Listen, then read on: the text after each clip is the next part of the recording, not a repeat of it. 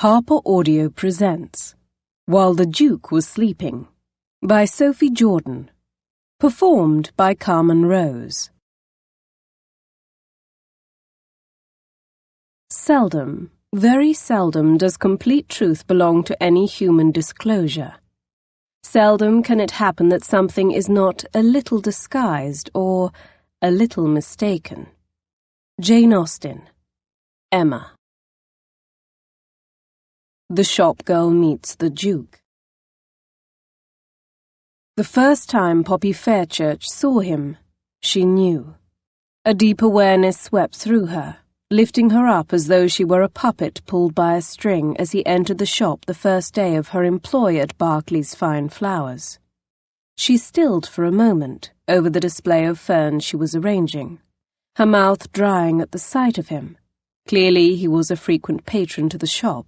The elegant cut of his garments and the way Mrs. Berkeley bustled out from behind the counter to greet the gentleman alerted Poppy to the fact that he was no ordinary customer. Even without Mrs. Berkeley fawning over him, Poppy's eyes devoured him.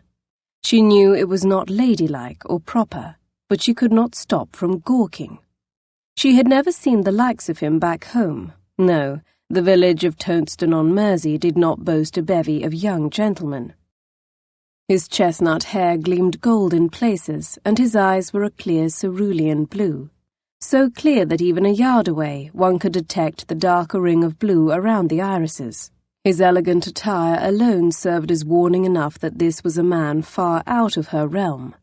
Even if she wasn't a lowly shop girl, even if he was not a customer, she should have known better.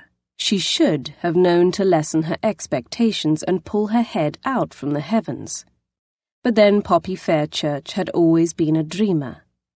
When he turned his devastating smile on her, her stomach flipped, and she knew her life would never be the same. And so it was that on the 17th morning of May, only a month after her 20th birthday, and 2 days after moving into a shabby lodging house on Chess Street with her much too pretty, much too garrulous younger sister for whom Poppy was now sole guardian, she fell in love with the Duke of Autenbury.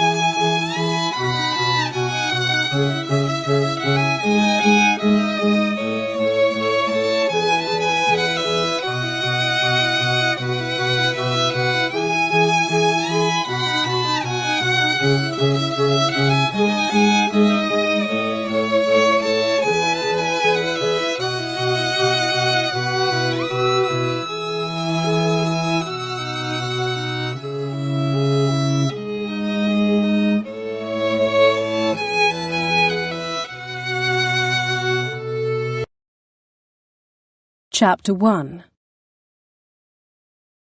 Poppy relished the Duke of Autenbury's weekly ventures into the shop. Marcus. She had learned his name from glimpsing his signature on the cards he signed and handed to her to attach to the flowers. The name suited him, a strong Roman name. She could very well see him astride a stallion, leading men into battle. She eagerly awaited those visits, which usually fell on a Tuesday or Wednesday. She took great pains with her appearance those days, which was not saying much considering all the hems had been let out of her frocks countless times over and bore patches. She was actually grateful for the striped pinafore Mrs. Berkeley provided to be worn over her dress. At least it was freshly starched. The Duke was unique in that he liked to pick out his flowers personally. He took his time browsing the available flora. He could doubtlessly send a servant for such a task, but he preferred to do it himself, because he was that sort of gentleman, thoughtful and sincere in his attentions, no matter that the flowers oft went to different ladies. She did not judge him for that. An unmarried gentleman was free to court. A handsome nobleman would surely have scores of ladies doting upon him. He might very well be a rake, but could she blame him? He simply had not met the one yet. Once he did, he would settle down into his happily ever after. He was far too noble a gentleman to stray. She was convinced of this. And who was to say that person could not be Poppy? Some day they would have a real moment. One day he would look up at her and truly see her. Not as a shop girl, but as a person. Her tongue wouldn't tie itself in knots, and she would actually manage to string words together in a clever and intriguing fashion. Then he would recognize her as a woman with a warm and giving heart. He'd have to, because she knew she was not beautiful. If she was going to bowl him over with her beauty, she would have already done so. There was no self-loathing involved with this assessment, simply self-awareness and acceptance. Oh, she wasn't ugly. Her face was fine enough. Her eyes lovely. Papa had always said so. Even Edmund complimented her eyes on more than one occasion, although the boy she had thought to marry also teasingly called her scrawny. Scrawny with an overly generous backside. Of course, he never dared to suggest the latter. Only she knew of her unfortunate derriere. Thankfully, that feature was not quite so noticeable beneath her skirts. Just as she knew her shortcomings, she knew her assets. She was smart and good-natured and loyal. Poppy winced, realizing she had just described her father's favorite old hound. Stifling her wince, she added more adjectives that would separate her from a canine. Hard-working. Someone who did not allow despair to consume her even during the lowest moments in her life, and in recent years she had definitely had those moments. When she lost her mother at age 12 to consumption, when she lost Papa just 1 year past. He was tossed from a horse and never recovered from the accident. It had been a long, lingering death that she wouldn't wish on anyone, much less the father she adored. Always she had stayed strong for Bryony, for herself. She loved her sister and would do anything for her. These were her strengths, and why could Autumnbury not one day look at her and recognize that she was the one for him? It could happen. In her fantasy he would freeze upon looking at her, as sudden realization swept over him. Then he would glance around the store and buy every flower in the shop, all for her, naturally, in the grandest of gestures. It was fanciful, perhaps far-fetched. Very well, it was far-fetched, but dreams often were, and Papa had always encouraged her to dream large. He would smile as he reminisced about her mother, claiming that if he hadn't dreamed he could win her, then Poppy and Bryony would never have been born. In fact, she blamed Papa for instilling such a grand imagination in her. He'd read Gulliver's Travels and Chaucer to her before the fire after dinner every night. Mamma was no better. At least, the little Poppy remembered of her. Of course, Martha Smitten, daughter to a country squire, was a romantic, a member of the gentry.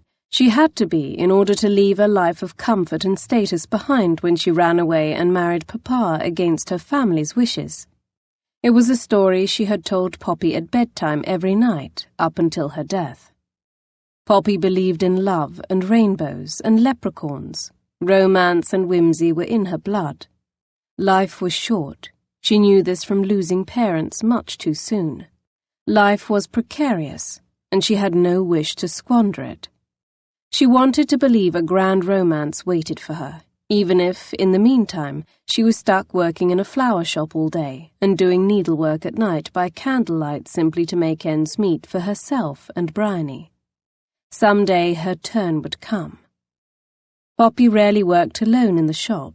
If Mrs. Barclay wasn't present, then Jenny, the other sales clerk, was in attendance. Jenny stared at her so knowingly whenever the Duke visited that Poppy was sure the girl was aware of her feelings. She could do little else but gawk and fumble awkwardly around him, which was why she was grateful Mrs. Barclay was present when the Duke called one Tuesday morning in December. Jenny was not present to waggle her eyebrows suggestively.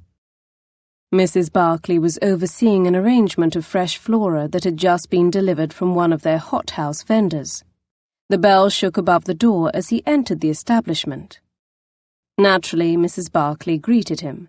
She loved rubbing elbows with aristocracy, a perk of the trade. "Oh, Your Grace!" She executed a wobbly curtsy. "So good to see you again." He doffed his head politely. "Good day, Mrs. Barclay." He inclined his head toward Poppy, always ever the gentleman, but did not address her. Likely he had forgotten her name. "What can we assist you with today, Your Grace? Tulips? These just arrived. Even in this unseasonably warm winter, they are still hard to come by, even from the hothouses, but you can trust Barclays to have them for you, Your Grace." He thoughtfully considered the blooms. "I don't think so." He lifted his head and scanned the shop, his gaze stopping on Poppy, or rather, the pair of lemon saplings beside her. "Those are lovely." He closed the space separating them, hands clasped behind his back. The Duke stopped before Poppy and leaned in to inhale the lemon saplings. The young trees were almost her height, which brought his fine aquiline nose very close to her shoulder. Her lungs ceased to draw air. Blast, but he smelled nice. "Would you like these?" Poppy managed to get out past her lips. Seeing that the Duke was well attended, Mrs. Barclay turned her attention back to the new arrangement of flora. "Yes," he nodded. "I think I shall take 2. "Lovely." She fixed a smile on her face. "Would you like them delivered, Your Grace, or—" "Yes." He removed a card from his pocket and slid it toward her. "To this residence, and can you tie a ribbon and bow around the trunks or some such?" He gestured with a flick of his hand. She nodded, fumbling for the spools of ribbon. "Of course, Your Grace." The Duke turned that devastating smile of his upon her. "Splendid." He turned his attention out to the window, perusing the street and forgetting her.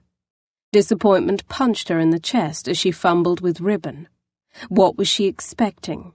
For him to lavish her with his undivided attention? She'd said nothing clever or amusing. "Think, Poppy. Be witty."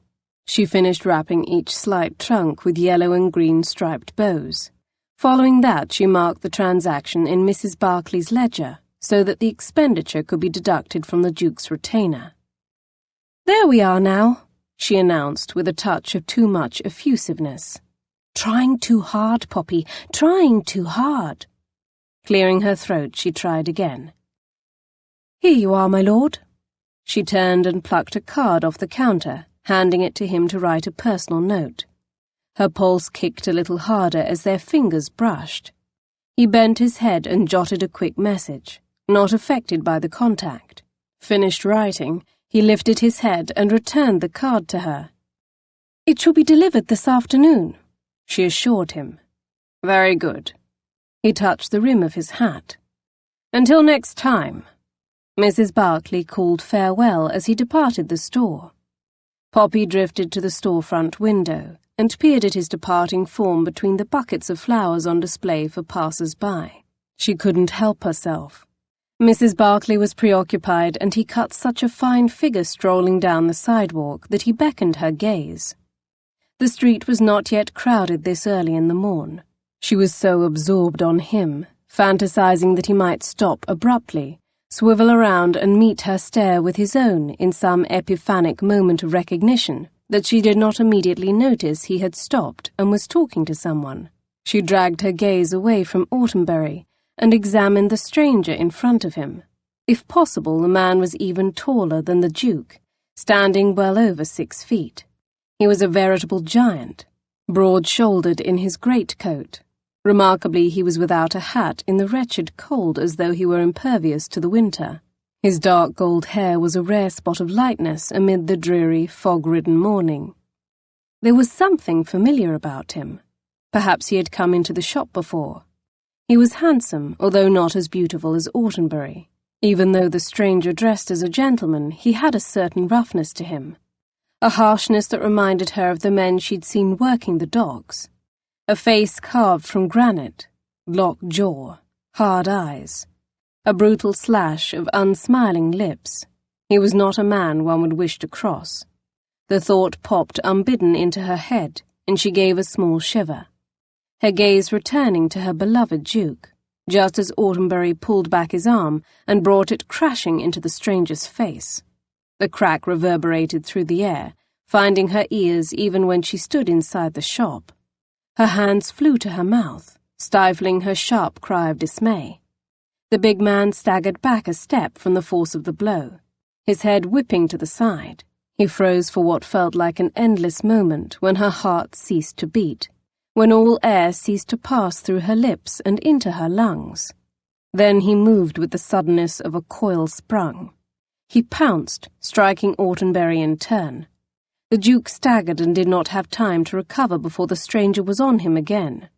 Not about to stand by whilst the Duke was pounded to an inch of his life, she sprang to action and stormed from the shop. She was not the only one to take notice.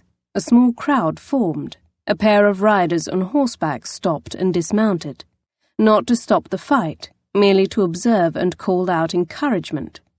The shopkeeper next door, a haberdasher, emerged with a gaping customer, watching as the two men clashed, delivering savage blows that elicited cringes and cries from onlookers.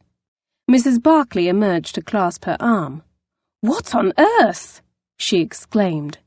"That man accosted the Duke," Poppy said, even if that wasn't precisely true. She knew the Duke had been the first one to strike, but she knew he must have been provoked. "This is dreadful," Mrs. Barclay cried as the Duke dealt a hard uppercut to the stranger's jaw, sending him crashing into the white brick wall of the haberdasher's shop, narrowly missing the proprietor. The rotund man leapt out of the way with surprising swiftness. Shaking his head, the stranger touched his bloodied lip. Pulling back his hand, he looked down at the crimson smear. His eyes flashed in a way that made her stomach dip. The sight of his blood apparently enraged him. He pushed off the building and charged the Duke, catching him in the midriff. The two men collapsed into the street in a tangle of bodies and blur of limbs. "Stop it!" she cried, the only one to shout a protest. The onlookers only seemed to grow, other people emerging from shops to watch the spectacle. Autumnbury and the stranger rolled, beating each other, fists landing wherever they could make contact. It was impossible to tell who had the upper hand. They appeared equally matched, thoroughly trouncing the other with such violence that her jaw ached from clenching her teeth so hard. Poppy turned to look at the haberdasher and his customer. "Do something!" she cried. He shrugged helplessly without tearing his gaze from the riveting display of the two men killing each other. "Not Autumnbury, not my Duke." She shrugged out of Mrs. Barclay's grasp and rushed over to where a trio of gentlemen watched, shouting advice and placing bets among each other on the outcome. "Please," she beseeched, "do something." One fellow sent her an incredulous look. "I'm not stopping it. I've wagered on the big one." Shaking her head, she stepped closer to the street, one hand worrying the collar of her dress, helplessly wrinkling the fabric. The big blond man in question managed to rise to his feet. He set his boot against the Duke, shoving him back down on the ground. She saw red. With a cry, she lunged into the street and jumped on his back, wrapping her limbs around him. "What in the bloody hell?" He whirled in a circle, but she clung like she did every time she had captured Papa's pig that regularly escaped its pen and fled to Mrs. Wolfston's garden. Poppy hugged the man's hard body and squeezed, determined not to let go. "Stop, you great brute!" She clung fast. "Leave him alone!" "Are you daft, woman?" he growled, seizing her hands where she had locked them around his shoulders. She gasped at his rigid grip on her wrist. He was a lot stronger than Papa's pig, and determined to be rid of her. He staggered with her sudden weight, and she feared they might crash to the ground together, his greater weight crushing her. Her stomach rolled, braced for the impact. He caught himself instead, weaving an unsteady line off the road toward the building. Dimly, she thought she heard Mrs. Barclay screaming her name, but she didn't dare turn to locate her. She focused on clinging to her quarry instead, He spun, trying to throw her off. She yelped and grabbed a fistful of his hair. The move yanked back his head and threw off his balance, launching him sideways and slamming them into the brick wall between Barclay's and the haberdashery. A stinging epithet exploded from his lips. Pain fired along her side. She would bear bruises for that. Leaning against the wall, he gasped as though needing a moment to recover. He'd taken the brunt of the impact and was hurt. Good. She slid down the long lines of his body and stepped back, panting and trembling like a leaf. She shoved the hair back that had fallen in her face and looked him up and down. She had to drop her head back to stare up at him. He was much too tall. He was much too... much. He clutched his arm, holding it close to his side. A grimace passed over his face. She propped her shaking hands on her hips. "I hope it's broken. You deserve no less." "Bloody menace," he growled in a deep Scottish brogue that she hadn't noticed before. His eyes shot hot venom as they raked her up and down. His broad chest heaved. "This is no concern of yours, lass. Step away." Of course he would not speak like a normal person. Instead, he sounded like a man that cracked a walnut in his teeth and bathed in an icy river every morning. Primitive and fierce. A veritable caveman. "Look out!" Mrs. Barclay's scream tore Poppy's attention away from the heathen Scot. She followed her employer's gaze to the street where the Duke struggled to regain his footing, shaking his head as though he couldn't focus. That wasn't all she saw. A carriage was bearing down toward him, fast. Her heart dropped to the soles of her shoes. It was one of those moments she'd heard described in books or by people in times of great trauma. Everything dragged to a crawl. She saw the carriage, the horses with their steaming breaths and wild eyes, and the Duke helpless to move out of the way, directly in their path. No, no, no, no, no! She didn't think, just reacted, rushing straight into the street. The Duke had just managed to rise unsteadily to his feet as Poppy barreled her body against him, propelling him safely out of the way. She turned wide eyes to the carriage now bearing down on her. Cold washed through her, freezing her in place. Blast! Then a body slammed into her. A pained cry escaped her as she flew through the air, clearing the oncoming carriage's path. She slammed down on the other side of the street as the carriage roared past in a clatter of wheels and hooves. Hard arms wrapped around her, her saviour's body cushioning her, saving her from the worst of the impact. The horses screamed in protest nearby as their driver pulled hard on the reins, still trying to get them to stop. She pulled back to look down at the person who had just saved her life. "You!" The burly Scot glared up at her, his face drawn tight in lines of pain. "Feel free to climb off me whenever you so wish. You're heavier than you look." "Oh!" She clambered off him, noticing that he was still clutching his arm. He was injured. She felt a stab of sympathy until she recalled he was responsible for his injury. None of this would have happened if he had not engaged in a brawl with her Duke. At the reminder of Autumnbury, her gaze shot to where he had fallen. Several people now surrounded him. Lifting her skirt, she rushed forward and pushed through the gathering crowd, her eyes wild for a glimpse of him. She gasped as she looked down on him, still prone on the ground. His eyes were closed and there was a deathly pallor to his face, as though all the blood had been leached from his body. The air left her in a rush, and she couldn't even make herself move for a moment. She stood there, stunned, looming over the Duke, everything else disappearing around her. "Please, please, let him not be dead." Chapter 2. Everything roared back to focus around her. Bodies suddenly pushed all around her to peer down at him. A man crouched beside the Duke and checked for the pulse at his neck. "He's alive," he pronounced. She exhaled deeply, the tension in her shoulders easing.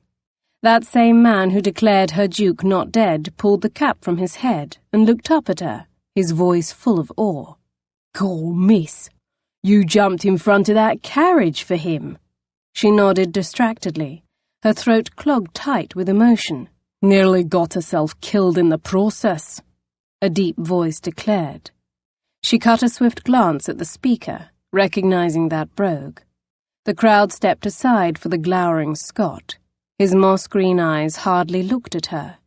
His gaze rested intently on the Duke. "He alive?" "He's not dead." Her voice didn't sound like her own. She swallowed in an attempt to reclaim it. "No thanks to you." He looked back at her. "And you're not dead, thanks to me," he reminded her in his gravelly tones. The man clutching his cap gawked. "You saved her, sir. Never seen the like, I tell you." He looked back and forth between the two of them. "You're both heroes." Poppy shifted on her feet, not liking the idea of this man as heroic. He was the villain in this little drama.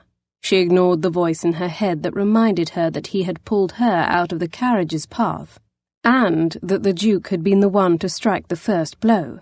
In her eyes, the brawny Scot was the wrongdoer. The Duke of Autumnbury must have been provoked into striking him. "You saved his life," Mrs. Barclay exclaimed, her hands patting Poppy's shoulders proudly. Poppy nodded briskly. "That remains to be seen if we don't get him out of this cold and properly tended." The man waved his cap to a nearby hackney. "I can convey him anywhere you require." "Aye then, let's get him off the street," the Scot instructed as though he were in charge. The temerity! Everyone scurried to action. The hackney driver and another onlooker lifted the unconscious Duke between them and carried him toward the waiting carriage. Annoyance prickled through her that the stranger had achieved their instant obedience. It was as though he bore no culpability in this day's deeds. Was it merely because he was a man, a well-dressed one at that, and clearly a gentleman? She rose to her feet, delivering him a withering look. Stepping close, she hissed for his ears alone. "You've assisted quite enough here, sir." She let her meaning hang there, clear even if not spoken. "Take yourself off now." He looked at her, or through her, rather, for that was how it felt. A cold, emotionless stare that cut straight into her and left her chest tight, the air thick in her throat. Then, as though she had said nothing of value to him, as though she was of no value, he turned and walked away toward the hack, dismissing her, still looking far too authoritative even with his bruised face, bloodied lip and arm held tightly to his side. For a fleeting moment she wondered if he regretted saving her life. "You should accompany His Grace home, Poppy. Make certain he is delivered to his household and into the caring hands of his staff." Mrs. Barclay leaned close to whisper with a conspiratorial air, her dark eyes shifting to the Scotsman. Apparently she was not as trusting of the stranger as everyone else. "The Duke is one of our best customers. We must be all that is solicitous." Poppy resisted reminding her that saving his life was fairly solicitous by most standards, because she wholeheartedly agreed with Mrs. Barclay. The Duke should not be left alone until he reached the care of his staff. Nodding, she looked back and forth between her employer and the coach into which they were currently loading the Duke. Autumnbury. Her heart ached for him. He was not out of the woods yet. "Please, don't die." Yes, of course, Mrs. Barclay." Her nape prickled, her gaze narrowing on the broad back of the Scot as he moved to climb inside the carriage with the Duke. "Oh no, he was not." The two men were engaged in fisticuffs. How did she know it wasn't his intention to climb into that carriage and finish off the Duke? Perhaps he would smother him with his coat the instant the doors shut, or simply use one of his giant paws on his throat and squeeze the life from him. He couldn't be trusted alone with his Grace. That was for certain. She wouldn't permit it. She could not. There was no way she would leave the Duke at the brute's mercy. Of course she would be accompanying him. "Hold there," she called, lifting her skirts and chin in a simultaneous move she hoped looked haughty and proper. She might not be high-born, but her mother had been gentry, and her father had bred her to be dignified and self-respecting. In this moment, those lessons served her well. "I'm coming with you." He looked down at her. one eye red and puffy, fast on its way to bruising. Blood seeped from his lip, and yet all combined he still managed to look imposing, not the least bit weak or vulnerable as any other person in his condition would appear. He was attractive, she grudgingly allowed. At least some females would consider him to be, not Poppy. That's not necessary. Oh, I think it is. She climbed up into the carriage ahead of him without assistance, determined that he would not leave without her, and confident that he would if she gave him the slightest opportunity. He followed, joining her inside. Since the Duke was reclining on the opposite side, the Scotsman sat directly beside her, his muscled thigh aligning with her own. She recoiled from the contact. He started to shut the door. She reached across him and put a hand on his arm, stalling him from closing the hack's door. In fact, I don't see how it is necessary for you to join us. You don't? He asked mildly. No, I don't. I estimate there is a lot you do not see, miss, he retorted in that rumbling growl of his. She straightened against the squabs and twisted on the seat to better glare at him, not liking the disdain he treated her to and emboldened by Mrs. Barclay's faith in her. She would protect their patron. You're fortunate that I don't send for the watch for your hand in this day's deeds. Now get out! She pointed imperiously to the door. How soon you forget that I saved your life. Was that not part of this day's deeds too? She inclined her head slightly. I thank you for that, but that does not signify when it comes to the matter of your presence here with the Duke. He tried to shut the door again. She pushed on his hard forearm, trying not to let the sensation of the ropey sinew beneath his clothing distract her. I'm not going anywhere, he growled. I have every right to be here. Indeed. Indeed, he retorted, mockery lacing that word and curling through her like burning parchment. I am his brother, after all. She snorted and rolled her eyes at that bit of absurdity. Ha! Very amusing. He stared at her in utter seriousness. Her breath froze in her chest. Dear heavens, he was not jesting. She looked from him to the Duke and back again, for the first time noting there was quite some similarity between the two men. Her stomach sank. Oh, no.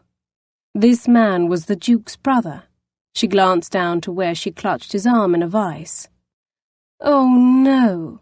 She released her hold and blinked, falling back against the squabs. Oh. He slammed the door shut and rapped on the ceiling of the hack. The coach lurched forward. She swallowed the sudden lump that rose in her throat. It stung to consider that perhaps he did belong here, more than she. Audenbury had a brother. It felt wrong that she hadn't known that very basic fact about him, about the man she claimed to so ardently admire. She closed her eyes in a pained blink and shook her head in self-disgust. I didn't know he had a brother. Of course she didn't know that. She didn't know anything about him. Oh, she liked to think she knew a great deal about her precious Duke, but that was all part of the fantasy in her head. Very well, she murmured in surrender, accepting his presence as the coach rolled into motion. She studied him in the sudden silence, wondering why she had missed the resemblance in the first place. She chalked it up to the chaos surrounding their first encounter. One corner of his mouth kicked up, as though tempted to smile. Very well, he echoed, sounding so blasted pleased with himself that she only felt more foolish. She glanced at the sleeping Duke, and then back to his brother beside her, scooting as far as she could, and craning her neck to evaluate him. He was dark. It was the first word that leapt to mind. Ironic considering his hair was a deep gold. But it wasn't his outward appearance that made her decide this. Darkness exuded from within him. He had fought Audenbury with savagery, his greatcoat whipping around his gleaming Hessians as though brawling in the streets was the most natural thing in the world to him. Because it probably was. His very size set him apart from other gentlemen of the ton. Even before he opened his mouth to speak in that brogue that felt like the drag of ermine on her skin, She knew he was different. His broad shoulders filled out his greatcoat, and he seemed to dominate the space inside the coach. Her gaze dropped to his massive hands folded over his knees. Those hands looked capable of crushing rocks. Despite his gentleman facade, he looked as though he belonged working on the docks. There was a roughness to him, an edge that belied his fine garments. With a sudden start, she realized he was studying her as well. "You're staring," he remarked. "As are you. I'm simply trying to understand your presence here. What is your involvement with Autenbury?" She pulled back. "My involvement?" He brought his face closer, so that even in the airless and shadowy confines of the hack, she could see the brackets lining his mouth. They might be smile lines or dimples, except she doubted he was given often to mirth. She opened her mouth, but before she could respond, he demanded, "Are you his paramour?" "His what?" Heat slapped her face. "Paramour. It means lover, a mistress." "I know what it means," she snapped. She spoke 3 languages. She knew the definition of the word paramour. Her gaze flew to the Duke in mortification, as though he might overhear his brother's outrageous line of questioning. "You seem very invested in his welfare. You did risk your neck for him, after all." "It's called caring for another human being," she cried hotly, shaking her head. "People take risks for those they care for." "Risks?" he sneered. "You care enough about him to risk getting yourself killed, because that's what would have happened had I not been there." He stared at her through narrowed eyes. She swallowed, considering his accusation. He was correct. She could have died today. She should regret that. She had not only herself to think of. There was her sister. She couldn't leave Bryony alone in this world. Moistening her lips, she tried again. "I care." "Clearly," he interrupted, his gaze sharp as cut glass. "That does not mean that he and I are shagging," he finished. Heat exploded anew in her face. Was she trapped in a nightmare? "You're vile." "In my experience, love is a requirement for diving in front of carriages to save another person, or at least believing oneself in love." He waved one hand, conveying the amount of skepticism he felt for that particular level of emotion. "Not that I've ever been in love, real or otherwise." "Otherwise?" she echoed, marveling that his cynicism rivaled his vileness. "Indeed, infatuation is oft mistaken for love," he shrugged. "In whatever form, it drives people to act." He cocked his head, thinking. "Idiotic." "Idiotic," she squeaked. "Love is idiotic." "I didn't say that. I said love makes people act like idiots. Evidently, you love him." She inhaled a bracing breath and smoothed a shaking hand down her starched pinafore. She didn't know what was more insulting, that he believed her to be the Duke's mistress, or an idiot. "You're a confounding man." "I've been called worse." He adjusted his long legs, and one of his thighs pressed against her skirts. She jerked away, as though stung. "I can well imagine." Indeed, it was as though he was sucking all the air inside the coach into himself, stealing it from her so that her lungs felt drawn and tight. The man unsettled her. His presence, his very words, made her pulse pound uncomfortably fast in her veins. It was a wholly uneasy feeling, dizzying, faintly nauseating actually, nothing at all like the easy warmth she experienced when in the Duke of Autenbury's company. But then not every man evoked easy warmth, nor should she expect as much. That should be reserved for the extraordinary few. At the thought of such a man, her gaze drifted to the Duke.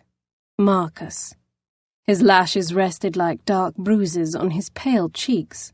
He was the only thing that mattered right now, not his insufferable brother. Chapter 3. Struan hoped he wasn't dead. Murder would be bad enough, but killing one's own brother, Struan had committed many sins, done many unpardonable things in his life, but fratricide, as of yet, was not one of them. Granted, Struan loathed the bastard on the seat across from him, but he didn't want his death on his head. Not that he had pushed him directly into the carriage's path, nor had he even been the first to strike a blow, but it didn't matter. He'd engaged most readily once Autumnbury struck him. His mother would not be smiling down on him for this particular infraction. She had wanted Struan to find happiness, peace, to avoid conflict. That had been her dying request, in so many words. I ken I didna give you all I should have. I thought your da was a decent man. I was wrong. You deserved more. A better ma and da. A better life. You go and claim it now, son. You deserve it. Be happy. The female beside him looked at him like he was some manner of vermin, certainly not anyone deserving of anything good.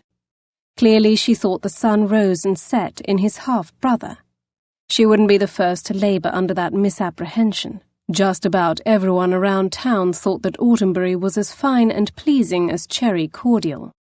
Since he'd moved to London a year ago, he'd made discreet inquiries, even frequented places where his half-brother would be, all so he could glimpse the son their father wanted. It was curiosity, nothing more. He certainly didn't crave a bond with one of his few living relations. Upon first arriving in town, he'd discovered that his father was dead. A disappointment, to be certain. He would never have that sweet moment where they came face to face.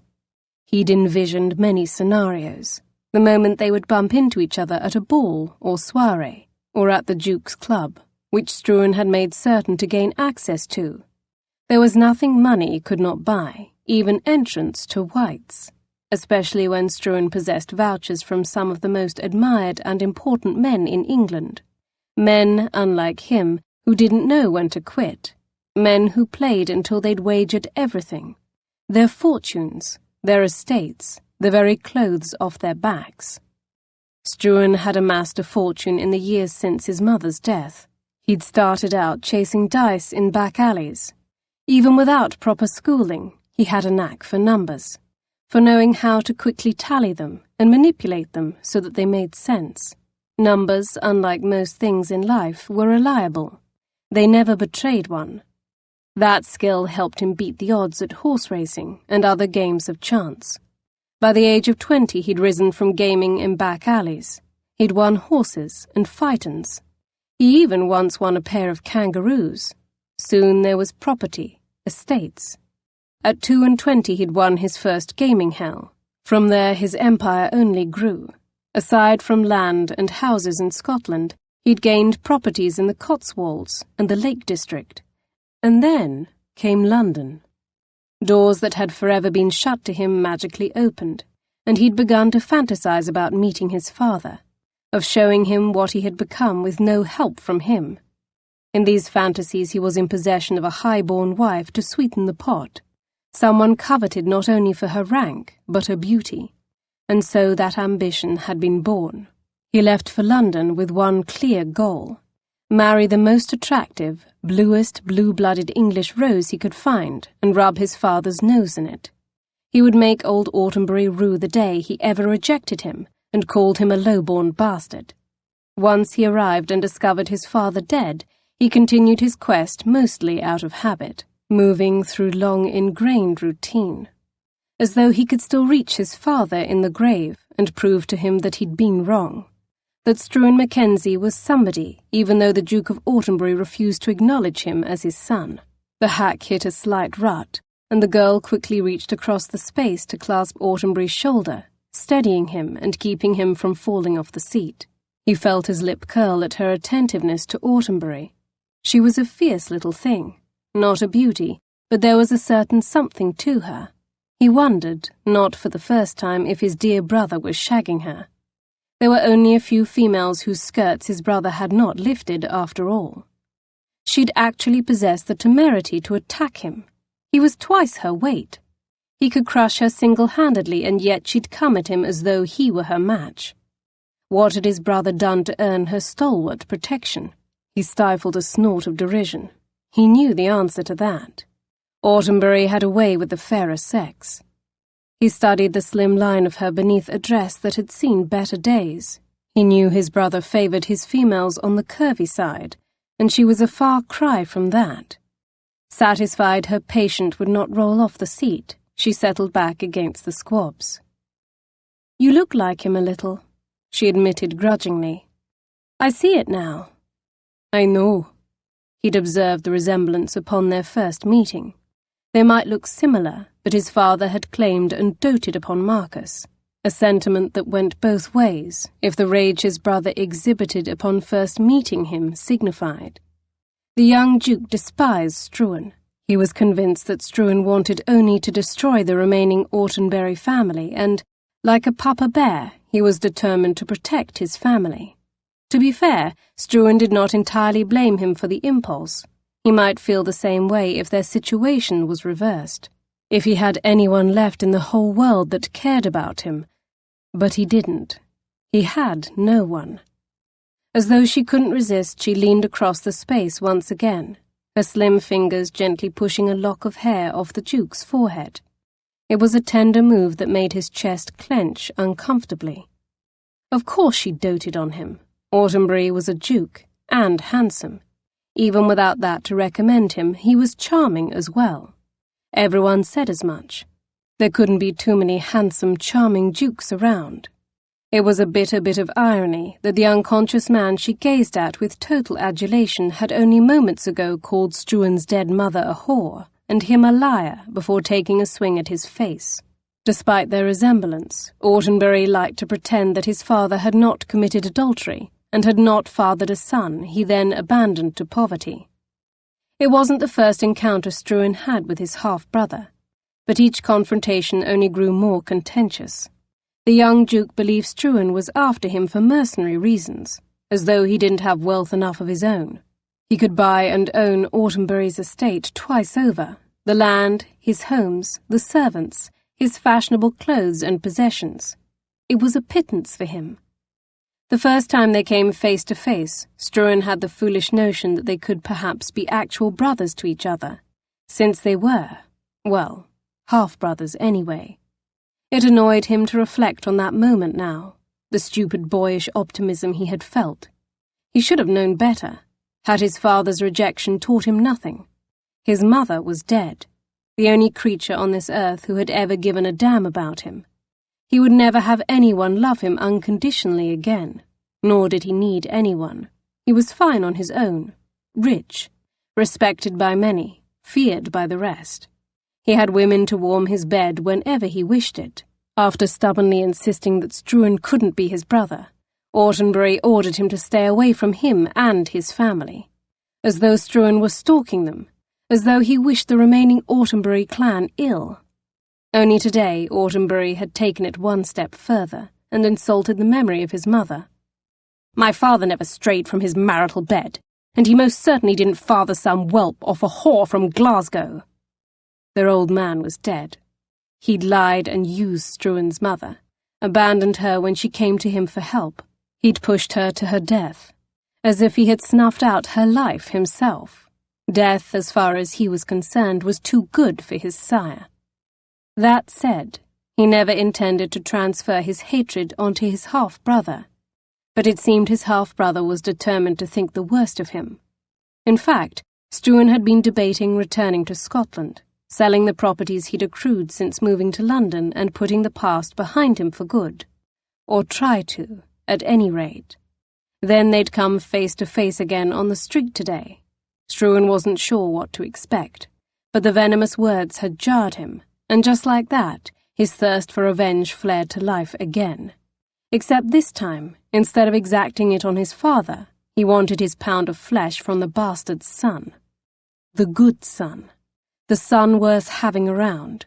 The one worth keeping. Struan had lost control.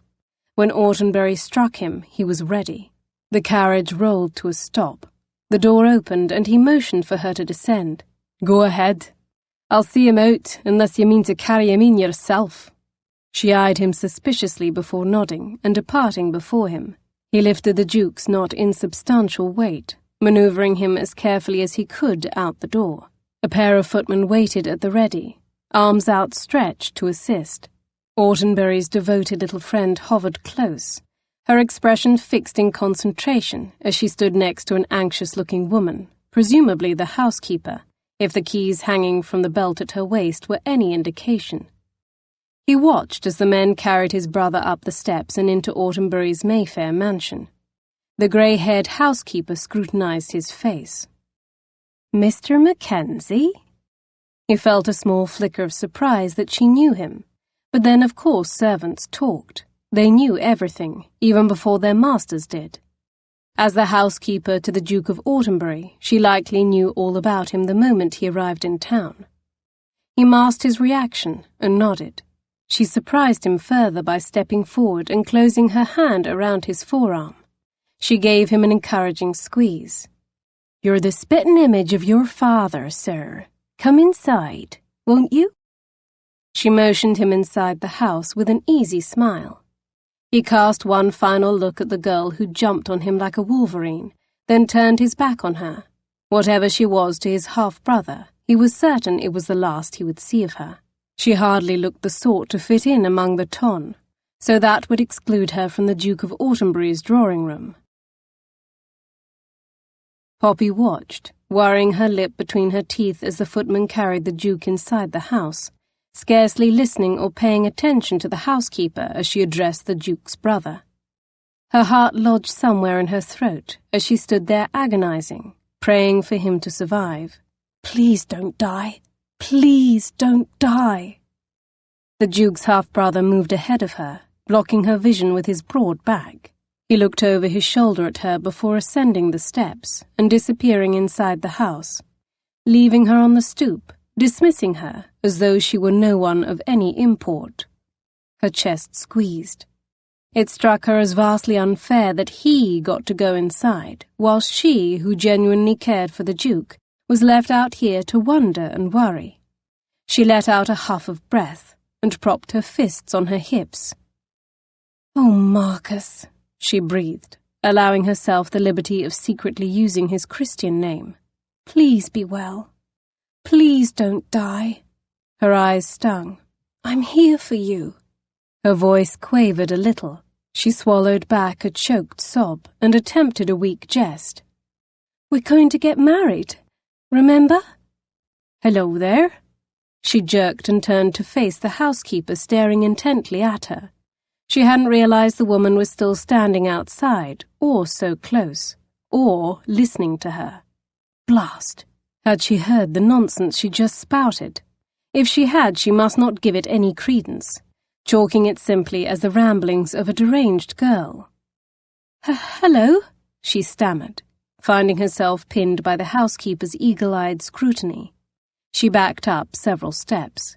The housekeeper followed. She was a great Viking of a woman, tall with considerable girth. Poppy felt like a sparrow in her shadow. "What's your name?" the housekeeper asked. "Poppy Fairchurch." "Miss Fairchurch, how is it you came to be here?" She opened her mouth to speak, but suddenly the coachman was at her elbow. "She saved his life, jumped directly in front of the carriage and pushed him out of the way." The housekeeper's eyes winged high, nearly disappearing into her hairline. "That's so?" "The damnedest thing I've ever seen." The driver snatched his cap off his head. "Begging your pardon, ma'am, miss. It was a sight to behold. The bravest thing I ever seen." "Indeed."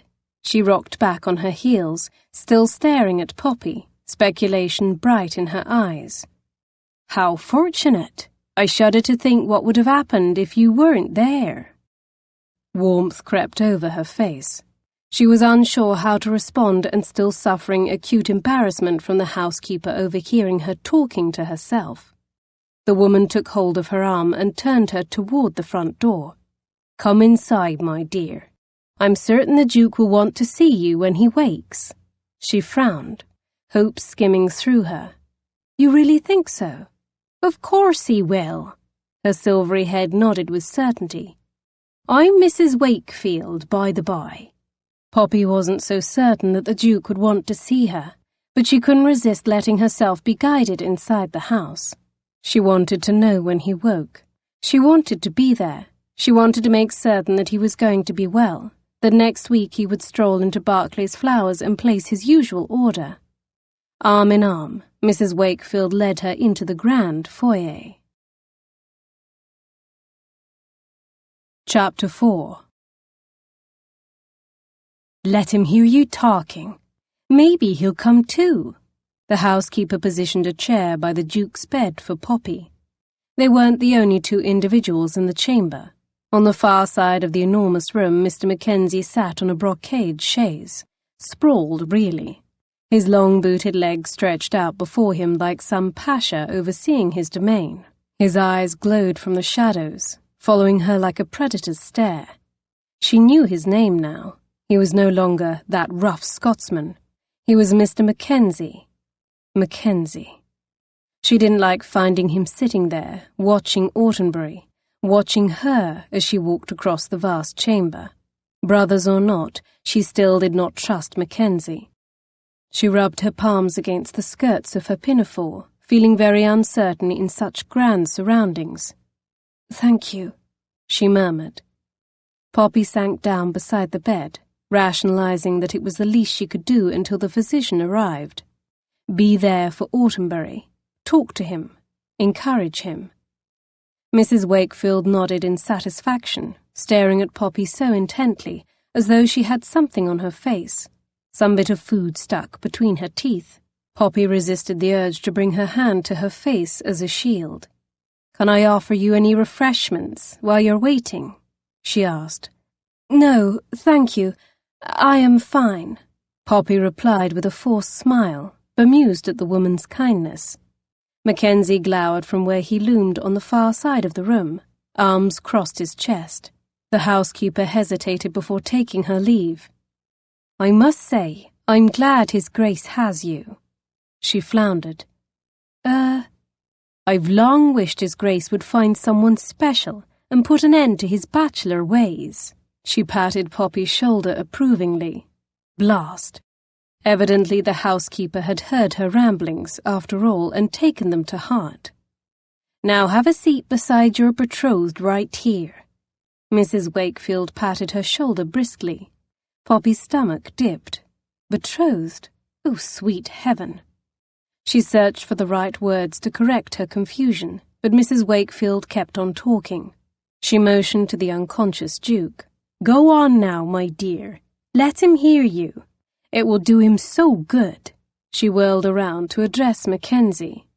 "If you will both excuse me, I shall wait for Dr. Mercer and escort him in the moment he arrives."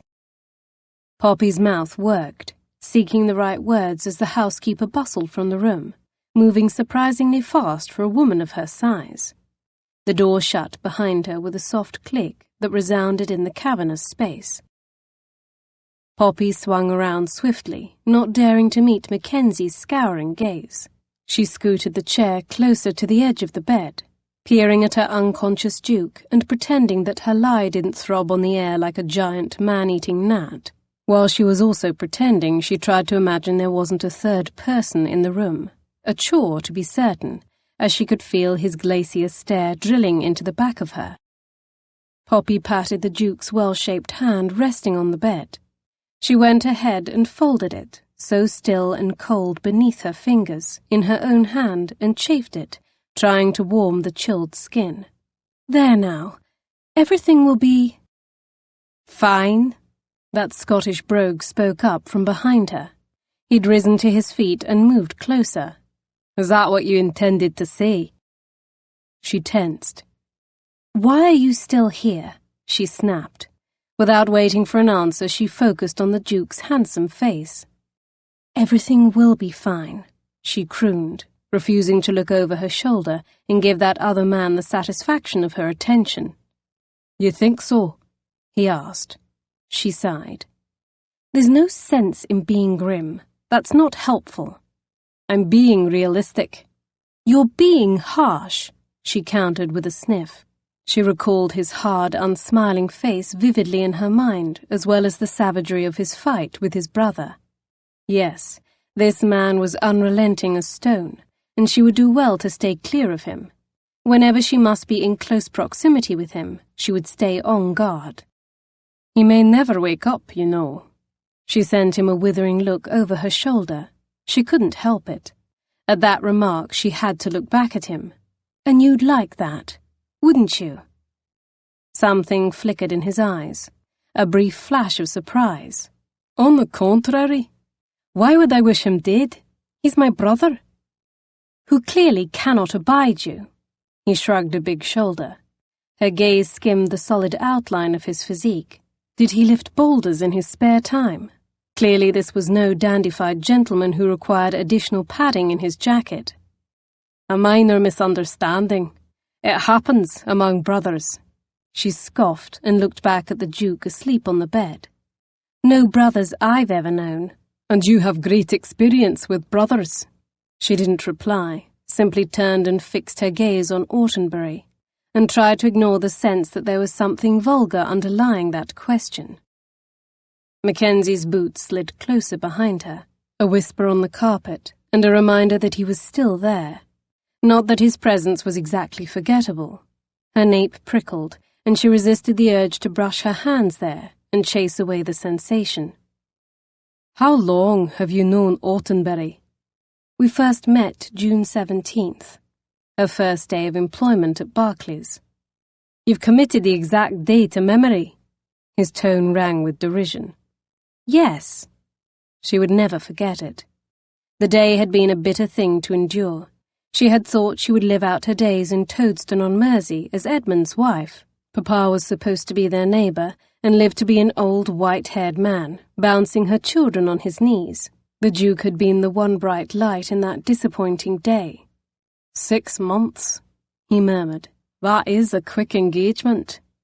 Thankfully he could not see her face. She was certain it bloomed a fiery red at the enormity of such a lie.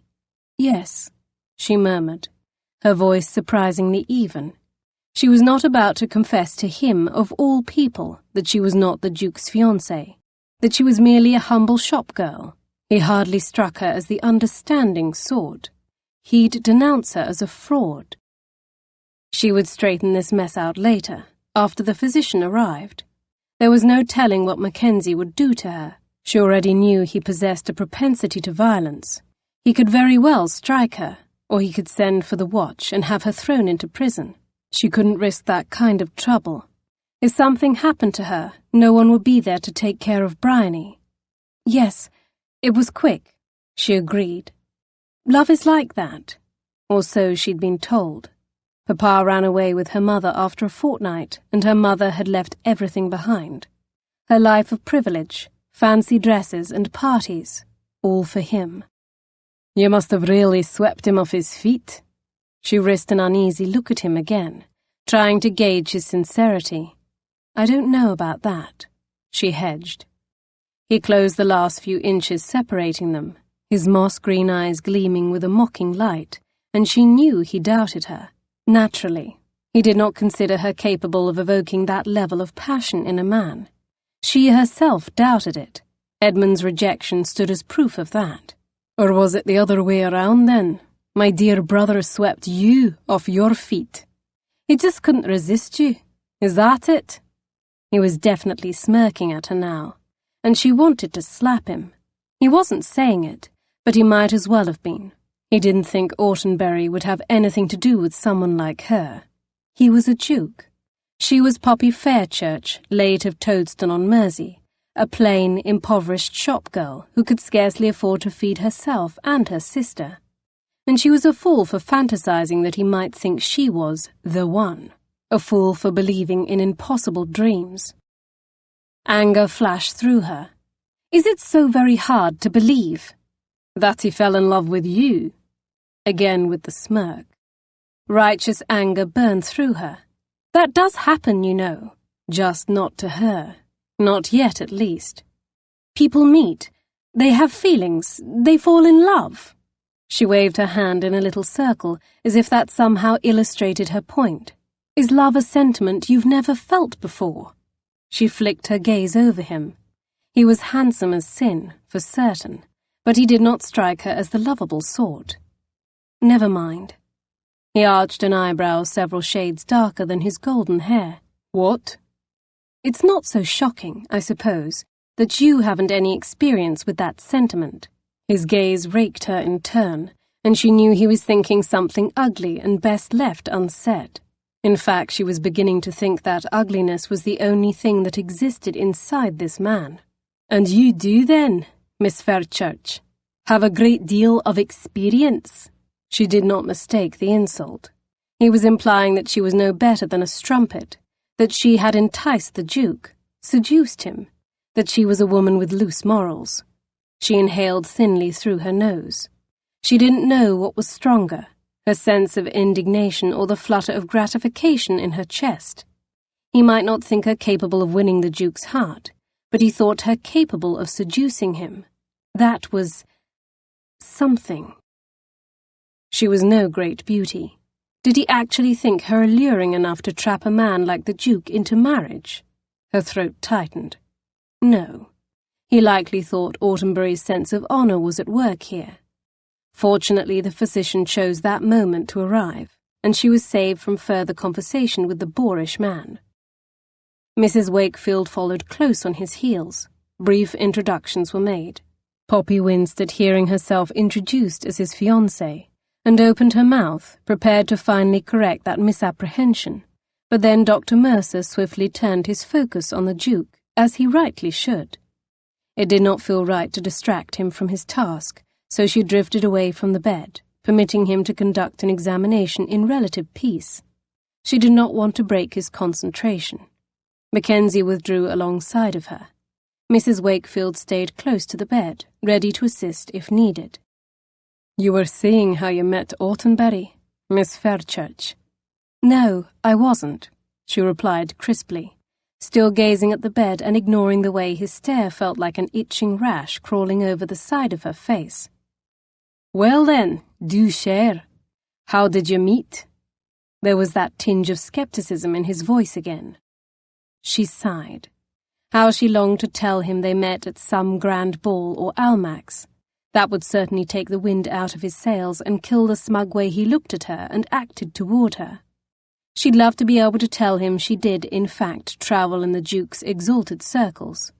In the end, she knew sticking as close to the truth was the wisest course. At Barclay's Flowers. He was quiet for a long moment, his square-cut jaw locked in contemplation. Clearly he was not expecting that. A flower shop? He queried, as though needing verification. Yes, she inhaled. I'm employed there. You work in service? I'm a florist. She straightened her spine, arms crossed snugly before her. Interesting. She spun to glare at him. And what, pray, is so interesting about that? I did not realize my half-brother so forward-thinking as to consider courting a female far below his social station. She blinked, wanting to demand an apology from him, but she could not fault him for his honesty, even if he was more blunt than she would have liked. Perhaps he believes in following his heart over the moors of class and society. Mackenzie leaned against the wood-panelled wall, a hint of a smile hugging his lips. He really was handsome, if one liked the brooding, stern type. You're describing Autumnbury, are you? Yes. Then it appears I don't know him in the least. She didn't know him either, but she did not point that out. She was allegedly his betrothed. At any rate, she suspected Mackenzie was correct, and he did not know the Duke well. Autumnbury's housekeeper had never met Mackenzie before, after all. The Duke himself had struck a blow to him in the street. It stood to reason the two men were not on kindly terms. No, she replied, fairly confident that she could say almost anything about the Duke of Autumnbury, and he could not contradict her with any assurance. She was wagering everything on that fact. You do not. But you do, he said, unnecessarily, and the censorious gleam in his eyes yet again seemed to shout, fraud, liar. The physician cleared his throat. The sound rattled in the spacious chamber. He stepped back from the bed, looking to each of them with a grim expression. Poppy stepped forward, eager for his prognosis of the Duke's condition. Mackenzie pushed off the wall, his expression somber, even for him. "When will he wake?" Poppy asked, unable to hold the question at bay any longer. "There is no way to know. He's sustained a serious injury to the head." "Oh!" The housekeeper brought her hands to her mouth. "Will he die?" "He's in a false sleep, otherwise known as a coma." His voice faded away, and he glanced back at the unconscious Duke with a dejected expression that did not bode well. "The longer he sleeps, well, it is not promising, I'm afraid." "But he still lives," Mackenzie interjected. He waved at his brother. "He still breathes." The physician nodded. "The body can linger long after life is viable." "Are you saying he's essentially gone?" Poppy demanded, her throat closing up in horror. The physician grimaced, glancing at each of them before looking back down at the wan Duke asleep in his bed. Only he wasn't asleep. No amount of calling his name or shaking would rouse him. She blinked suddenly stinging eyes in the thick atmosphere of the chamber. He couldn't be gone. She refused to accept that. Chapter 5. The silence was shattered when the doors flung open and a boisterous crowd spilled into the chamber. There were several of them, mostly female and as loud as a steam engine, complete with a shrieking whistle. Poppy attempted to count them, but they were moving so quickly they made her dizzy. Overwhelmed at their arrival, she actually took a step closer to Mackenzie. A lovely woman led the way at the front of the group. She was unlike any woman Poppy had ever seen, tall and regal with dark hair and eyes. Her skin was a delectable golden hue that made Poppy think of warm beaches. Not that she'd ever visited a warm beach, but Poppy had read about them in Robinson Crusoe. Dressed luxuriously in a crimson travelling dress, jewels dripped off her. If ever there was a woman created to wear jewels, this exotic creature was she. When she opened her mouth to speak, an equally exotic accent spilled forth. "Mrs. Wakefield, what is going on here? Giles just informed me that Marcus is injured." Her gaze locked on Autumnbury, prostrate on the bed. She released a sharp gasp, followed by a litany of Spanish, one of the languages Poppy did not speak. Had it been French or German, she could have followed her. Too young to be his mother, but not in the first blush of youth either, she charged forward with her dark eyes snapping fire, ready to tear someone apart. The lady launched herself into the chair that Poppy had vacated moments before. She picked up the Duke's lifeless hand between her own. "Marcus, mio, what ails you?" Poppy shifted uneasily. Oh dear. Her chest squeezed. In any case, all would soon be revealed now. This woman was obviously close to him. She would know Poppy wasn't his fiancée. She could very well be one of the women the Duke was always sending flowers to. Perhaps Autumnbury loved her. "Your Grace," Mrs. Wakefield murmured, stepping closer and brushing her hand against the woman's shoulder. "You must calm yourself." Poppy started at the form of address. She was a duchess? How could that be? She was quite certain that the Duke wasn't married, and it wasn't as though there were a surfeit of duchesses about town. "He's like a ghost," the Duchess muttered, shaking her head. "My sweet stepson. Thank the heavens his beloved father is not here to see him like this." Ah, she was his stepmother then, the Dowager Duchess. She scarcely looked older than the Duke, though. If Poppy hazarded a guess, she would place her a few years over 30. "Oh, Mamma!" A young girl close to Bryony's age sidled close to where the Dowager Duchess sat.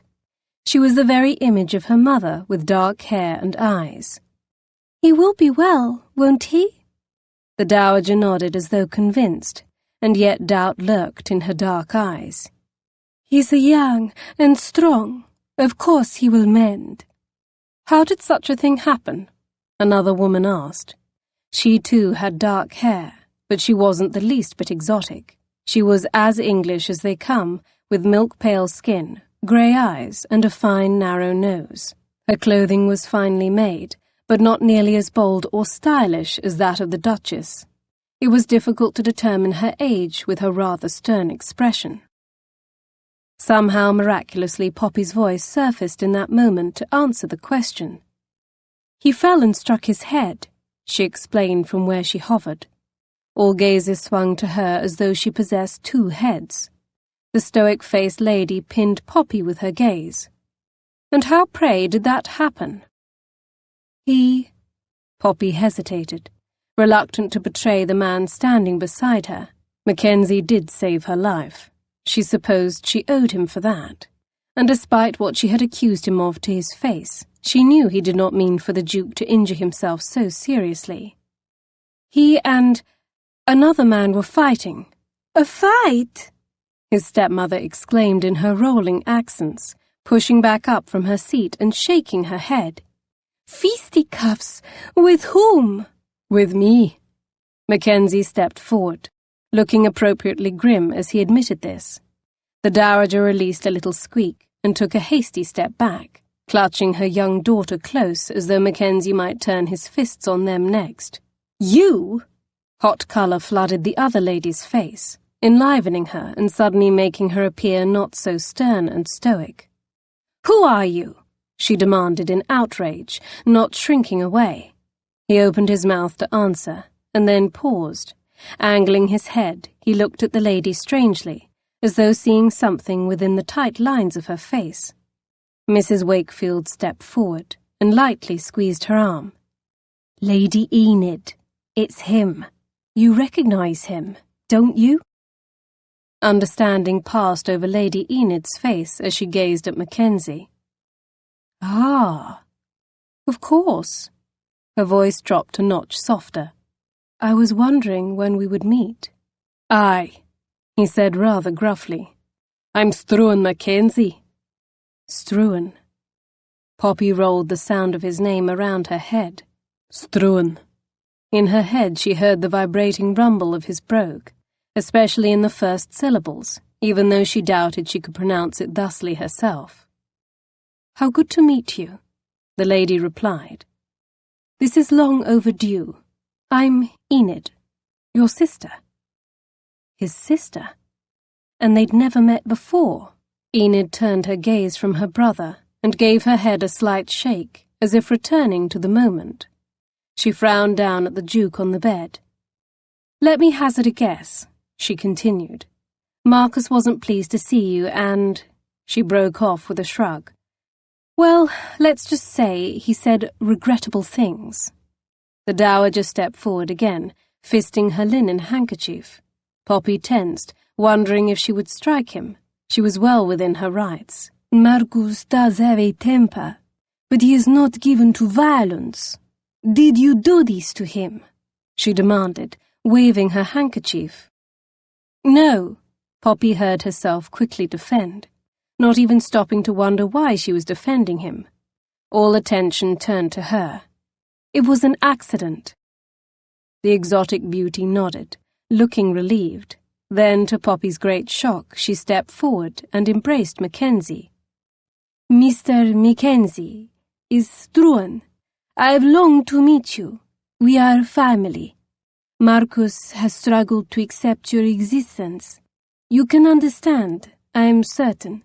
He was suspicious, afraid that you wanted to hurt us." Mackenzie stood utterly still, clearly stunned as she hugged him. He lifted a hand and awkwardly patted her slender back. Without fully releasing him, she pulled back enough to look him in the face. She clucked and touched his cheek. "You look very much like your father. I see it so clearly." Struan's expression tightened at this, but he managed to nod in acknowledgement of what must be a compliment.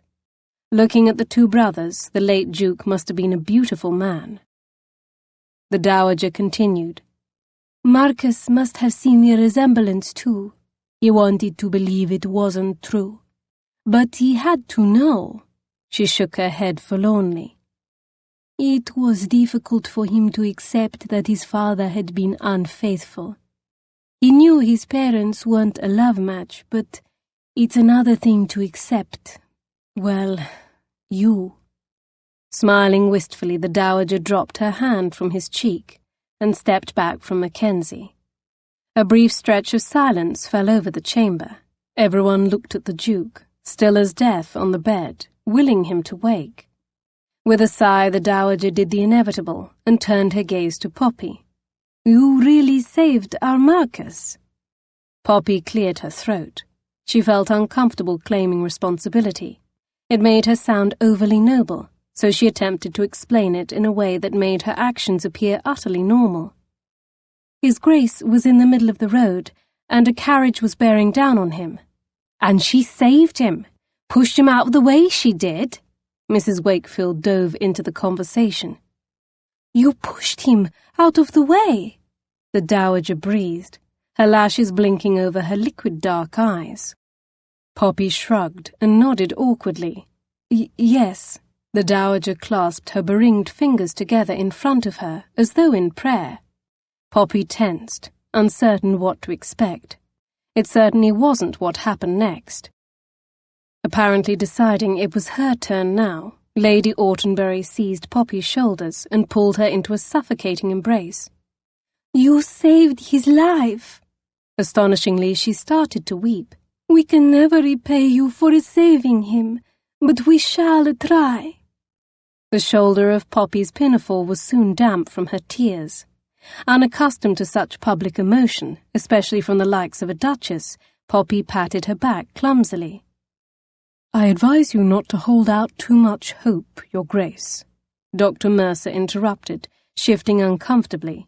The Duke's life, I'm afraid to say, may yet be lost. Still sniffling, the dowager pulled away from Poppy to face the physician. What are you saying? A linen handkerchief appeared out of nowhere for her to dab at her eyes. Poppy winced. She thought the man had been perfectly clear. The physician sent a pained glance in the direction of Autenbury. He's in a false sleep, a coma, as it were. Now, while there are rare cases of individuals who wake up after weeks in a coma, you must prepare yourselves. He may never wake again. The dowager started bawling, dropping her face into her hands. Even her young daughter succumbed to tears. Only the stern Lady Enid maintained her composure, although her bottom lip quivered. Struan Mackenzie didn't bat an eye, of course. His gaze was bone dry as he stared ahead. Is there nothing we can do? Lady Enid asked, her voice the height of practicality. Please, there must be something. Tend to him. Keep him warm and comfortable. Try to get him to take as much nourishment as you can. You don't want him to grow too weak. The dowager and housekeeper nodded in unison. Of course. And pray, he added. Everyone nodded again, their expressions solemn. It reminded her of when Papa had died. Even weeks before his death, when he was just a wraith of himself and withering away, everyone tiptoed about her wearing expressions precisely like that. The physician backed away as the Duke's family gathered around his bedside. Poppy edged back a step, confident that this was her cue to cut a hasty retreat. She felt Struan Mackenzie watching her and sent him what she hoped was an indifferent glance. Going somewhere, Miss Fairchurch? He asked. His voice drew everyone's attention back to her. She smiled tightly and froze. She hoped his blackening eye hurt like the devil. Just leaving so that the Duke can have some time with his family. Would that not include you, in a manner? His eyes flashed with mockery. What do you mean? The dowager asked. She looked back at Poppy, her lush lips dipping into a frown. What does he mean? She shrugged helplessly, suddenly yearning to blacken Struan Mackenzie's other eye.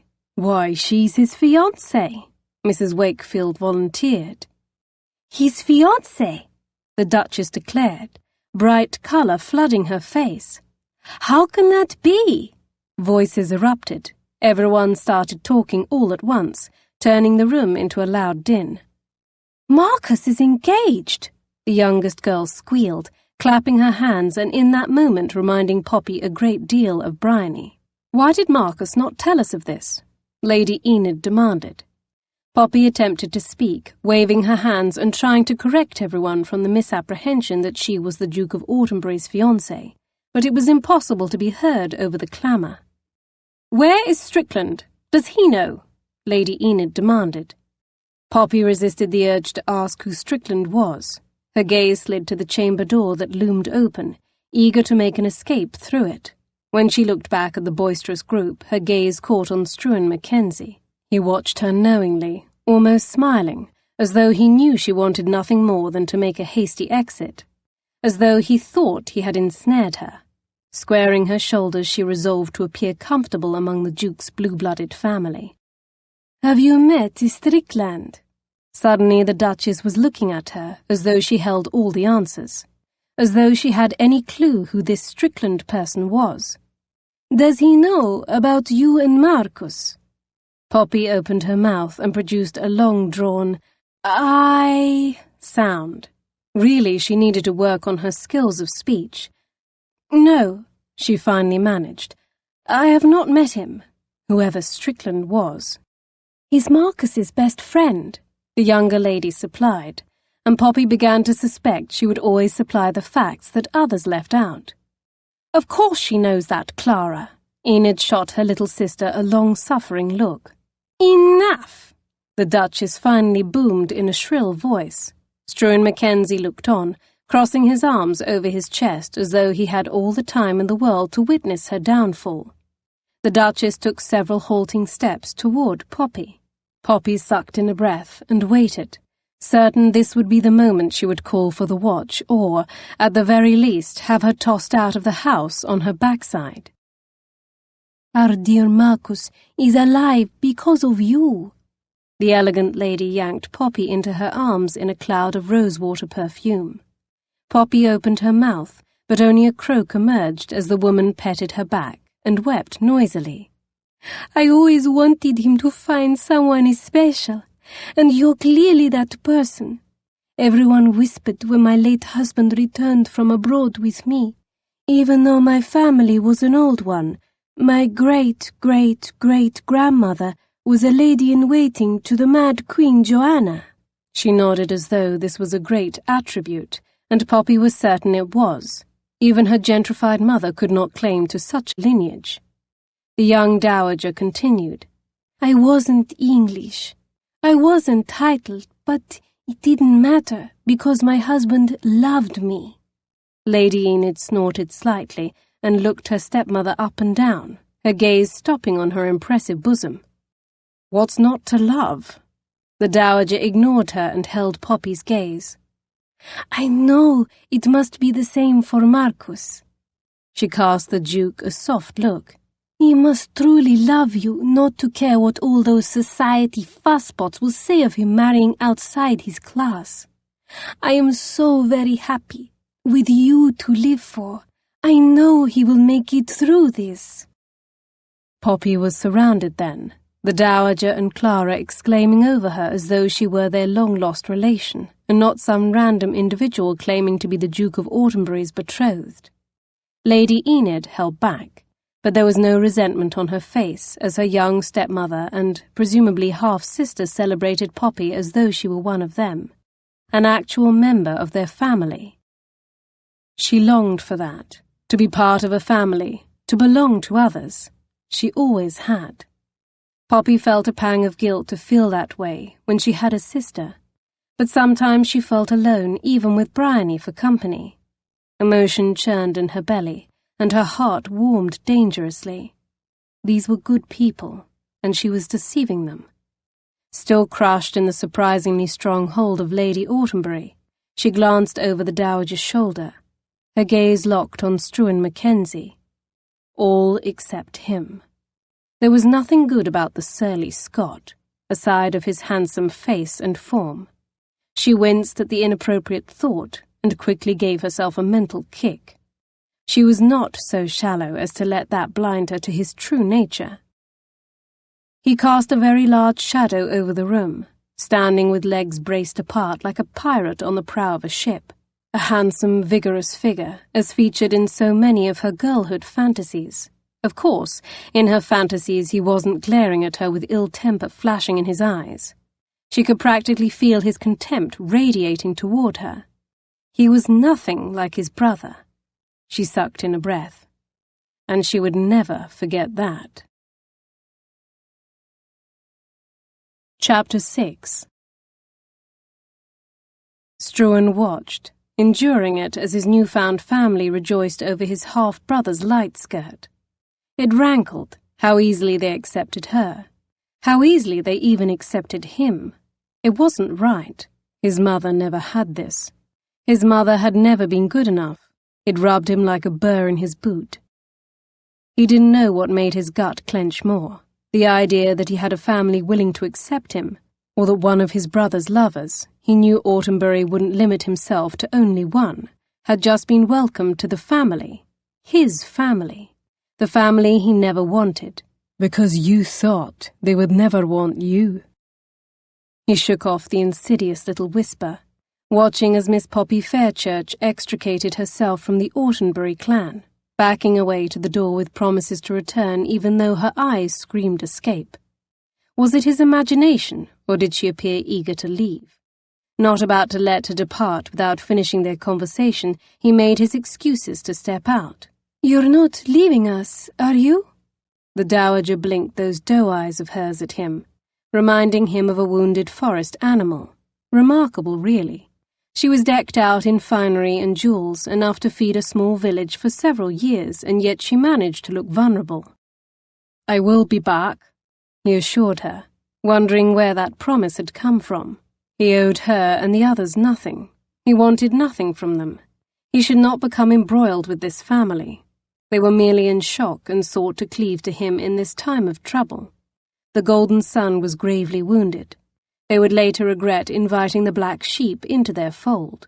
As soon as Autumnbury awoke from his coma, he would make them see the error of their ways. Struan was not of their ilk. For all his money and aping of their manners, he was not one of them. Turning, he strode from the room. He wasn't entirely certain of his intent, only that the moment the shopgirl departed the bedchamber, he was on his feet and after her, his blood pumping in a way that insisted he go, move, follow. He'd spent a lifetime trusting his instincts, so he didn't question his need to pursue her. Her plain skirts whipped around her ankles. She was a quick little thing as she advanced on the front door, her hand reaching out for the latch.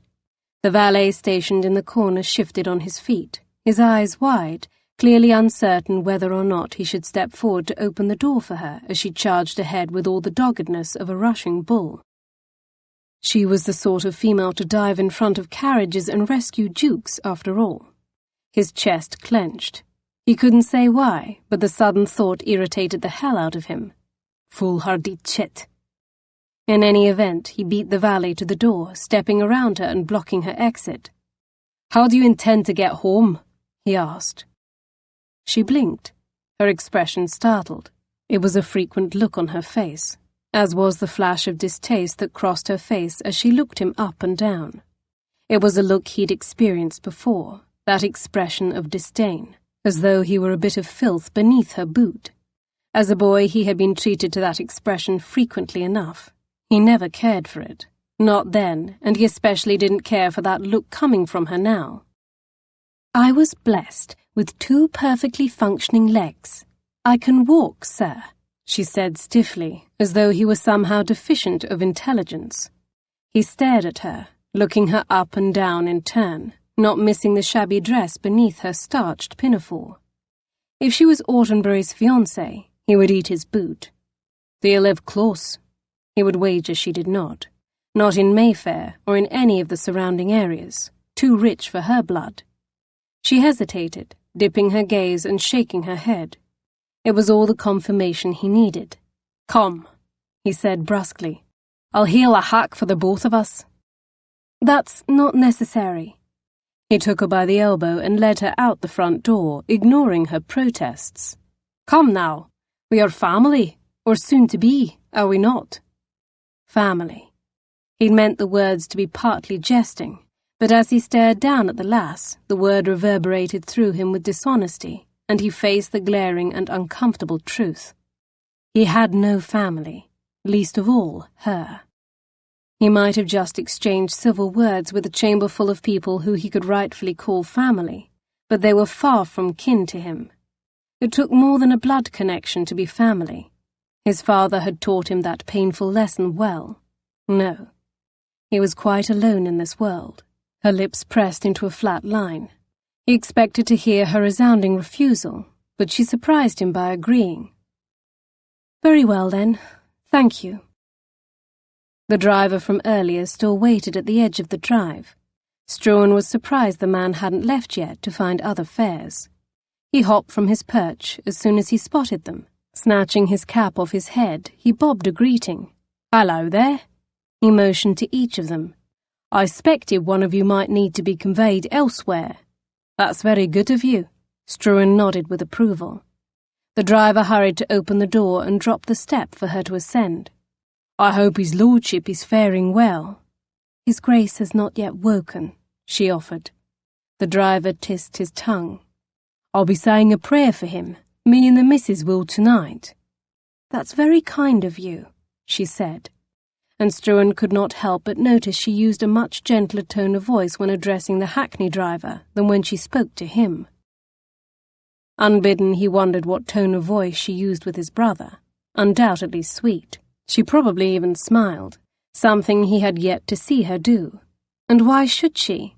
The man she claimed to be her fiancé was in a false sleep as a result of their brawl in the streets. Naturally, she didn't feel like smiling at him. She supplied her address and the driver shut the door. He settled across from her, watching her as the hack started rolling forward. "Will you return tomorrow?" he heard himself asking. She opened her mouth and then closed it with a snap, clearly uncertain how to reply. "Foolish question. I'm certain you will," he went on to answer for her. "You'll be much too worried to stay away." She turned to gaze out of the window, dismissing him. He began to suspect she wouldn't say anything at all when she suddenly declared, "He'll mend, you know." Defiance tinged her voice, as though she expected him to argue the point. "I do hope so," he replied. She jerked her head around to look at him. Her gaze narrowed sharply. He will wake. I know it." "Do you now?" He folded his arms across his chest, arching an eyebrow at her. "Are you blessed with the sight?" She snorted. "I am no seer." "Ah, just burning conviction then." "It's merely something I feel." She pressed a hand against her heart. He casually surveyed the starched pinafore covering her chest. It was impossible to measure her assets hidden there, but it didn't quell his curiosity to do so. He wanted to see. He wanted to peel back her layers. He wanted to know what his brother knew. She continued, "I can't explain it."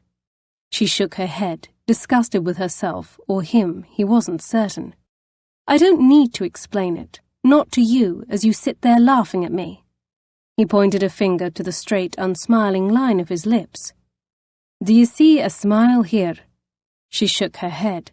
"No, I see no smile. I've yet to see you smile at all." "The same could be said of you," he countered. She lifted her chin with a little sniff. "We're simply two people who don't rub well. It happens. Not everyone can like everyone." "True," he remarked, still assessing her, trying to read her, and wondering why it should bother him that she didn't like him. Most women did. He wasn't arrogant thinking so. It was simply truth. He'd always had a face and form women desired, even if he was rough about the edges. "How old are you?" She frowned. "Don't you know it's impolite to inquire a lady's age?" 25, he baited, knowing she was younger. Her eyes flared wide. "I am 20. "So very young," he mocked. "You seem older." "Why, do I look so very haggard?" "No, you merely act like it." Her lips snapped shut, and he knew she was chewing that over. trying to decide whether or not she was offended. As they rolled to a stop, he glanced out the window at the 4-storied house with a crooked sign out front that proclaimed Gibbons Lodgings. He opened the door and hopped down before the driver could disembark from his perch. Turning, he held a hand up for her. She hesitated before finally placing her hand in his. As soon as her feet touched down, she snatched her hand back, as though she feared he might wish to keep a grip on her. Was she so very assured of her allure? Had snaring his brother filled her with such confidence? No woman was so irresistible, just as no single woman was irreplaceable. He addressed the coachman. "A moment, if you will." The man nodded. Hot colour bloomed in her cheeks. She gestured at the waiting hack.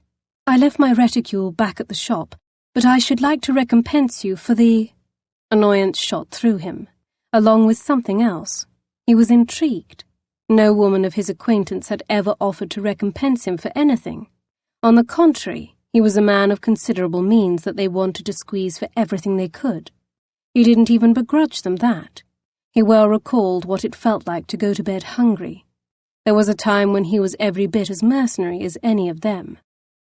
She, however, annoyed him. Why couldn't she be like every other female of his acquaintance? The more she mystified him, the more irritated he felt with her, and, to some degree, with himself. Perhaps this is why Autumnberry fancied her, for her very uniqueness. He snorted. There was no chance of that. His brother was much too shallow and concerned with position and rank to allow himself to do more than shag her a time or two. Whatever she was to Autumnberry, she was not his future wife. He would wager his fortune on it. "That's unnecessary," he said. "I don't need your money." She looked on the verge of arguing, and then inclined her head, clearly deciding not to dispute the point. "Well then, I thank you." She shifted awkwardly. "For escorting me home. For saving my life." She looked like she was sucking lemons, clearly reluctant to voice her gratitude for that latter part. She blamed him for this day's deeds, and that much hadn't changed in their short drive together. A wiggle of something that felt uncomfortably like guilt wormed through him. For all he felt toward Autumnberry, he did not wish him dead, and he wondered if he could have done something differently, something that did not result with the Duke being unconscious in a bed right now. Damn her for thinking the worst of him, and damn him for caring one way or another. "I'm certain we will meet again," he said, wondering why that rang ominously to his ears. What did he care if he ever saw his brother's doxy again? She nodded once brusquely, and then presented him with her back. He followed her up the path to the stoop of her lodging-house with measured steps. She registered his steps and whirled around. "What do you think you're doing?" "Walking you to your door. It's the gentlemanly thing to do. Certainly you're accustomed to such treatment from my brother." He arched an eyebrow. She inhaled, lifting her slight chest. "You needn't escort me."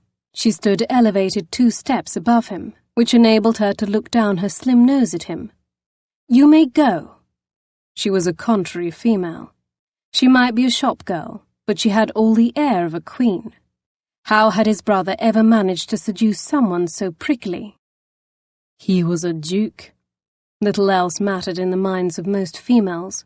In that respect, she was no different from any other chit, easily felled when the man was rich enough, handsome enough, powerful enough. Except staring at her, he felt lost in her eerily wise eyes. She didn't seem like any other chit. She appeared not in the least put off by his stern mien, not his great size, not his coarse accent. For God's sake, she'd pounced on him like an angry mama bear only hours ago. He felt lulled, mesmerized. She did not seem like someone to be so caught up in the superficial trappings of an individual. Not a woman with shoes as scuffed as hers, or with a frayed hem peeking out beneath her pinafore. "Poppy!" At the shrill shout, Miss Fairchurch looked up. Poppy? So that was her name. Somehow it suited her. He followed Poppy's gaze.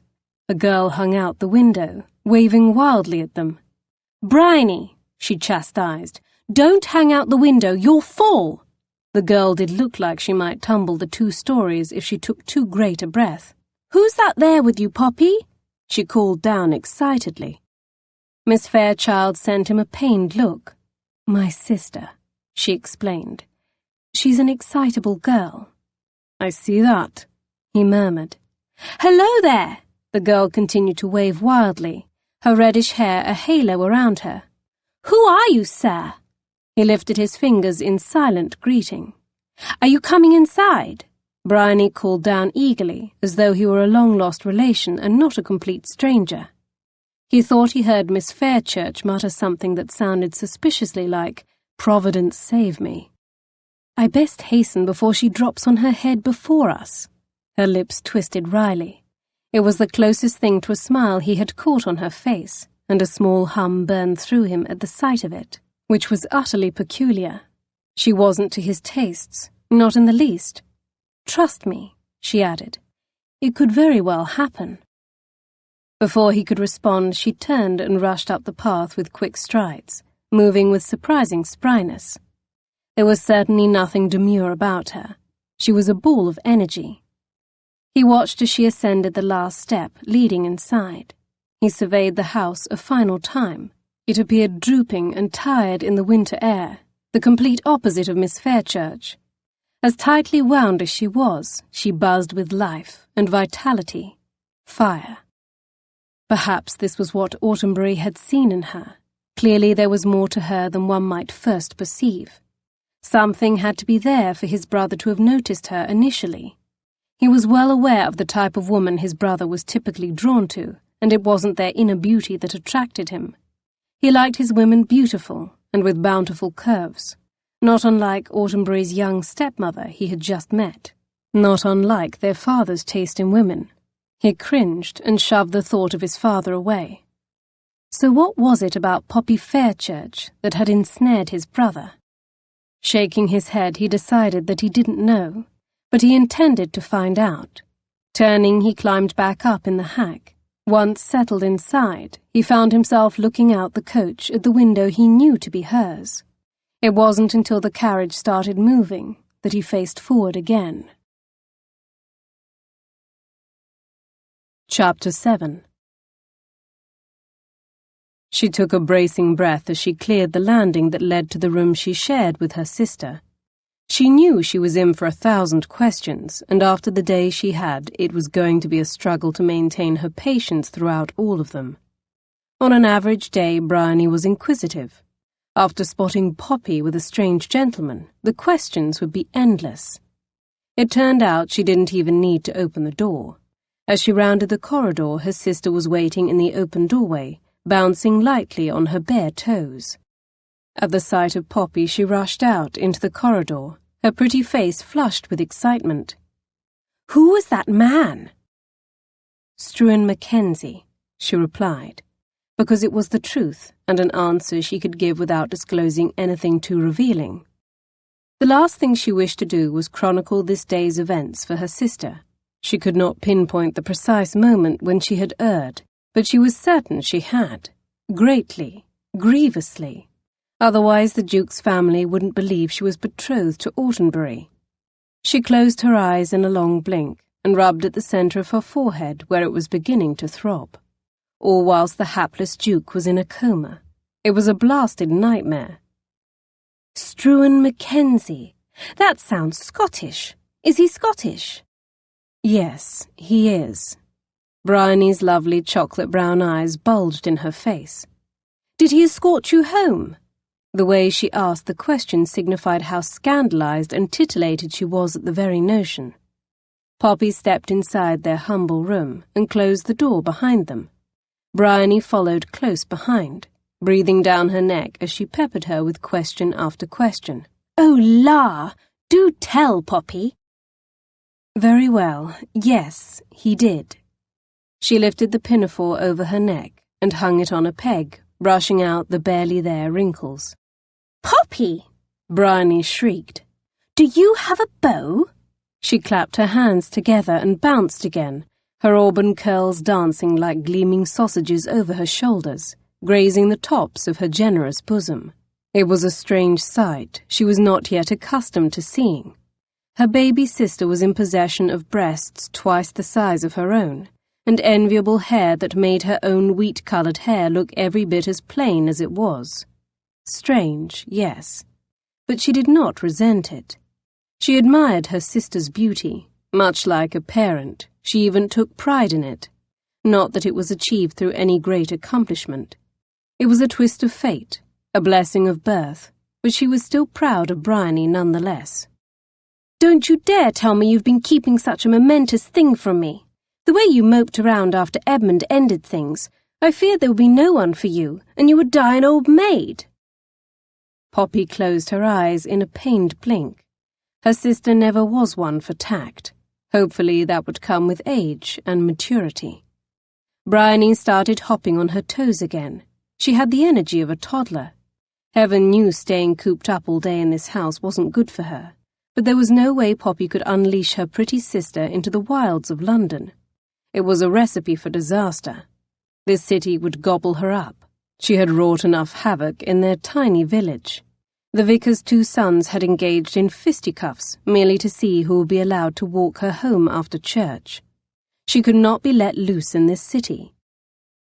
Thankfully, the proprietress of the house was willing to keep an eye on her. Poppy knew Mrs. Gibbons and Bryony spent a good portion of the day doing needlework in front of the fire, and that was hardly the most riveting way for a young girl to pass her days, but there was naught Poppy could do. Once a week the harpist that also let rooms for Mrs. Gibbons gave Bryony a lesson in exchange for Poppy giving her day-old flowers. The woman claimed they made her dreary little room feel like a home. Poppy wasn't certain it was a fair exchange, but she gladly accepted the arrangement. She wanted to provide an education and culture for her sister, as Papa would have wanted. And yet education and culture were no easy feat when they lived on a mere pittance. Mrs. Gibbons was also kind enough to take Bryony with her when she went to market, so her sister did step out often for fresh air. Things could be worse. This was what Poppy told herself when she found herself grieving for Papa and feeling sorry for herself and bemoaning her old life when they had a roof over their heads, food, a garden to tend, countryside to roam. Bryony was 15. Poppy would have to do something to start readying her for the future. With any luck, Poppy could find Bryony an apprenticeship or position as a nanny or governess, perhaps a lady's companion.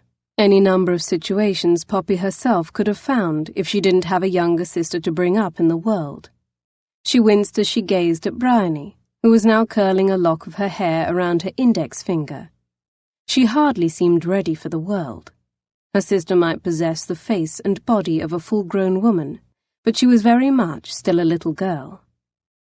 "I'm not being courted by anyone. Rest easy, Bry. Nothing as exciting as that." Stepping forward, she pressed a quick kiss to her sister's cheek. She smelled of rose talcum. It was Mrs. Gibbons's scent, and proof that she had spent a good deal of her day in the widow's rooms. "Posh!" Bryony crossed her arms and stomped her foot. "Nothing exciting ever happens. If I worked in Mayfair, I would have a score of exciting things to report. You should let me take a position. We could use the funds." The notion of her too pretty sister in Mayfair made her wince. Even if she wasn't so dewy fresh, the shrill volume of her voice alone would draw attention. The purpose of any good employee was to discreetly serve their master without calling attention to oneself. Bryony would never manage that, at least, not right now. Perhaps with more maturity it could be accomplished. One day. That was Poppy's hope. "Did you eat already?" Poppy rubbed again at the centre of her forehead where the beginning of a headache was taking root. "Yes, with Mrs. Gibbons. She made a stew. Do you want me to fetch you something from the kitchen?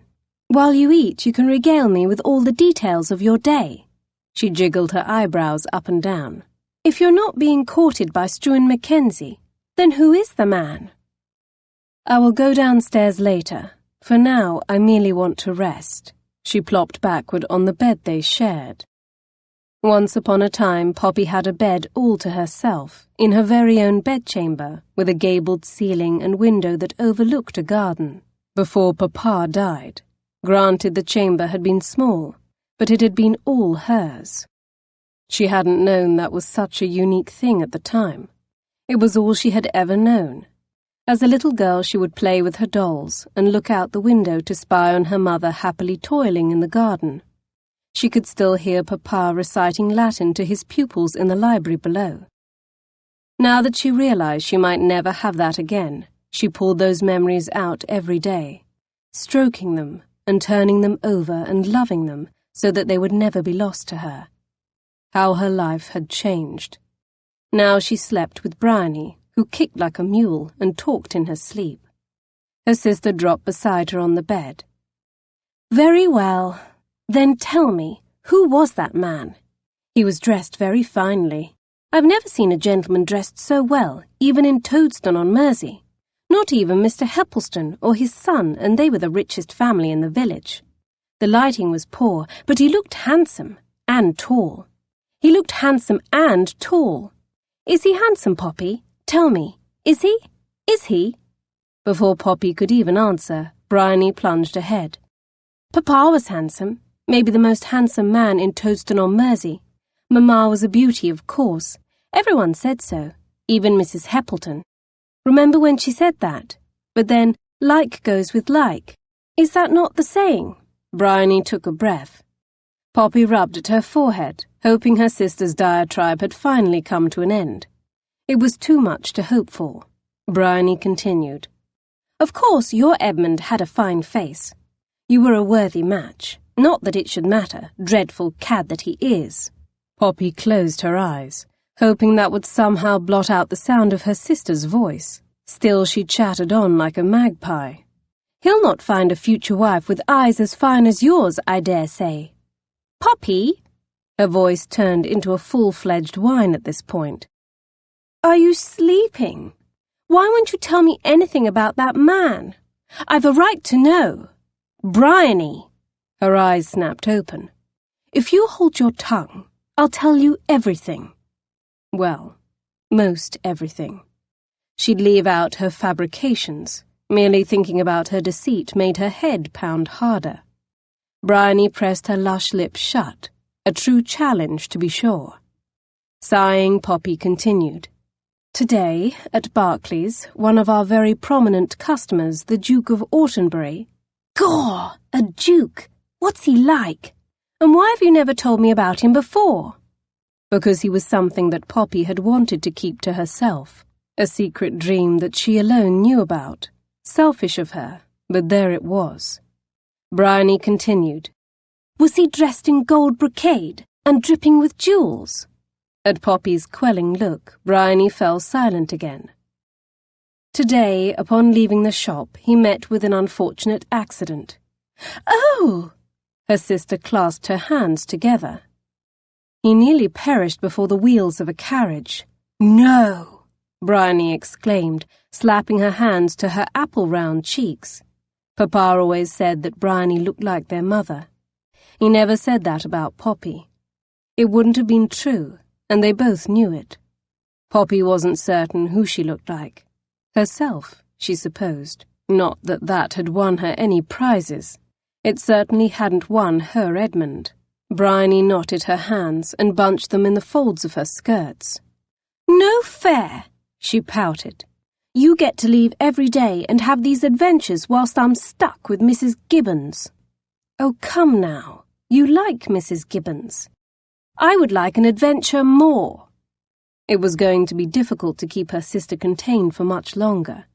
Mrs. Gibbons couldn't watch Bryony every hour of every day. Sooner or later, she would grow bold enough to sneak out from under Mrs. Gibbons's care. Then what would Poppy do? She couldn't resign from her position to watch over her sister. They needed a roof over their heads, food in their bellies. Her sense of helplessness gave way to longing. If she truly were the Duke's fiancée, she would have the resources to see Bryony properly brought up. She wouldn't be another lost soul who fell prey to the vices of London. And Poppy wouldn't have failed her parents in seeing Bryony well situated in life. Why couldn't it be real? Why couldn't she truly be the Duke's betrothed, Almost instantly she felt awful for wishing that. Her problems weren't the Duke's responsibility. He was gravely ill. She only wished him whole again. Poppy would be fine.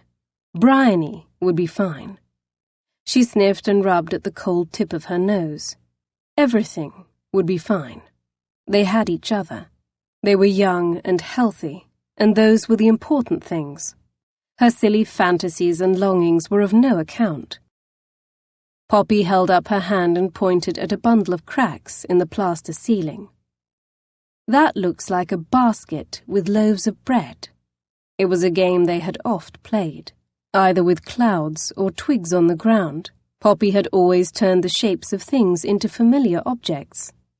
Bryony giggled until the sound quickly cut off into a snort.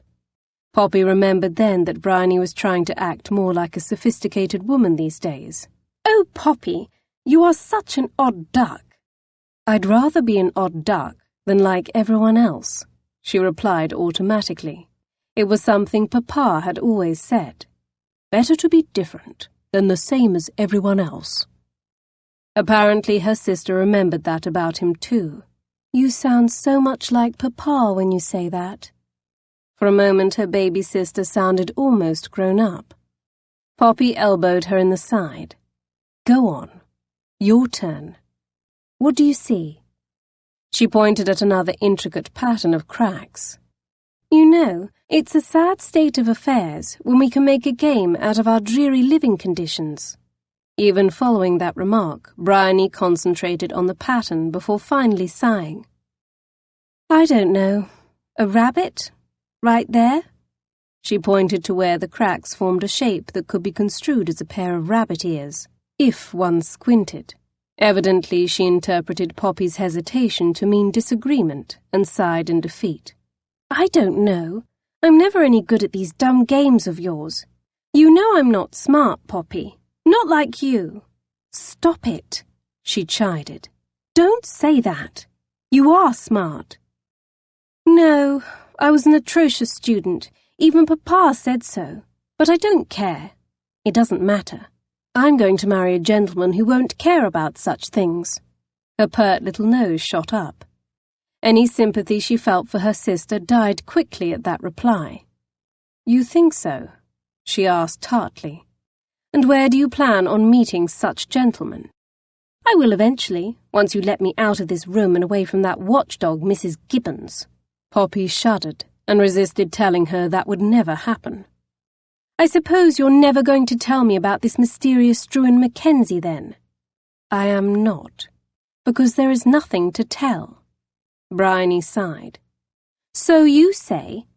Poppy stifled a smile. Apparently Bryony was not as unclever as she claimed. She knew there was more to tell, and she sensed that Poppy wasn't telling it. After a few moments she rose to her feet. "I'm going downstairs to get something to eat. I suppose I'll join you. I haven't anything better to do." She rolled her eyes dramatically. "As usual." Bryony flounced ahead of her out of their room. As far as Poppy was concerned, her sister wouldn't have anything better to do for a good many years, especially as her sister's idea of something better involved all manner of activity unfit for a young lady of 15. It was a healthy reminder. She needed to keep her priorities straight. She needed to stop engaging in silly fantasies. As soon as this matter with the Duke of Autumnbury was straightened out, she would forget about him. Her mind flashed to another face. Moss-green eyes, lips tantalizing, even when hard and unsmiling. A deep Scottish brogue. Yes, she would forget about him, too. Chapter 8. The next morning, Poppy arrived early at Barclay's to make up for missing yesterday afternoon. Not that she feared reprisal for her absence. Mrs. Barclay had, after all, insisted she accompany the Duke home, and the woman, above all, was always exceedingly fair with Poppy. The one time Bryony had been sick for 2 days with a terrible ague, she hadn't blinked an eye over Poppy's absence, insisting she nurse her sister and not become ill herself. Even so, Mrs. Barclay was already there, bustling around the shop and setting everything to order for the day. Jenny did not always leave things the most tidy when it was her turn to close up for the day. "How is the Duke? Is he well?" Mrs. Barclay asked anxiously, stepping forward as Poppy entered the shop. Poppy reached for one of the fresh pinafores hanging from a hook in the back room. "I haven't seen him since early last evening. I stayed as you suggested." Yes, of course." Mrs. Barclay waved her hand anxiously, encouraging her to keep talking, clearly not concerned over Poppy's absence. "He is awake, then?" "When I left him, no, he was not awake." She exhaled a shaky breath. "The physician said the longer he slept, the less likely it is that he shall ever wake." Mrs. Barclay shook her head sadly. "How dreadful. Well, take these." She reached for a bouquet of fresh tulips sitting near the counter. "Deliver these personally this morning and see how the Duke fares. Offer our sympathies and see if there is anything else that we can do." Poppy hesitated. While she appreciated the sentiment, she hated to intrude on the family. And what precisely did Mrs. Barclay think they could do? He was surrounded by loved ones and receiving the best of care. She had nursed her father in the last couple of weeks of his life, and it was terribly awkward whenever someone called upon them. She knew they meant well, but being forced to attend them in the parlour while she could be looking after her father or the household or shepherding her sister, who was in chronic need of shepherding, was the height of discomfort. "You want me to leave? Right now?" She glanced around. "What about the shop?" "It will be fine. Jenny will be here in a little while. Lord Autumbury is our most loyal patron. I won't be remiss in our respects. You must go and represent Barclay so that when—" She paused and winced slightly. "If he recovers, he shall hold our shop only in greater esteem." "Of course, Mrs. Barclay." Poppy inclined her head and avoided pointing out the self-serving nature of her employer's motivation. She knew Mrs. Barclay was not an unfeeling woman. However, she was also a businesswoman with an infirm husband to look after. Poppy could not fault her. She deposited a coin in Poppy's hand for fare and shooed at her with her hands. "Go now! Off with you!" In a matter of minutes, Poppy was in a hack and on her way to the Duke of Autumbury's home. Again, she clasped the fragrant bouquet between her fingers and inhaled its delicate scent. She tried not to let where she was going fill her with panic. A difficult feat, knowing everyone in that house believed her to be someone she was not. She was perpetuating a lie, living a lie. She wasn't certain how severe the offence ranked in the grand scheme of offences. Surely she couldn't go to Newgate for such a thing. Sudden fear pumped hard in her veins. What then would become of Bryony? She reined in her racing thoughts. She needed to compose herself before she succumbed to a fit of apoplexy. She'd never succumbed to such fits before, but there was a first time for everything. She gazed out of the window. It was still early and the streets weren't too crowded. An icy grey draped the air.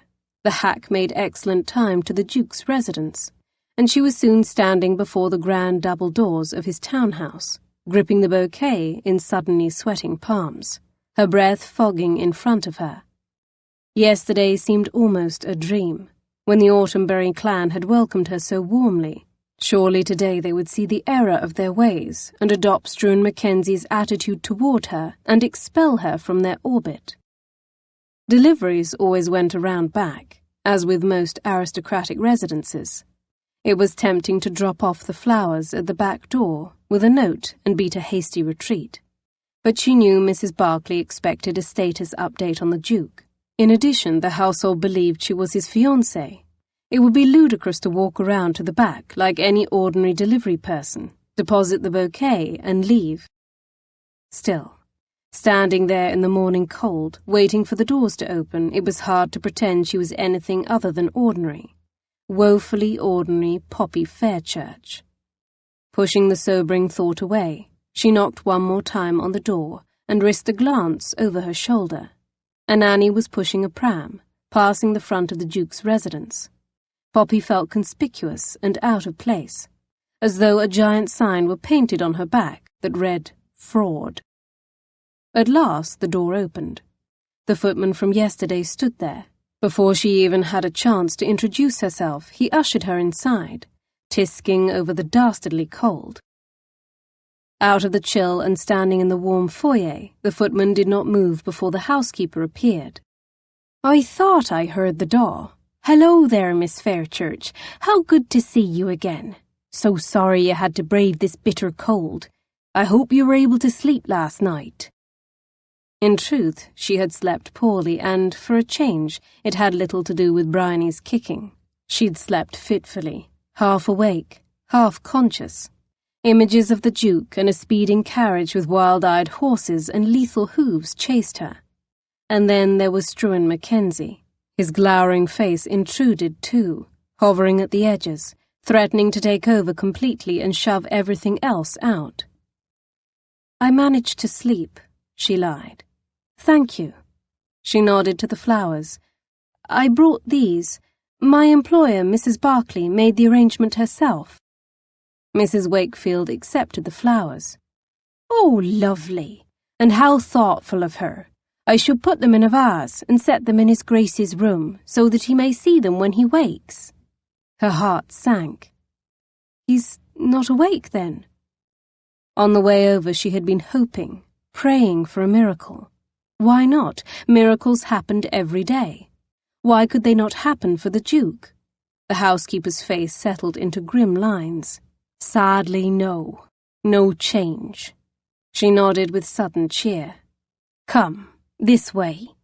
Perhaps now that you're here, he'll respond." And that only made Poppy feel all the more wretched. There was nothing about her arrival that would bring about his swift recovery. The Duke's bedchamber door was slightly ajar. Mrs. Wakefield pushed it fully open and motioned her inside. "Have a seat and spend some time with him. The others are still abed. Not early risers as you are, Miss Fairchurch." She hesitated and took a breath. "If you forgive me for being so forward, I must say it's refreshing that the Duke chose you. Speaks to the depth of his character, that he can see beyond rank to the heart that lies within a woman. Trust me. There has been a great deal of pressure over the years for him to marry one lady or another, and yet he chose you. And yet he did not choose me." It was a rather ridiculous prospect. Something told her that if the Duchess had been anyone else, anyone other than the eccentric she clearly was, she would have laughed Poppy straight out of the house yesterday. A clatter in the distance drew Mrs. Wakefield's attention away. "The new girl has clumsy fingers," she muttered. "Best go see what she destroyed now. I vow I should never have taken her on, but she's my niece. Suppose I can't give her the sack. I'd never hear the end of it from my sister." She shook her head ruefully. "Make yourself comfortable. I will give you some time with him."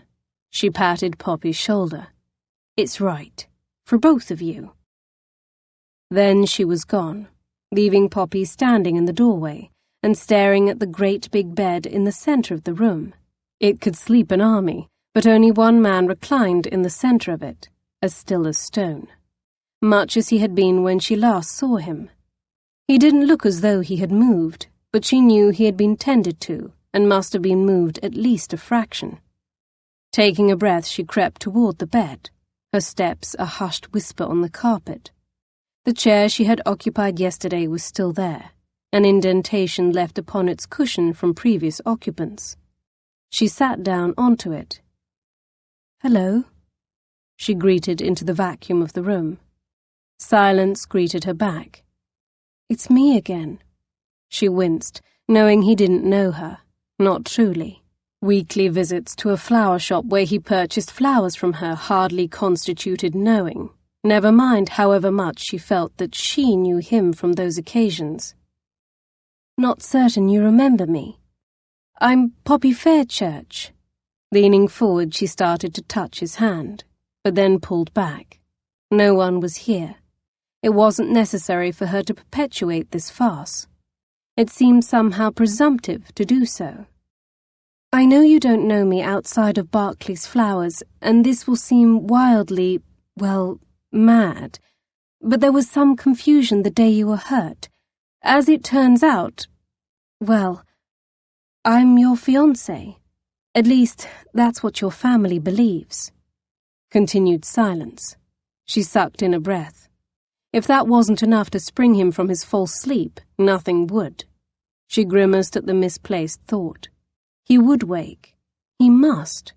I know I should have corrected the misapprehension by now, and I will, I promise, just as soon as everyone wakes today. She moistened her lips. More silence. It's just, this is rather mortifying to admit, but I've never been betrothed before. She glanced down at herself in her plain pinafore that hid only a plainer dress. Her gaze caught on the toes of her scuffed boots. Not such a surprise.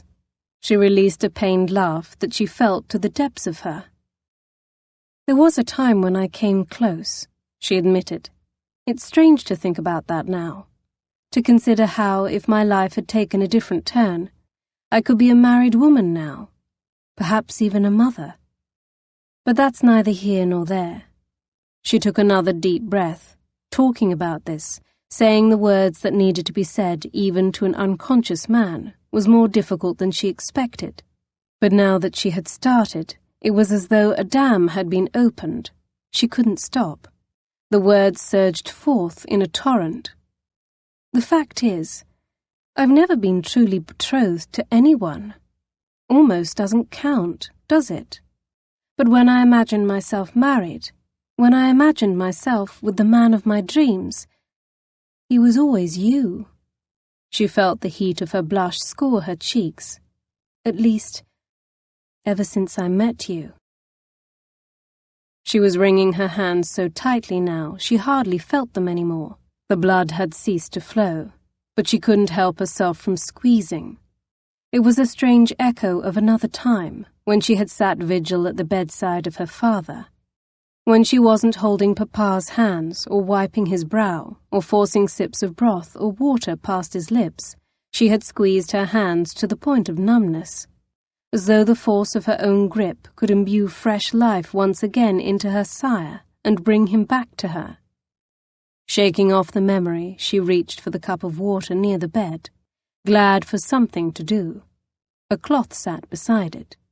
She picked it up and dipped it inside.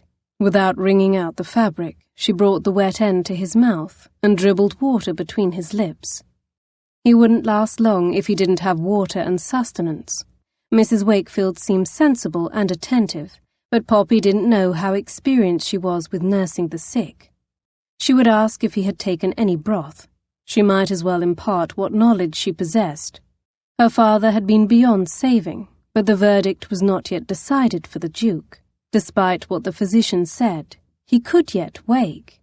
As long as he didn't starve in the interim, she wasn't giving up on him. "There you are now," she crooned approvingly. "You must think me daft, infatuated with you when you've given me no encouragement other than treating me with kindness and respect each time you came into the shop.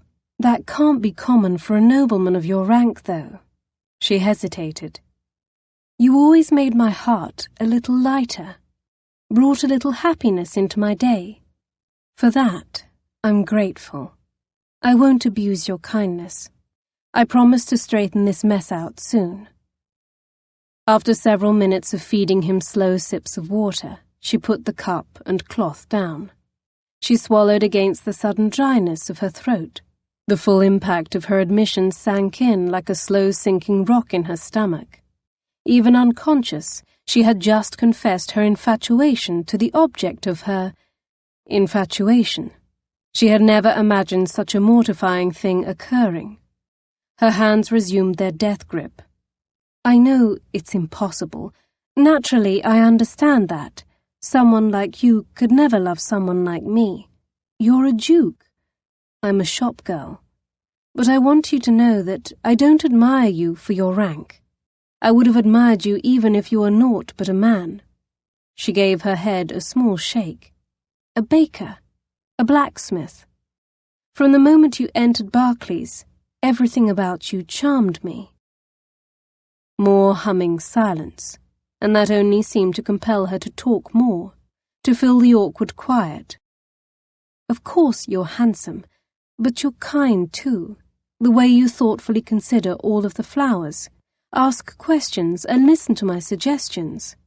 I know you purchase flowers for different ladies, and that you're not devoted to any one of them. Some might say you're a rake. She shrugged. But you care enough to send flowers, and you put thought into the cards you write. You extend courtesy to everyone, from a lowly shop girl to the boy with barely enough coin in his pocket. Do you remember that? I do. The boy came into the shop to purchase flowers for his ailing grandmother. You told me to put the flowers on your account. Again, silence. Forgive me for blathering on. It's nice to actually talk to someone for a change, even if you can't talk back. You'll wake up. I don't know how I know it, but I just do. You're strong and young, and your time on this earth isn't over yet. She sat in her chair, wrapped up in the silence of the room, gazing at the beautiful Duke with a yearning in her heart that was twofold. Yes, obviously she wanted him to recover and wake up, but there was still the old selfish longing too, for love and acceptance and companionship. Somehow in her mind he had come to represent all of that to her. Despite her avowal to let go of that longing and focus on rearing her sister, that indomitable craving crept in again. Lifting one hand, she brushed a lock of chestnut hair off his brow, unable not to touch him, just this once, just to see, to feel. The lock rebelliously bounced back into place. Oddly, she felt nothing at the contact, and she frowned. No ripple of awareness, no zing along her nerves as she always imagined she would feel at first contact with him. His hair merely felt like hair. Likely it would be different if he was awake and hale and inviting her touch. A sigh welled up and escaped her lips. Suddenly, a deep voice spoke. I don't know if he's quite as admirable as all you claim, but regardless, he's fortunate to have you. Poppy yanked her hand back from the unconscious Duke with a stifled shriek, nearly losing her balance and falling from her chair. She hopped to her feet and positioned herself behind the chair, clenching her fingers along the back of it. A man stood in the threshold, his shoulder propped against the door jamb, arms crossed casually across his chest. "Who are you?" she demanded. He was handsome and young, and looked quite at ease in the Duke's home, and not the least shamefaced to be eavesdropping. He considered her, a speculative gleam in his eyes. After a moment he stepped forward, his lean frame closing the distance between them with easy strides. I'm Lord Strickland, he nodded at the Duke, and I've known Marcus since we were lads in knickers. From the fine cut of his clothing, to say nothing of the fact that he happened to be in a Duke's bedchamber, she could have surmised he was a nobleman. Oh, she stammered, glancing from the Duke and back to Lord Strickland, wondering how much he had overheard. Have you been standing there very long? Long enough. His eyes glinted knowingly. Oh dear, cold washed through her. She swallowed against her suddenly thickening throat. I can explain. She held up a hand in supplication. I think you did when you were talking to Autenbray. Quite the enlightening conversation, even if very one-sided. He frowned slightly and looked down at his friend, the concern he felt for him evident in his eyes. She dragged in a heavy breath. There was no doubt now. He knew. He knew everything. I'm going to tell everyone. The Dowager, his sisters, just as soon as they... No, don't do that. What? She blinked. You don't want me to tell the truth? Why not? Lord Strickland nodded slowly, still staring at Autenbury. "It will only upset them. Last night when I called upon them they spoke so highly of you. You were their one bright light in an otherwise dark day. Don't take that from them. Not now." He lifted his gaze to her again. "And I liked what you were saying. It was honest. Except she was lying to everyone else." She shook her head. "But that's what I'm trying to be. Honest." "Time enough for that later, when Marcus wakes." His gaze crawled over her face, assessing. "The Dowager already speaks of you with such affection." He looked to the Duke again, then back to her, his gaze turning speculative. I... Would she never cease to stammer? "I'm beginning to see why." Nodding, he continued his scrutiny of her. "I think you might be just what this family needs. You're very kind and guileless." She winced at that description. She did not feel very guileless. "Why not?" he continued with a shrug. "Why not what?" "You and Marcus. Why not? He needs someone." He scoffed a little, desperately. Even if he doesn't realize it, he has needed someone with a good heart for a while now. Was he jesting with her? She stifled a snort and shook her head. He could not think she might be a legitimate match for the Duke. He was a duke. She was merely Poppy Fairchurch. "I'm sorry, my lord. You're not making any sense. I should go now." He held up both hands. "Don't let me scare you away. That was not my intention." "I need to go now, my lord." She tried to move around the chair, giving him a wide berth. He stepped closer. It was going to be hard to bypass him in any direction without being within arm's reach of him. Given as she was questioning his sanity, it seemed like a good idea to stay out of his range. "You were all they talked about. Well, aside of their fears for Marcus, of course." She nodded. "Of course." "Even Enid had nice things to say about you, and she can be rather taciturn. You gave them something else to focus on, besides their fear. They were so thrilled that Marcus finally decided to wed, and to such a nice girl." She winced. "And yet you said nothing. As his friend, you had to know he was not engaged to anyone." He shrugged. "I didn't say anything because I didn't want to upset them further. And I wanted to meet you first, see this nice girl for myself." She dropped her head guiltily. "I'm a fraud." "Yes, you are," he agreed. "But you're quite the loveliest person I've ever met, and you saved his life." He motioned to the bed with an elegant wave of his hand. "And everything that I overheard you say?" Her face warmed at the reminder. "You're so sweet, you make my teeth ache." Her gaze flew back up to his. "I beg your pardon, my lord?" He nodded his head once decisively. "We shall not utter a word to the family. You will be whom they believe you to be." I cannot do that." "It brings them some measure of happiness, and right now they deserve that. I love this family. The Dowager is... she's a rare gem." He rubbed at the back of his neck. "Generous and accepting to a fault. Autenbury often criticizes her for that. But then he can carry the role of arrogant noble a bit too far. Not his fault, I suppose. The old Duke raised him to be that way." Dropping his hand from his neck, his stare fixed intently on her face. "I'll not have them hurt. Understood?" For a moment the soft friendliness of his gaze hardened, and she saw a glimpse of the entitled nobleman accustomed to getting his way.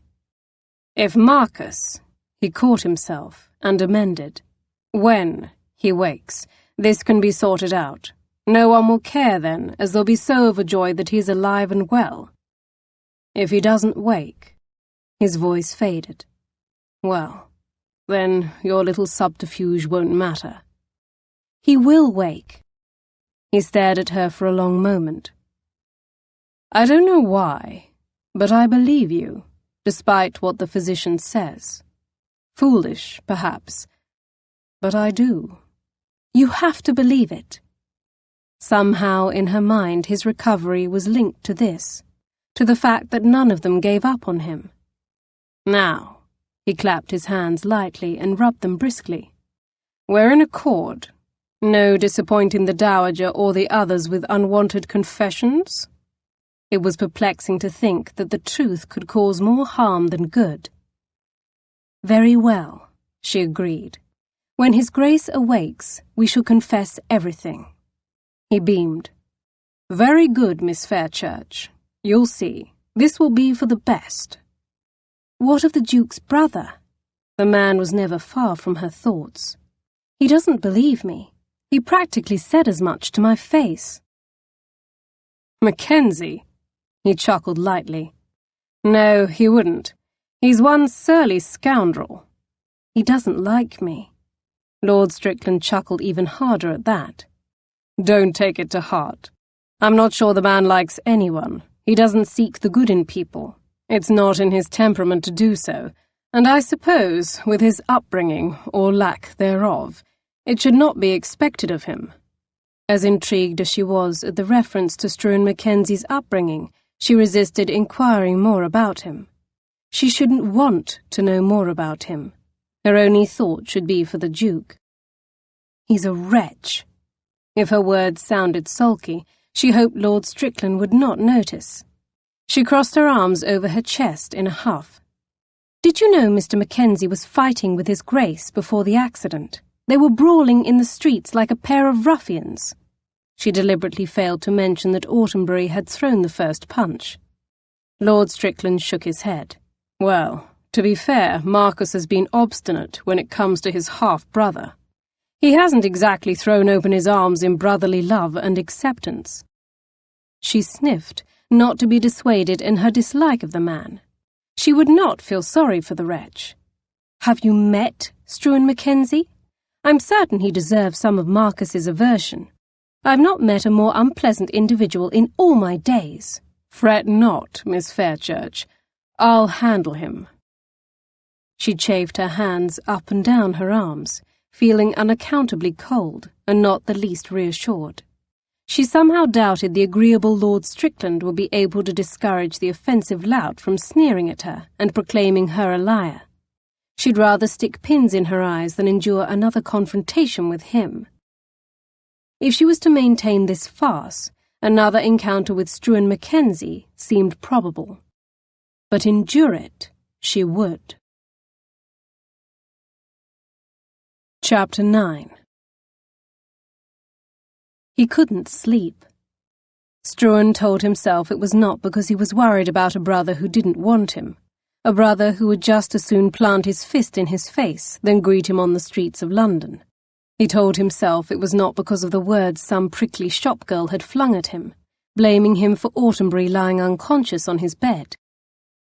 It was neither of those reasons. Neither one should matter to him. Neither reason should prompt him to rise and dress. They shouldn't guide him from his bedchamber in the middle of the night, and out of the comfort of his house and across town to Mayfair. He'd avoided paying a call throughout the day, but somehow with the fall of night, without the business of day to blind and distract him, he couldn't stay away. Standing in front of Autumnbury's townhouse, he paused, burrowing his hands into his pockets. It was cold, but he was accustomed to that. He'd spent many a winter night sleeping in a Glasgow alleyway after his mother died. He knew cold, and pain, and suffering. Why are you even here? Don't you have anything better to do than go to places where you're not wanted? The answer smacked him solidly in the face as a sleepy-eyed groom granted him admittance and led him upstairs. The Dowager's warm reception of him earlier guaranteed his ready admission into the house. His father had never claimed him, nor had his brother, and yet the Dowager Duchess of Autumnbury treated him like the prodigal son returned. The groom left him, and he stood just inside the opulent bedchamber, gazing across the stretch of space to the still and silent figure in the bed. Apparently no, he did not have anything better to do. This was the only explanation he could give himself as he stood inside his half-brother's bedchamber. Miss Fairchild's accusing eyes flashed in his mind. Damn her. Was she correct? Could he have said or done something differently? Something that wouldn't have prompted his brother into attacking him on the streets and ultimately ending up in the path of that coach? He moved closer, stopping at the foot of the colossal bed. His brother was only a year older, but staring down at his pale and relaxed features, he looked far younger. Marcus had everything Struan never had. A roof over his head, roofs, all the food he wanted, servants, more clothes than he could ever possibly wear, and their father. More precisely, the love of their father. He glanced around the elegant chamber before his gaze returned to the sleeping Duke. He had the life he'd desperately craved as a boy. Struan's mother had filled his ears with fanciful stories of the life that awaited him when his father came to claim him. It had taken him years to realize that would never happen. Ignorance would have been far sweeter than the truth. His father could have eased their suffering and saved his mother from an early grave, but the bastard hadn't lifted a finger for either one of them. Unfortunately, he couldn't unlearn that knowledge, or erase the memories of going to bed with an aching belly, his body sore from a beating he'd endured on the streets. The world was full of predators, and he'd had to fight his way from becoming their prey. He crossed his arms, gazing at the face so similar to his own. Autumnberry might never wake. Maybe he had wanted this on some deep level. No, he wasn't that broken that he wanted his brother dead. Her voice whispered through him. You didn't have to strike him back. True. He'd spent his entire life never backing down, never giving up an inch, but would it have been so impossible to simply take the hit and walk away? Could he not have found that strength of will within him to turn his cheek? Gazing at his brother, who looked pale and vulnerable in the bed, resentment still bubbled beneath the surface, like acid. He couldn't deny that it felt damn good to crush his knuckles into his brother's face. He moved away from the bed, not particularly liking himself right then. He sank into a chair in the corner in the room, buried deep in shadows, where he could watch his half-brother. Sighing, he dragged a hand over his jaw, waiting, watching, searching for some flicker of movement, something that signified the bastard wasn't dead, that she wasn't right about him, that the way she looked at him, like he was some bit of filth beneath her shoe, wasn't justified. She couldn't sleep. Her thoughts churned. Halfway across town, the Duke slumbered in a fairy tale-like sleep, and there was no magical kiss that would wake him. And even if a kiss could wake him, it would not be from her, contrary to the fact that his family thought she was the love of his life. She cringed and buried her face in her hands. How on earth had she let Lord Strickland persuade her into continuing this farce? Perhaps because you want it to be real. It felt good to be wanted, and the Duke's family made her feel wanted, excluding Struan Mackenzie, of course. But she hadn't had to see him this morning. No, she and Lord Strickland had been joined by the rest of the Duke's family, all of whom had insisted she take breakfast with them before returning to the flower shop. They had been warm and lovely, plying her with sticky buns and kippers and the most delicious chocolate she had ever consumed. It slid like ambrosia down her throat. In addition to the wonderful fare, they had been genuinely interested in her, asking questions about her life that made her feel human again, and not simply a machine that functioned day to day, eking out an existence to keep both she and her sister one step out of the gutter. Light from the grate cast dancing shadows over the walls and ceiling of their small chamber. The smell of wet leather drifted to her nose. It had rained earlier in the day, and she'd been caught out in the deluge on her way home from Barclays. Her boots sat near the grate, in the hopes that they would dry by morning. She rolled onto her side with a soft groan. She couldn't stop wondering if they were giving the Duke enough water and broth. Perhaps she had been too soft with Mrs. Wakefield when she stressed that he needed proper sustenance through his convalescence. Foolish, she knew. Loved ones and a house full of servants surrounded him. He didn't need her. Even if his family believed they were affianced, the best thing she could do was keep her distance. She told herself that for several moments, her laced fingers thrumming over her chest. He was fine. There was nothing she could do. Her presence wouldn't help him. Her fingers thrummed faster. Blast! She wasn't going to fall asleep. Giving up, she rose. Flinging back the covers, she left her warm bed where her sister tossed and turned, encroaching onto Poppy's side of the bed. She slipped on her garments, dressing warmly for the bitter night. After checking her boots and finding them still damp, she slipped into her sister's boots. They were only slightly too large, but they would suffice. With one last glimpse at her sister asleep in the bed, her arms flung above her head and lost in all her lovely auburn hair, Poppy departed the room, closing the door gently behind her. Not that her sister was a light sleeper. It took an avalanche to wake her in the mornings. The light in Mrs. Gibbons's downstairs parlour glowed onto the hall floor. She paused outside the cracked double doors, glimpsing the widow inside, sitting before the fire with her knitting. "Mrs. Gibbons, I'm going out for a bit," she said as she wrapped her wool kerchief around her throat. "Bryony is asleep. I doubt she will awake." Mrs. Gibbons slid her spectacles up the bridge of her nose. "Is anything amiss?" She glanced to the mantel clock. "The hour is late to venture out." "No, nothing amiss, just something I forgot to do that needs to be done before the morning." She deliberately let the words imply that it was a work-related task. In no way would she explain what she was really about at this late an hour. She wasn't certain she even could. She could scarcely explain it to herself. To explain what she was about, she'd have to disclose her deception. Mrs. Gibbons pursed her lips disapprovingly as she observed her. Poppy pulled her cloak around her shoulders. It had belonged to her mother. Once the height of fashion, it was trimmed with ermine and lined in velvet.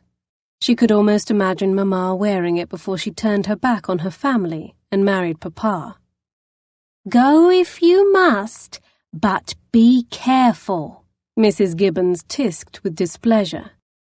Poppy's lips twitched in amusement. She, of course, did not point out that she did not require Mrs. Gibbons's permission. Mrs. Gibbons had adopted a maternal role not just with Bryony. It was rather nice, except when it wasn't, as in right now when the woman fixed her gimlet stare on Poppy. "I'll be careful," she promised.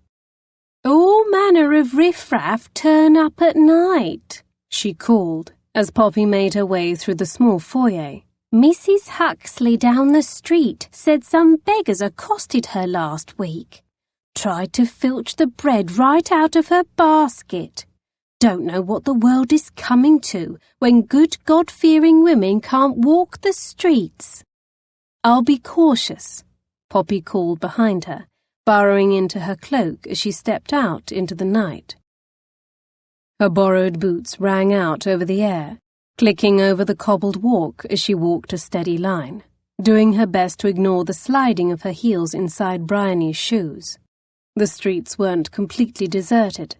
A steady flow of carriages passed, and she surmised that the theatre located half a dozen blocks away had let out for the night. It wasn't a short walk, but she didn't relish using her precious earnings on the price of a hack, even at this late hour, even with boots that didn't quite fit, even in the cold. For some reason, Struan Mackenzie's glowering face rose up in her mind. She knew the arrogant man wouldn't approve, and at that thought she reminded herself that his approval didn't matter. He was a boorish brute, and she had been taking care of herself long before she met him. So what that he escorted her home yesterday? That didn't make him a gentleman, nor did it mean that she should care for his good opinion. She sniffed against the cold wind and reminded herself that she didn't mind walking.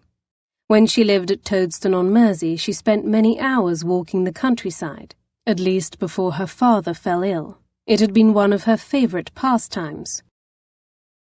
Upon reaching the Duke's residence, she knocked tentatively at the door, hoping she didn't wake the entire household. It was opened quickly by the footman standing sentry in the foyer. She opened her mouth ready with an explanation as to why she was here so late, but his stern expression lightened the moment he saw her. He apparently remembered her from her previous visits. "Miss Fairchurch? All the family is abed, Mrs. Wakefield too. Is there anything amiss? Anything I can assist you with?" "No, nothing to fret over." She shifted uneasily on her feet. "It's only that I couldn't sleep. Would it be possible for me to sit with the Duke for a bit? I won't disturb anyone." It still felt odd to suggest such a thing even though no one had questioned her presence on her prior calls. Indeed, it even seemed expected that she call on him. The man nodded kindly. "I understand. You must be beside yourself with heartsick," he clucked sympathetically, because he believed her to be Autenbury's fiancée, because he believed she had a right to be here. "Of course. Come in. I'm certain His Grace would like that." He motioned her inside. She stepped into the foyer and removed her cloak, passing them into his waiting hands. "This way." Turning, he started escorting her. She stopped him with a hand on his arm. "I know the way. No need to trouble yourself." "Are you certain? It is no trouble." "Stay at your post," she assured. He inclined his head in a slow nod. "Very well. I'll be here if you need anything." With a parting smile of thanks, she hastened up to the second floor. The door was ajar as before. She moved into the room with less hesitation than this morning, more comfortable in her surroundings and in the knowledge that the family was asleep and would not happen upon her here.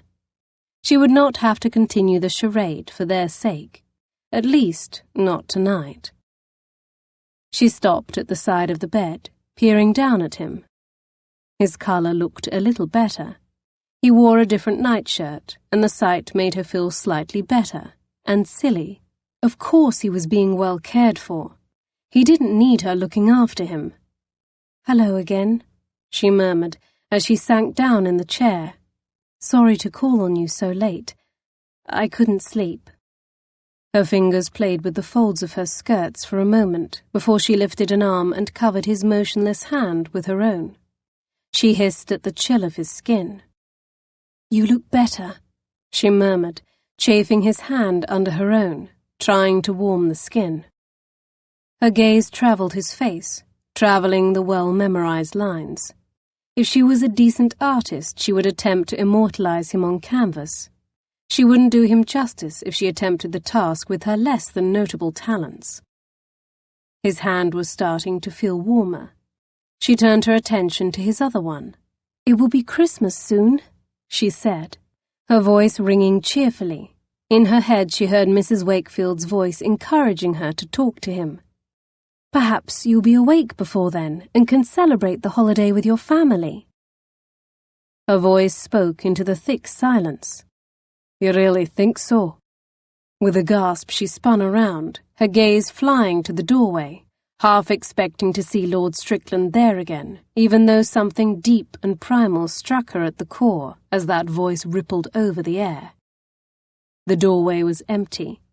She twisted in her chair, searching the room, her gaze landing on a person sitting in a shadowed corner, his big frame dwarfing a wingback chair, booted feet stretched out into the fall of light. Her gaze travelled up those boots and legs. Big hands clasped the chair arms as the body leaned forward, bringing a face out of the shadows. "You!" she croaked, and just like that her stomach dropped to her two big shoes. Of all the faces she wanted to see, Struan Mackenzie's was the last, and yet there he sat, looking at her with equal displeasure and sending her heart into palpitations. "In the flesh," he returned, his gravelly voice sending a rush of goosebumps over her flesh. Suddenly, she was acutely, achingly aware of how alone they were. It was just the three of them, Her lips twisted wryly. Considering one of them was in a coma, it was more accurately the two of them. Chapter 10. Miss Fairchurch, Struan greeted stiffly. In fact, all of him was as rigid as a board, sitting in the chair, watching her from his corner. The only movement was the tapping of his fingers against his thigh. From the moment she had entered and taken position at Autenbury's bedside, tension thrummed through him, vibrating along every nerve. He felt his lip curl as he observed her decidedly one-sided exchange with his half-brother. It was sweet and endearing, and he despised it. He despised her. No, that wasn't true. He felt something other than dislike for her. That much he couldn't deny.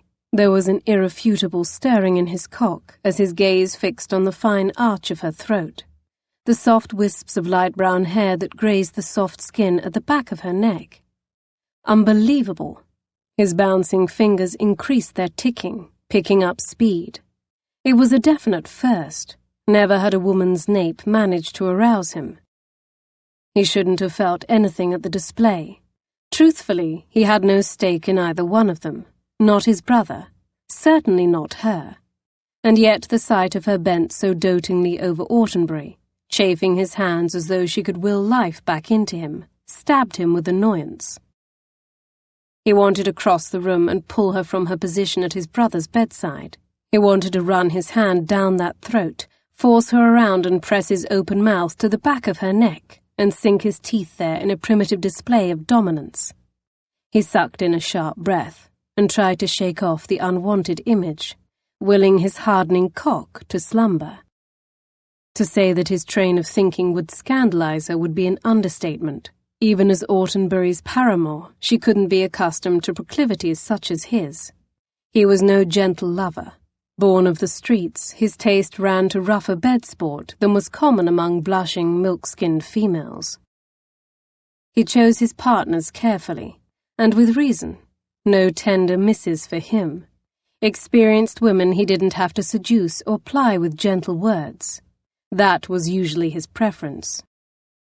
Usually. "You should have alerted me to your presence." Her soft voice was full of accusation. Aye, he should have, but he'd held silent, watching. He did not bring himself to speak, hoping to learn something of her that she would not willingly reveal. "And miss any potential bedside declarations?" he mocked, finally reclaiming his voice. Her features tightened.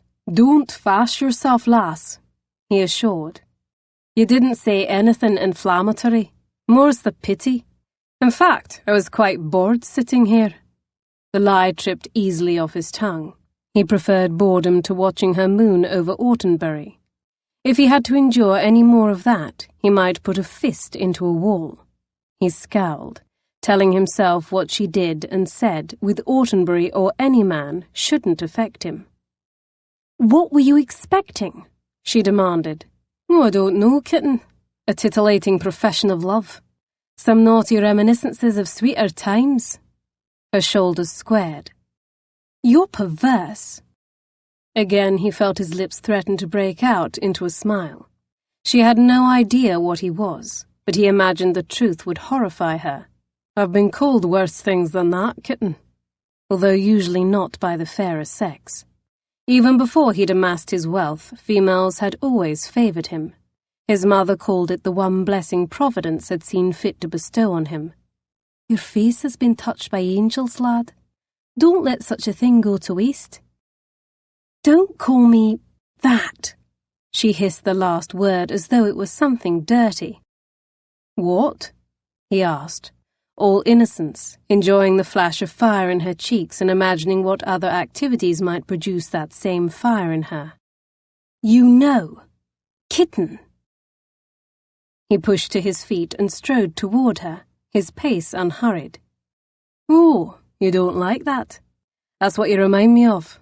Soft and small, with big eyes and tiny sharp teeth and claws, just like a kitten." "It's much too intimate, sir," she reprimanded. those tiny teeth and claws at work as she glared at him. He stopped a few feet from her. She remained sitting, her hand pushing against the chair back, but not moving as she looked up at him. "And what does your Duke call you?" He nodded to the bed. "Miss Fairchurch." He could not stop the sneer from curling his lips. He knew his half-brother's proclivities. They were all the gossip. He did not maintain platonic relationships. He doubted his brother called her Miss Fairchurch as he ploughed between her thighs. That image settled like boiling acid in his stomach. He did not like it. He did not want it. He banished it from his head. Still, he could not deny the truth of it. If this girl was tangled up with Autenbury, their relationship was definitely in the realm of intimate. She needn't act so prudish or pretend with him. He knew what Autenbury was. Consequently, he knew what she was. She was low-hanging fruit, ready to be plucked. So why shouldn't Struan be the next man to pluck her?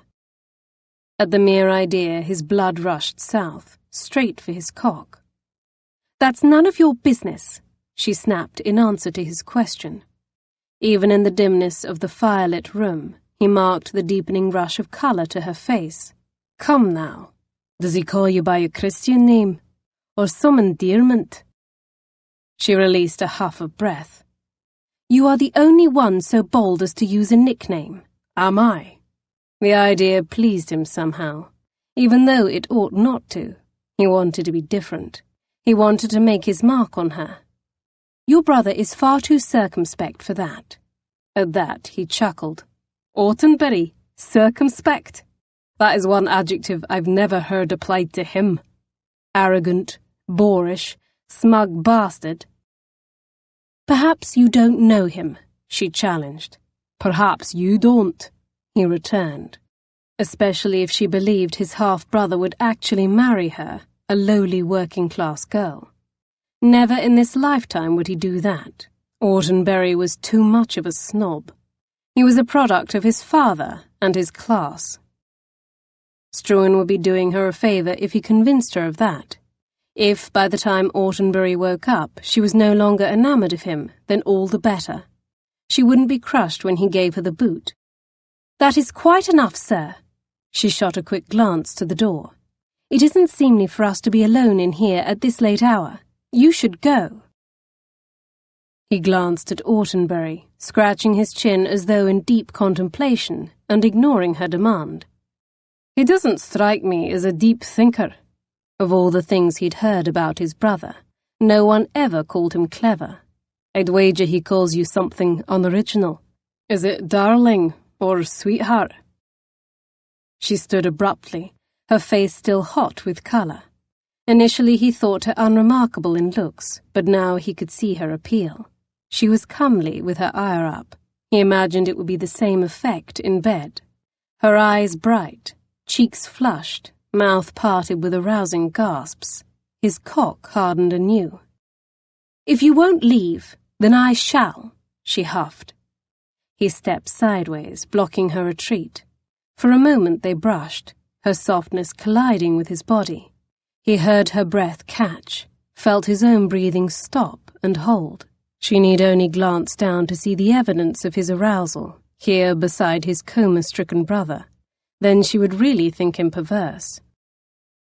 To little surprise, she took a hasty step back, as though fearful of their contact. "We're practically family," he said. "No need to rush away." Her expression turned almost comical. She looked as though she just bit into a tart apple. Her nose wrinkled and her lips worked. "Family? You and me?" She glanced again to where the Duke slept. "That status is built on the fact that you and His Grace are in actuality family." She laughed a touch sharply. "From all accounts, your relationship is strained." True, and the reminder of how precisely unbrotherly their relationship was stung, as it shouldn't. "Oh, listening to gossip, Miss Fairchurch?" A sinister thread wove through his voice.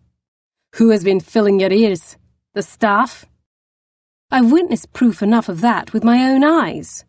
He shrugged. A mere spat, not uncommon among family. Not my family.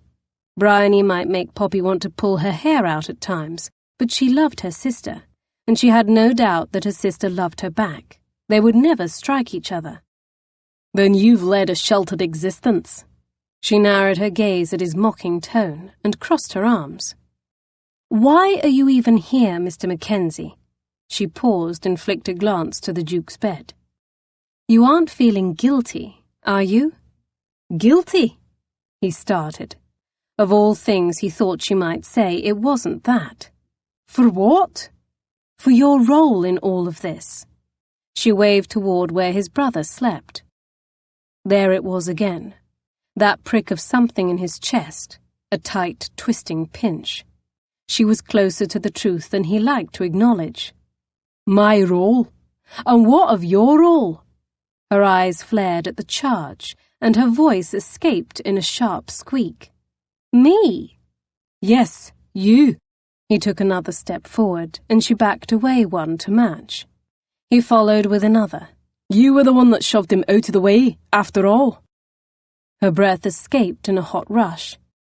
Out of the way of a charging carriage, you mean? Yes, but if you hadn't attacked me, I would have been there in the street with Autenbury.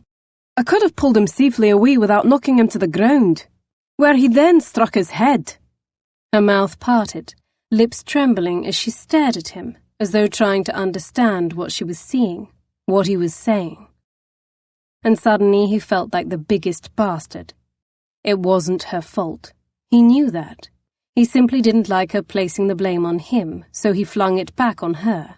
And let's face it, everything in him bristled around her with the need to lash out. He couldn't stop himself. It was primal in nature, almost the same as his urge to grab her and pin her beneath him, to unwrap the camouflage of her pinafore and see just what she hid beneath the trappings of her garments. She at last recovered her voice. By that logic, sir, you could also blame yourself for starting the fight that put you both in the street. An angry breath huffed out of him. For the last time, I did not start that bloody fight, as you well know. You saw it begin. Since when are you so concerned with the truth? She waved to the bed, her bright eyes snapping with emotion. According to you, I'm responsible for putting him in that bed, remember? Her chin went up. You made it abundantly clear that I'm culpable. If he dies, it's on me, you... Her lips worked, searching for a foul enough epithet. She arrived at beast. Before he could form a reply, she dodged past him and fled the room. He stood there for a full minute before releasing a foul curse and giving chase, not about to let her have the last word, and not about to let her leave here with that bit of guilt hanging over her head. Never mind that he had been the individual to plant it in her head to begin with. For some reason, the notion of her in any kind of anguish was unacceptable. Chapter 11. He was horrible. An absolute wretch. How could he possibly even be related to the Honourable Duke of Autenbury? It didn't seem possible that they shared any bloodline at all. There wasn't a scrap of decency to him. She'd been battling her own demons, questioning if she had really saved the Duke when she pushed him out of the carriage's path. Her efforts had only caused him damage after all. And then Struan Mackenzie had come along and only confirmed her suspicions. How dare he so accurately pinpoint and give voice to her most private fears? How dare he take no responsibility for his part in all of this? How dare she care so blasted much what he thought? She scarcely uttered a farewell word for the footman as she stalked out into the wintry night, wrapping herself more fully inside her cloak. Nonsensical mutterings fell from her lips as her boots bit into the walk. She walked at a clipped pace beneath the gaslight cast from the sconces at the gates of Mayfair mansions, her anger notching higher and higher with every stride she took. Gradually she left Mayfair behind, and her surroundings altered to darkened shop fronts closed up for the night. Her steps rang out, echoing on the air as she made her way home. Eventually she became aware of steps thudding behind her. Her heart quickened, and she shot a quick glance over her shoulder, marking a figure in the distance following her. She quickened her pace, and it seemed that the person followed suit. Mrs. Gibbons's words drifted back to haunt her. Could it be a ruffian looking to filch her purse? Her racing heart steadied at the sight of a small group of people walking across the street. It was comforting to see she wasn't entirely alone out in the night. She need only shout out for help if necessary. She darted one more glance behind her. The person behind her was much closer now, and passing directly under a street lamp. She had no difficulty identifying the familiar features of Struan Mackenzie. That fine edge of alarm she first felt when she heard the footsteps tapered into annoyance. She should have known he would follow her. He was persistent that way. Her gaze darted across the street again. The trio of people rounded a corner, leaving both she and Struan Mackenzie alone on the shadowy, fog-shrouded streets. She stopped and spun around, propping her fists on her hips. "Why are you following me? You shouldn't be walking out here this late alone." His voice drew closer as he advanced. "Leave me alone, or I'll call for the watch," she threatened, feeling full of dramatic flair and a bit like her sister in that moment, especially considering she didn't see evidence of a watchman, or anyone for that matter. Now that the people had rounded the street, it felt as though she and Struan Mackenzie were the only two people left in the world. It was rather eerie. A call for help would likely go unheeded, swallowed up in the viscous night. Feeling slightly threatened at that realization, she turned and hastened on her way. Not that she thought he would physically harm her, but there were other ways to do damage, and she was quite positive Struan Mackenzie could easily, effortlessly damage her. His voice followed, hard and fast, and much too close. "Look around you. Do you see any solitary ladies strolling about?" She stubbornly stared ahead and increased her pace. The sooner she reached home, the sooner she would be rid of him. "Come back to the house, and we'll take my coach. I'll see you home." "No, thank you." "Stubborn chit." She whirled around. "I'd appreciate it if you did not call me names simply because I won't let you order me around. Such intimidation won't work with me." Mackenzie slid a step closer, and she managed to hold her ground. "Perhaps you require being ordered around." "By you?" she scoffed. "I managed 20 years without you in my life." Her indignant speech died away as two dark shapes stepped out of the alley bisecting the street directly behind Mackenzie. "Well, what have we here? A toff and his lady." Mackenzie turned slowly to face the strangers while placing a hand on her hip and shoving her behind him. In that moment, she didn't even mind that hand curled around her hip. Not the bold intimacy of it, not how very large his palm and splayed fingers felt against her. All sense of propriety flew to the winds as the air thinned to something that felt cold and clammy on her skin. In this instance, his touch offered solace. Standing on tiptoes, she peered around Mackenzie's great body to scrutinize the men. Suddenly all of Mrs. Gibbons's warnings flooded back, and she tasted coppery fear in her mouth. She hated that the woman was correct. "Good eve, Governor. Why don't you hand over your purse and anything of value, and we won't hurt you or the lady?" Poppy blinked. It was harder to remember to breathe, however. Her chest squeezed. Mackenzie appeared, however, to have no problem functioning. He reached into his coat and pulled out his pocketbook. With a flick of his wrist, he handed it over. No hesitation, no comment, no objection. "Just like that? You're giving it to them?" The question squeaked past her lips before she could consider the wisdom of it. She expected him to offer some modicum of resistance. A great big man like him. She thought he might at least appear menacing. One of the men laughed and elbowed his partner. "Got a feisty one here. More metal than the big lad," he chuckled. "She has a point.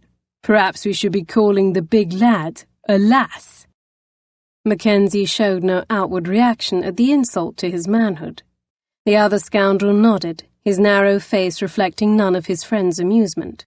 The thin, gaunt lines of his features made him appear practically cadaverous in the murky night. "What else you got besides that pocketbook?" He turned his gaze to Poppy and gave her a slow once-over. Her chin lifted. "I haven't any money." She felt his gaze continue to scan her in the feeble light of the street lamps. "What's that there on your finger? A ring? I'll have it." She immediately covered her mother's wedding ring, as if she could erase the memory of it. It was a simple silver band, etched with her parents' initials. Aside of her memories, it was all she had left of her mother. She shook her head vehemently. "No!" "It's not worth the fight. Give it over," Mackenzie growled without turning to face her. "It's worth it to me," she argued, clutching her hand tighter, glaring at the back of him. "I'm not giving it up." She turned her glare to the pair of villains with their avid, feral eyes. "It's not even gold. Worth nothing." "Then give it over," Mackenzie bit out. "It's sentimental," she argued. Blast him. Whose side was he on? "Very sweet," Cadaver Face uttered, stretching out his arm and flicking his long fingers impatiently. "Now give it to me, before I have to take it from you myself. You don't want me to do that, Poppet. Trust me there. You might find me taking something else for me troubles." Mackenzie turned his face to the side and addressed her through lips that barely moved. "Damn it all! Give over the ring and hold your tongue, girl." She puffed out an angry breath of outrage. No one spoke to her like that. Not even her father used that tone with her. "Just because you're willing to roll over and play coward does not mean I am." With a curse, he turned and grabbed her hand. "What are you?" she sputtered, as Mackenzie seized her finger and worked the ring up the digit. It caught at her knuckle. Still sputtering, she tried to yank her hand away, but his grip was like iron. He twisted the band until it finally slid free. "How dare you!" she screeched, punching his arm several times. His bicep felt like a slab of solid meat, impenetrable to her puny blows. She wondered if he even felt her. "You're as bad as they are." He ignored her and faced the ruffians, tossing the ring up in the air. Cadaver Face caught it neatly in his hand, and her heart sank, dropping to her feet. He faced the men again. "You've got what you want. Now go," he said, as though he had not just handed over a keepsake that meant so much to her, as though he had not cut out a very important piece of her heart. She blinked burning eyes. Her thumb swept over the back of her finger, marveling at how it suddenly felt so strange and bare there, like the slick, smooth skin of a scar. She couldn't help herself. She made a sound of disgust and crossed her arms. For all his air of menace and brawn, Struan Mackenzie was about as imposing as an iced biscuit. Cadaver Face pocketed the ring and stepped to the side with all the idleness of a man strolling the park. He peered at her where she stood with her arms crossed. "Never would have expected a small package to possess such fire." "I like her. What about you, Cam? What do you think?"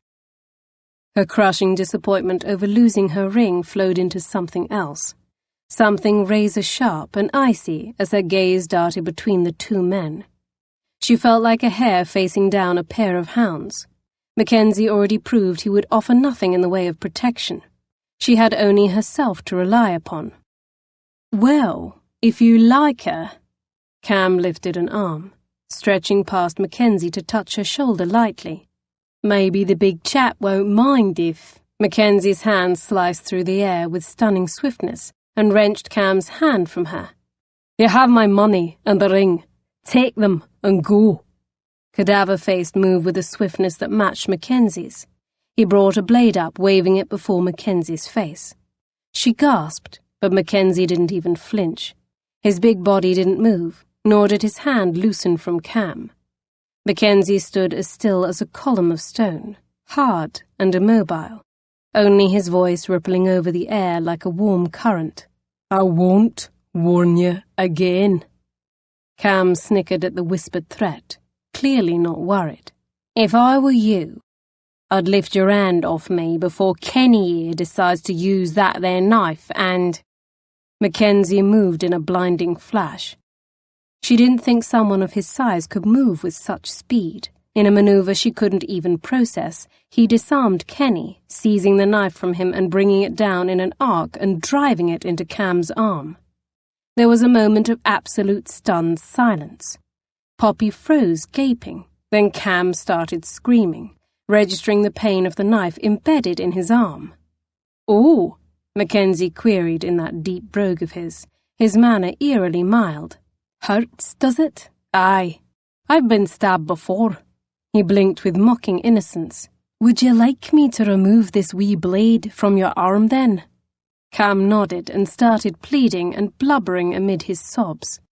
Kenny made a move as though to do it for him, but Mackenzie waved him away and turned the hilt of the blade, twisting and digging it deeper into his cohort's arm, producing a fresh wave of sobs.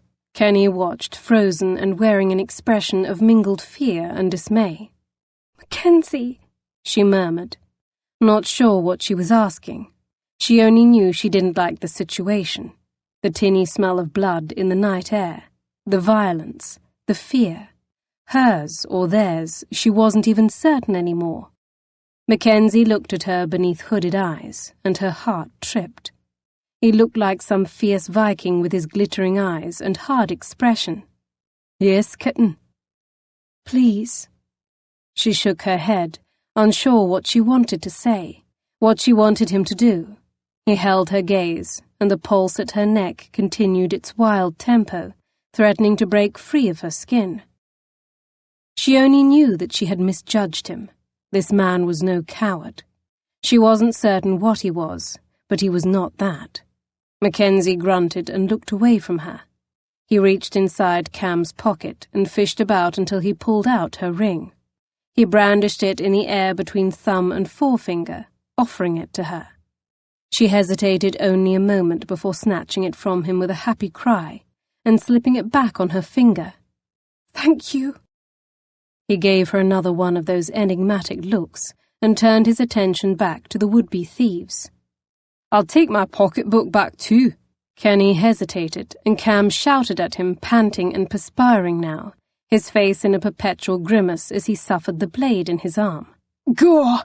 Give the man what he wants!" Kenny fumbled for the purse and practically threw it in their direction. Mackenzie caught it nimbly and slid it back inside his jacket.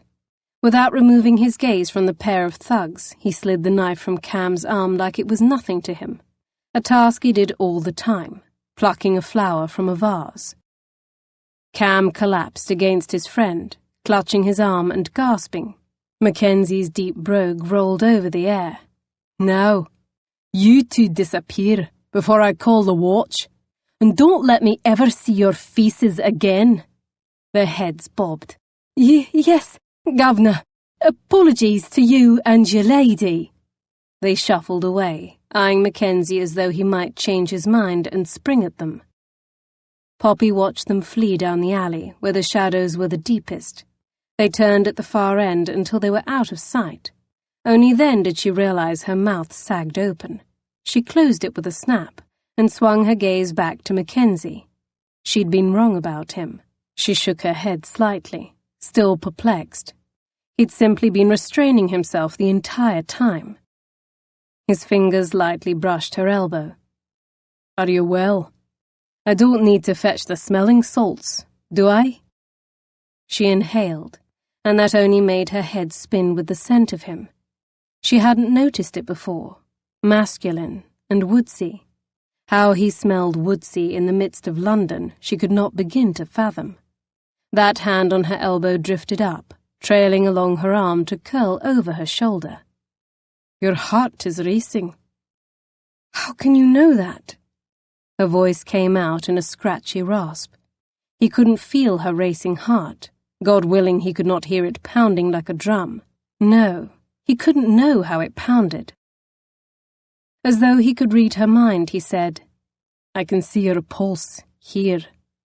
His gloved fingers brushed the patch of skin visible at the base of her throat. Her breath quickened at the sensation. It's fighting against your skin."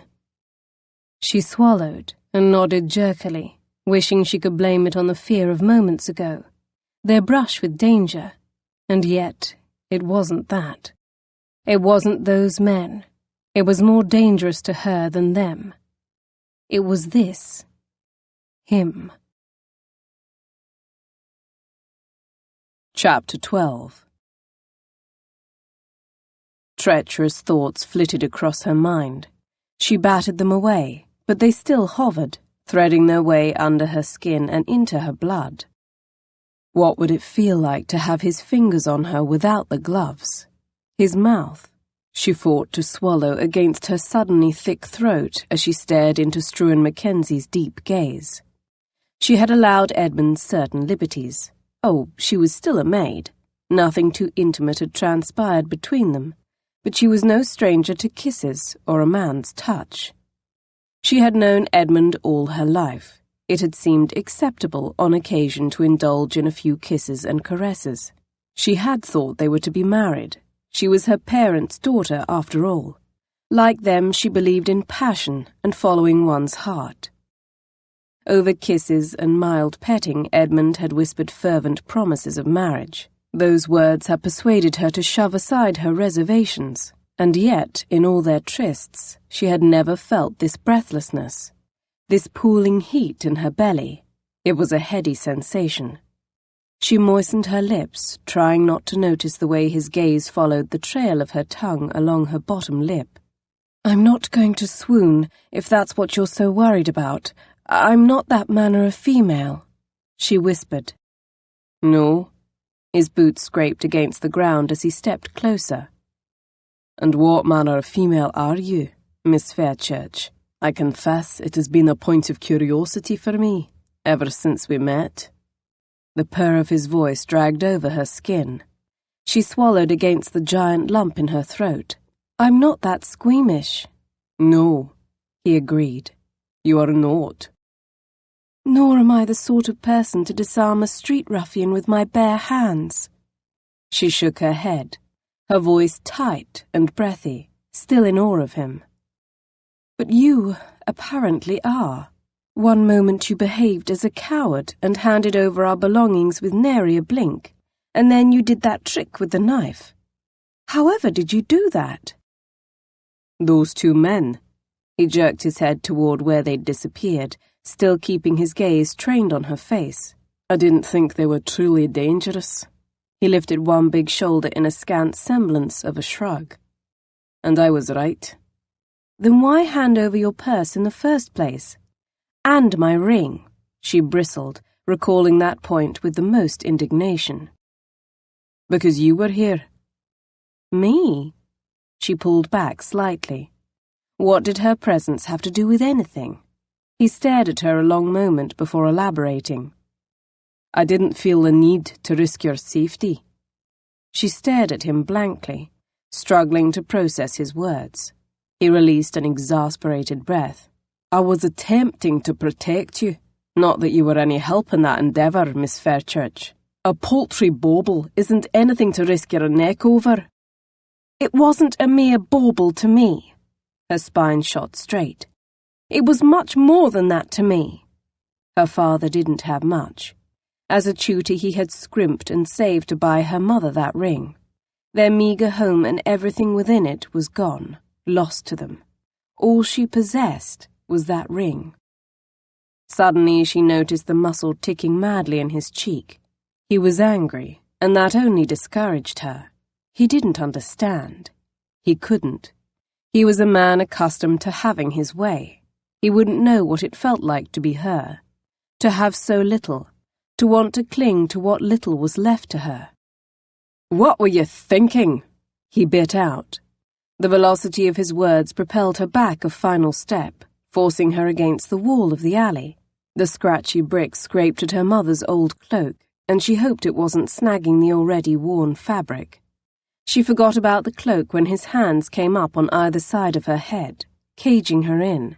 She gasped and looked left and right at the hard arms on either side of her head. He continued, "A token from your lover isn't worth calling attention to yourself." And that's precisely what you did when you refused to give that ring up. A token from my lover. Is that what he thought? He was wrong. So wrong. Was that why he cared so little about giving away her ring? She longed to smack that smug condescension off his face. Her lips worked, but her outrage blocked anything coherent from forming on her lips. Am I incorrect? Did Autenbury not give you the ring? He sneered, as though he were deliberately trying to be cruel. As though he wanted to hurt her, like the mean girls back home who took jabs at her once it became clear that her sister far outshone her. When Bryony was 11 years old, her beauty was already glaringly obvious. I admit it's rather modest. I'd expect something more extravagant from him. A certain thickness entered his voice as he demanded, A different lover, then? He leaned in, his breath on her cheek, sending ripples of awareness through her. You cad, she charged. The ring was from no lover. It was my mother's ring. He fell silent at that, just the fall of his breath so close on her skin. An apology would be the gentlemanly thing to do at this point. She got out past her clogged throat. One corner of his mouth curled. I'm a bastard, born to the streets of Glasgow. Never mistake me for a gentleman. Duly noted. Did you not hear me warn you to keep quiet? He growled, evidently moving on to the next subject. Indeed, I seem to recall you ordered me to hold my tongue. Maybe if you had not spoken to me like a senseless child. Should I have taken a few minutes to politely and gently explain to you that I did not want to draw undue attention to your person in front of those ruffians? Rather counterproductive. He was maddening, trying to make her feel dense. And foolish. True, he was succeeding, but damn if she would let him know it. Her eyes burned, but she blinked the fire from them. His head canted in a way that reminded her of a predator right before it pounced on its victim. I've saved your life twice now in so many days, Miss Fairchild. How on earth have you managed to arrive at your age unscathed? She breathed through her nose, controlling her ire. She'd never been a temperamental individual, but this man brought out the worst in her. You know as well as I do that they weren't about murder. Nothing as dire as that, she said in an attempt to make light of the night's brush with danger. The words only seemed to enrage him. His eyes went black. He thrust his face closer, his voice a hiss as he lifted one hand from the wall by her ear and lightly circled her bare throat. Not strangling, although she imagined he would like to do that very thing. No. His touch was gentle, his thumb brushing the side of her neck in the most distracting manner. What are you? She started to say. He cut her off. You cannot be that naive. How could you mistake their intent when they said they liked you? His gaze travelled over her insolently. Not that he could see much of her beneath her voluminous cloak, but she felt stripped naked. They sought to relieve you of something far more valuable than a mere bauble. I'm certain that clever brain of yours can surmise to what I refer. She did, but she wouldn't humour him with a response. He continued. It's one thing to let them take your ring and my money. Another thing entirely to let them put a hand on you. Her breath hitched at the sudden deep timbre of his voice. She read menace in his eyes. He sounded and looked as though he could kill for her. She'd never felt that before, never felt that there was anyone out there who would go to extreme lengths for her. It was strange. It filled her with an anxious giddiness, and that terrified her. She did not need to be feeling that way, especially not with him. Poppy, the hushed whisper of her name, the first time she had ever heard him say her Christian name, only made that giddiness spread through her in the most awful, traitorous way. That's Miss Fairchurch to you, she reprimanded, her voice gentle and lacking all heat. He lowered his head. Poppy, he repeated, as though she had not corrected him. More than likely he simply did not care. She knew that he put little value into her wishes.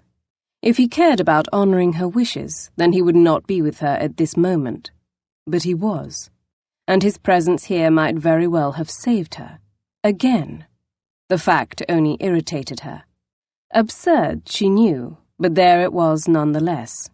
She was now indebted to him for her life no less than 2 times. Her pulse hammered at her throat. No doubt he could feel it with his hand on her. His fingers moved again, grazing her skin, his touch warm through his gloves. Hot, actually. She felt singed, burned at his caress. Any attempt to speak was impossible in that moment, not with him looking at her as though he wanted to strangle her, or do something else to her. He truly must hate her. No one had ever touched her thusly, or addressed her so boldly, or looked at her with such intensity. His green eyes looked dark, black eyes, pirate eyes. "No more," he warned. "No more venturing out alone at night." Her chest swelled on an indignant breath. Who did he think he was? "I don't take commands from you." "Hell's teeth, woman! Do you ever simply admit you've made a mistake and back down?" "To you?" she scoffed, glaring at this bossy male before her and wondering how it had come to this. Yes, he had a point. She wasn't typically stubborn, but glaring up at his angry face, she couldn't give an inch. Everything inside her rebelled at the notion. A few days ago the Duke of Autenbury was merely a fantasy, and this brother of his not even known to her. "You are no one in my life," she said, in a voice fraught with tension. "You cannot tell me what to—" "Oh, I can," he bit out, his voice a gravelly purr that abraded her skin and sparked something inside her. His hand slid around her nape and hauled her closer. His pirate's eyes swallowed her up and forced all the air out from her lungs in one great rush. "I will." She opened her mouth to protest, but his mouth covered hers, claimed her. It was the only word for it. This was a taking, and she, the taken. Chapter 13. Struan Mackenzie smothered any words she might have thought to say. In fact, thoughts were wild and fleeting once his mouth touched hers. Sensations and emotions, however, abounded. Shock, outrage, the utter strangeness of it all. Her head spun. She'd been kissed before. This shouldn't feel so totally foreign to her, but kissing had never been this before. She gasped, and he took full advantage. His tongue slid inside her mouth, warm, slick, wet. Astonished, she stood frozen, motionless, letting him have his way with her mouth. Plunder at will, appropriate for a man with pirate's eyes. His thumb nudged under her chin, forcing her head back, and that only deepened the kiss, made it wetter, hotter, better. Heaven save her. She was getting squirmy all over. That had never happened before either. What was happening? What was she doing? What was she letting him do? She hated him, and yet she had this mad impulse to fling her arms around his shoulders, wrap her legs around him. Outrageous. Not at all how she should feel. Certainly not with him. She hated him. He hated her. Didn't he? Of course he did. No matter what his mouth was doing to her, no matter how his gloved thumb grazed the side of her neck. They had done nothing but quarrel from the start, ever since she saw him battering her poor Duke. Rightly so. He was a brute, rude and insulting. And yet it was a strange thing to reconcile hatred when his mouth was moving so expertly over hers. Men did not kiss women they did not like. Immediately a voice rose up inside her to contradict. Well, some men did kiss women for whom they felt nothing. She wasn't so naive that she didn't know men weren't above using women, especially women they felt were somehow less. Indeed, it was those very men that Poppy guarded Bryony against. It was her duty to make certain no man looked at Bryony as a meaningless vessel and decided she was a female who didn't matter. She pulled up hard. Did Struan Mackenzie think she was that sort of woman? That she did not matter? The notion made her sick. She brought her hands up between them. She pressed both palms flat against his chest. A definite distraction, that chest. It was muscled and hard. She didn't know gentlemen could feel so very solid. Shaking off the thought, she gave him a hearty shove. The kind of shove she imagined would succeed in budging him, and it did. His lips lifted from hers with a strange puff of sound that resembled words. In his gravelly brogue she translated it to mean, "What did you do that for?" She couldn't be certain. Just the sound of that voice stroked something deep inside her. His voice seduced. It wasn't fair. His pirate's eyes fixed on her, mesmerizing. All at once she wasn't pushing so hard at his chest anymore. Her hands relaxed, palms softening against him. His head dipped toward her, moving slowly, his intent clear as his eyes drifted over her face. She had all the time to move, to protest, but his sinful eyes mesmerized her. His mouth touched hers again, soft at first, and then more firmly. She forced herself to remain utterly still as he nudged her lips apart. Not an easy feat. Her lips yearned to react, and all her lady parts hummed and throbbed in the most delicious yet painful manner. Strange how one could feel both pain and pleasure. "Come, Poppy," he murmured against her mouth, his tongue gliding along her bottom lip and igniting a tremor through her. "Kiss me back." She gave the barest shake of her head, and he chuckled, the sound dark and rich. "So stubborn. You know you want to," he coaxed. "I can feel your heart pounding." Oh, he was ruthless. But she would resist him. He pulled her bottom lip between his teeth, and her core clenched in response. She would. She must. Suddenly he bent his knees, crouching his great height so that their faces were on level. He wrapped his arms around her waist and lifted her off the ground as though she weighed nothing at all. She squeaked, her hands flying to his shoulders. "What are you—" "Lock your legs around me." With their faces level, she stared wide-eyed at him. She opened her mouth to refuse, but that brogue of his filled the space between them, hard with command, yet husky with something that spoke to all the tender and aching places inside her. "Do it, kitten." She obeyed, hopping up slightly until her legs locked around his hips. He brought his big hands to each of her thighs, fingers digging through her skirts and adjusting her so that her sex met directly with the stiff bulge of his manhood. Even through the fabric of her skirt she could feel him, and she had to stop herself from rocking into the beckoning ridge. It was like she was outside herself, a voyeur looking down at this woman she didn't know, who followed the lead of a man much too masculine, whose brutal beauty and hypnotic voice robbed her of all sense. He withheld his mouth from hers, waiting for her. His warm breath gusted her cheek. His mouth was so close, tantalizingly close. She caught a whiff of the heady scent of him again. Her gaze darted from his lips to his eyes, so dark and compelling. They pulled her in, muddied her thoughts. She leaned in slightly, forgetting everything, wanting that mouth even though everything about this was wrong. She couldn't think.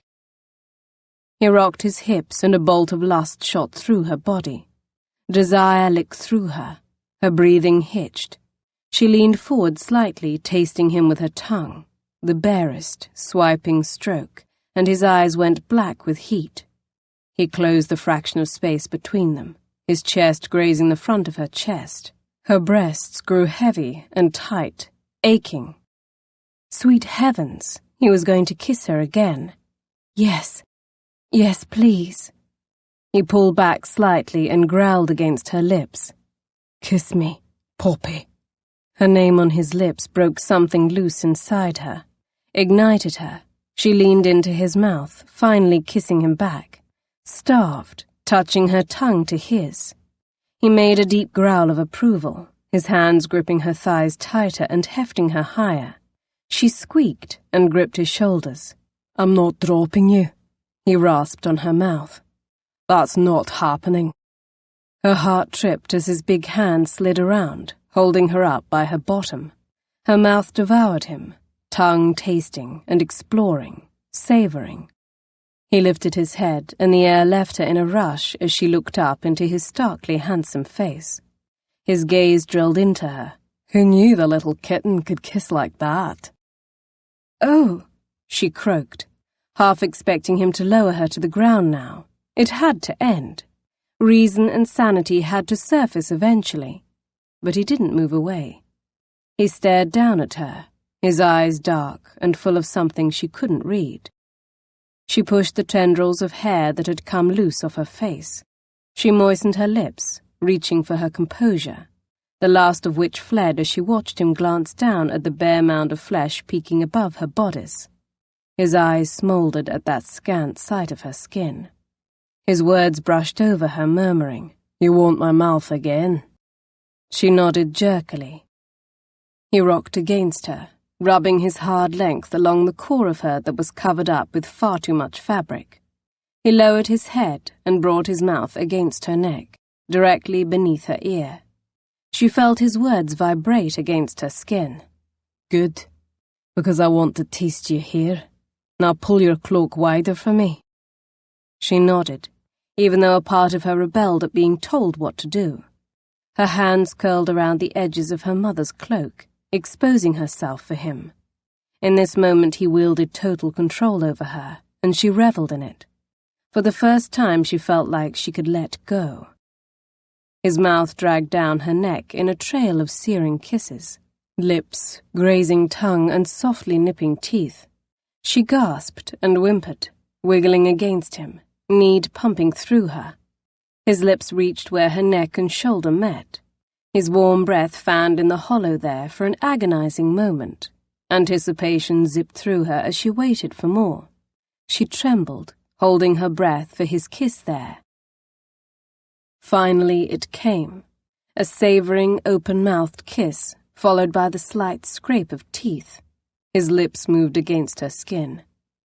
"You taste so good, Poppy, like there's nectar buried in your skin." She shivered at his words, and his teeth sank deeper, marking her, claiming her.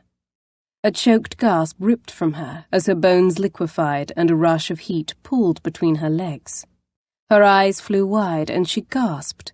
She had no idea that a bite could affect her so pleasurably, that she would like such a wicked thing so much, that she would feel it so deeply. He pulled back, laving the tender flesh with his tongue. Her head spun, chest lifting with ragged breaths. His eyes gleamed down at her. "See? We can get along." What? There are benefits to being more amenable. Amenable, she echoed, attempting to shake off the fog of desire. "Oh!" She pushed at his rock-solid shoulders. His hands adjusted on her, leveraging her so that the hard ridge of his manhood thrust harder against her, deliciously so. She gasped and bit her lip in an attempt to cut off the sound and not appear the total wanton. Little late for that, Poppy. "Wouldn't you rather be doing this than fighting? You and I would fit together just right, lass." She shuddered. Yes. Yes. She was damp directly where she rode him, his hardness rubbing deeply against her. Dear heavens! Shame washed over her as an invisible band coiled tighter and tighter in her belly. He could probably feel how moist she was between their clothing. As much as that mortified her, it didn't stop her from whimpering and moving against him, seeking something near and yet elusive. His lips returned to her throat, and she was helpless against arching into that mouth. "You're wasted on him," he growled against her skin. The words vibrated through her, shaking her awake. She did not mistake his meaning. He was saying she was wasted on the Duke, because he thought she was with the Duke. He thought they were together romantically, intimately. He thought she had been like this with his brother, mouth to skin, their bodies straining against each other in full, heart-pounding hunger. It was a sobering thought. It made her feel tawdry and something else. Something confusing and different and not unpleasant. She felt desired, coveted, and it made her heart swell inside her too tight ribcage. In this moment, she could not imagine doing this with anyone else. She could not imagine anyone except Struan Mackenzie provoking these sensations in her. She was a sinful creature, to be sure.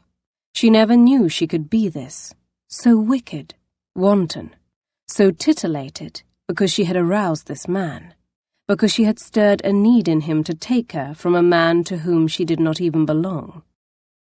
This entire situation was out of control. She was out of control. Jarred, she blinked and looked around, seeing the alley in which they stood, the cloak of night with its shifting mist, his body pressed against hers, her legs wrapped around him. This was depraved. She'd gone mad. Stark, raving, mad. Stop! A single word, but he lifted his mouth from her neck. He released her. Her legs slid back down, feet landing on solid earth, right alongside her judgment. She looked up into his eyes. They were a dark forest, the green lost to the night, unreadable as they crawled over her face. This was a mistake, she whispered, looking down at herself, smoothing a hand down her rumpled cloak. He snorted, and she cast him a sharp look. A mistake, she repeated. You weren't saying that moments ago. You were as hot for it as any lass I've ever had. I must confess a little surprise. I didn't think you would be quite so proficient. Angry heat stung her cheeks. Why shouldn't he think she would be good at amorous endeavours? As soon as the indignant thought entered her head, she slapped it away. A lady shouldn't take offence over such a thing. Indeed, a lady would never have permitted a rogue like Struan Mackenzie such liberties. He continued, although I suppose I should have surmised a certain aptitude from you, since you secured my brother's interest.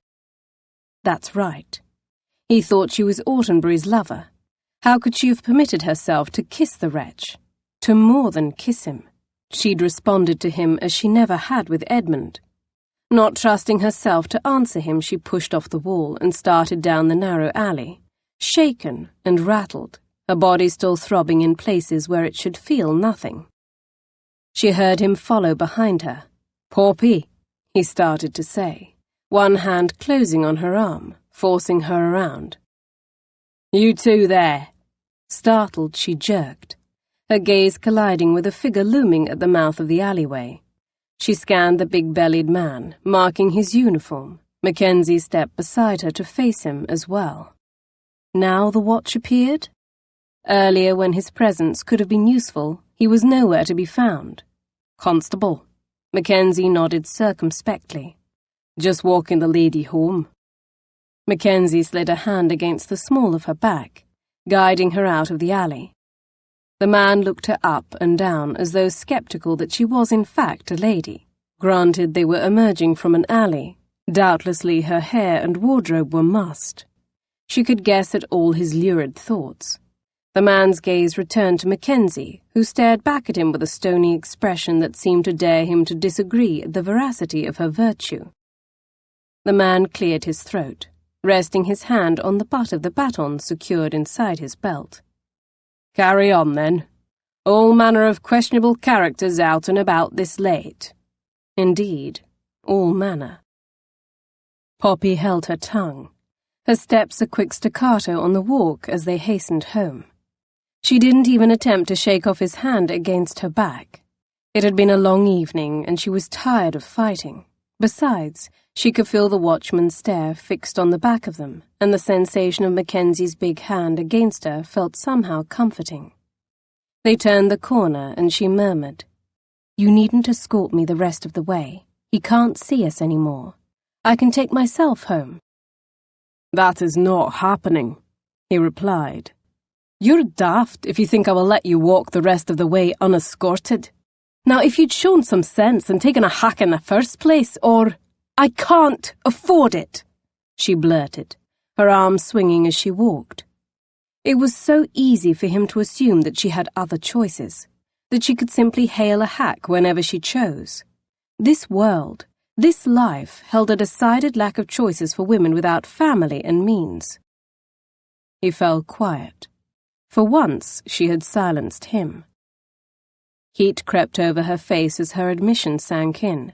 Only now did she feel embarrassed and vulnerable that she had admitted such a thing to him. In his eyes, in the eyes of a man who was clearly as rich as Croesus, it felt like a weakness. She felt small and pitiable, and she hated that. She hated being on the receiving end of anyone's pity. She had endured enough of that in her life, after her father's death, after Edmund's rejection, after every time people met her stunning sister and then looked at her, comparing her much plainer looks to Bryony's and finding her lacking. "It's a matter of funds," he demanded.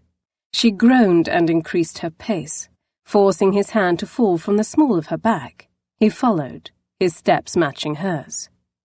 "You say that as though it's an issue of no concern," she accused. "For some of us, it is. I find it hard to believe that Autumnbury's paramour would be living short on funds." There it was again, that insulting and erroneous assumption. He thought she was Marcus's lover, even after the way she had just kissed him and let him touch her. He thought she was his brother's lover. Instead of bothering to correct him, she cut him a swift glance. "Last time I checked, your brother is in a coma, and you have no nest set aside. No pin money from him?" He made her sound like a kept woman. "No." It was the only word she could manage. He made a sound. "Not much of a protector, my brother." His words rang in her head, and she shivered. "You're wasted on him." She knew he was thinking that again. "Can we not discuss this? He's more like our father than I realized, shagging with little thought to anything else, to anyone." She glanced back at him, stumbling slightly. He caught hold of her elbow, his gaze cutting and direct. His implication was clear. With any thought to you. "Oh, and you would never do such a thing." Her voice trembled, betraying her. "You who claim to be no gentleman." His fingers tightened marginally on her. "I am no gentleman." He tugged her closer, his mouth a hair's breadth from her own. "But I take care of what's mine." Her stomach quivered at his pronouncement. She felt his words as deeply as she had felt his teeth on her flesh. She swallowed and twisted her arm free. He let her go, watching her as though he would very much like to take a bite out of her again. She moved ahead of him. As predicted, he followed. It took 2 blocks for her to recover her voice. "Let us just forget this happened." He didn't reply for some moments, and she felt something akin to relief. Perhaps she need say nothing more. Perhaps they would carry on and forget that kiss. Forget all of this had ever happened between them. "Can you do that?" He angled his head as though interested in her response. Not that he gave her time to reply. "You're lying if you say you can." "I can," she insisted. "Then I can't." She sent him a startled glance. Clearly he didn't mean that. She snapped her face forward again, looking straight ahead. "I am your brother's fiancée." Now seemed as good a time as any to cling to that particular falsehood. "Are you?" There he went again, with the mocking skepticism. She stopped hard for a moment and glanced up at him before resuming walking, her pace as brisk as ever. "You know I am." She lifted her chin, hoping to appear confident and not defensive. "Then why did you kiss me back?" "Did I?" she challenged, and somehow didn't choke on that prevarication. He chuckled. "Not at first, perhaps. Once your surprise ebbed away, you most definitely kissed me back. I wouldn't call that the behavior of a woman happily betrothed to another man, but don't torture yourself. I won't tell anyone." And it was nice. Unexpectedly so. They turned onto her street. Nice. That shattering kiss was simply nice for him. She seethed inside. Feminine pride she didn't know she possessed stinging. It had been more than nice. Every other kiss she'd experienced paled beside a kiss from this wretch of a man. She stopped before her lodging house and turned smartly on her heels to face him. He was busy looking at her residence, his forehead knitting as he took it in. "This is where you live?" She squared her shoulders, perfectly aware of her humble dwelling, but seeing it now, through his eyes, she felt suddenly embarrassed. "Yes, you know as much." "Autumnbury lets you live here." "No one lets me do anything, even Autumnbury. I make my own decisions." He looked back at her curiously, and she couldn't deny that it must look odd that the Duke of Autumnbury would be affianced to someone who lived in a place like this. "Doesn't sound much like Autumnbury." "Perhaps you don't know your brother as well as you think you do." He shot another quick glance at the boarding house. "I think I may know him better than you do. I know a side to him that the world rarely sees." A strange, pensive tone entered his voice, and she wondered what he was thinking. She would hazard that it had to do with whatever rift stood between them. She cleared her throat, and he turned his attention back to her. "It's late." She motioned to the door. "I should go in. Thank you for driving me mad, insulting me, accosting me, kissing me, walking me home." "I didn't give you a choice." "No," she gave the barest smile. "You didn't." "No more walking alone at night?" Instead of arguing or exchanging sniping words, she lifted the hem of her cloak and started up the steps leading into the house. "Miss Fairchurch." She looked over her shoulder at him. He stood with his legs braced, a pirate at the prow of his ship, gazing up at her. "I look forward to seeing you again." Her pulse spiked at his words. Turning, she ascended the final steps and entered the house, shaken, furious. Furious with herself for letting things go so far with Struan Mackenzie. Furious that she had revelled in every moment of it. What would he think? What would he do when he found out the truth? The prospect made her shiver. A man like Struan would not appreciate being made a fool, and she was certain that's how he would feel.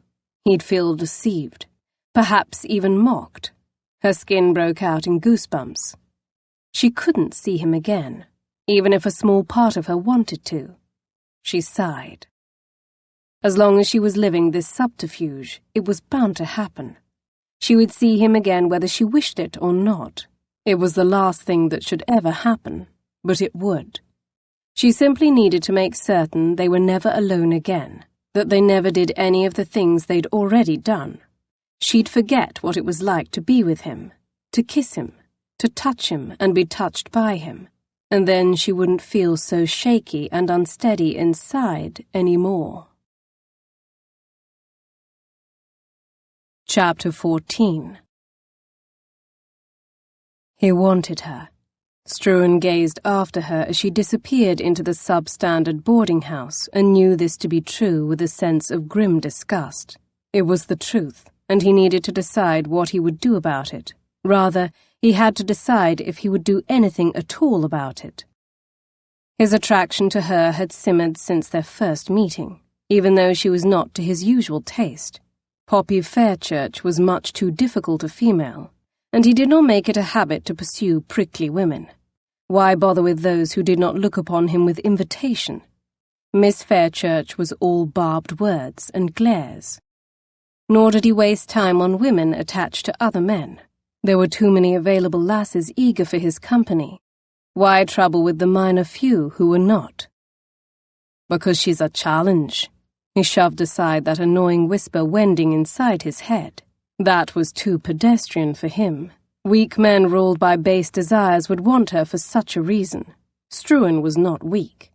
He did not need the conquest of a woman to inflate his ego. "So then why do you want her so badly?" For a while when he'd first arrived in London, he'd considered marrying. He set his sights on one female in particular, the Duke of Banbury's sister, Lady Aurelia. She was comely, and her family's lauded position in society had appealed to him for wholly self-seeking reasons. It would have been nice to rub Autumnbury's face in the fact that he'd wed a duke's daughter. He'd moved on from her, however, when it became apparent that her heart lay with another.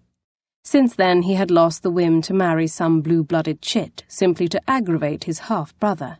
Although what better way to irk him than to seduce his woman?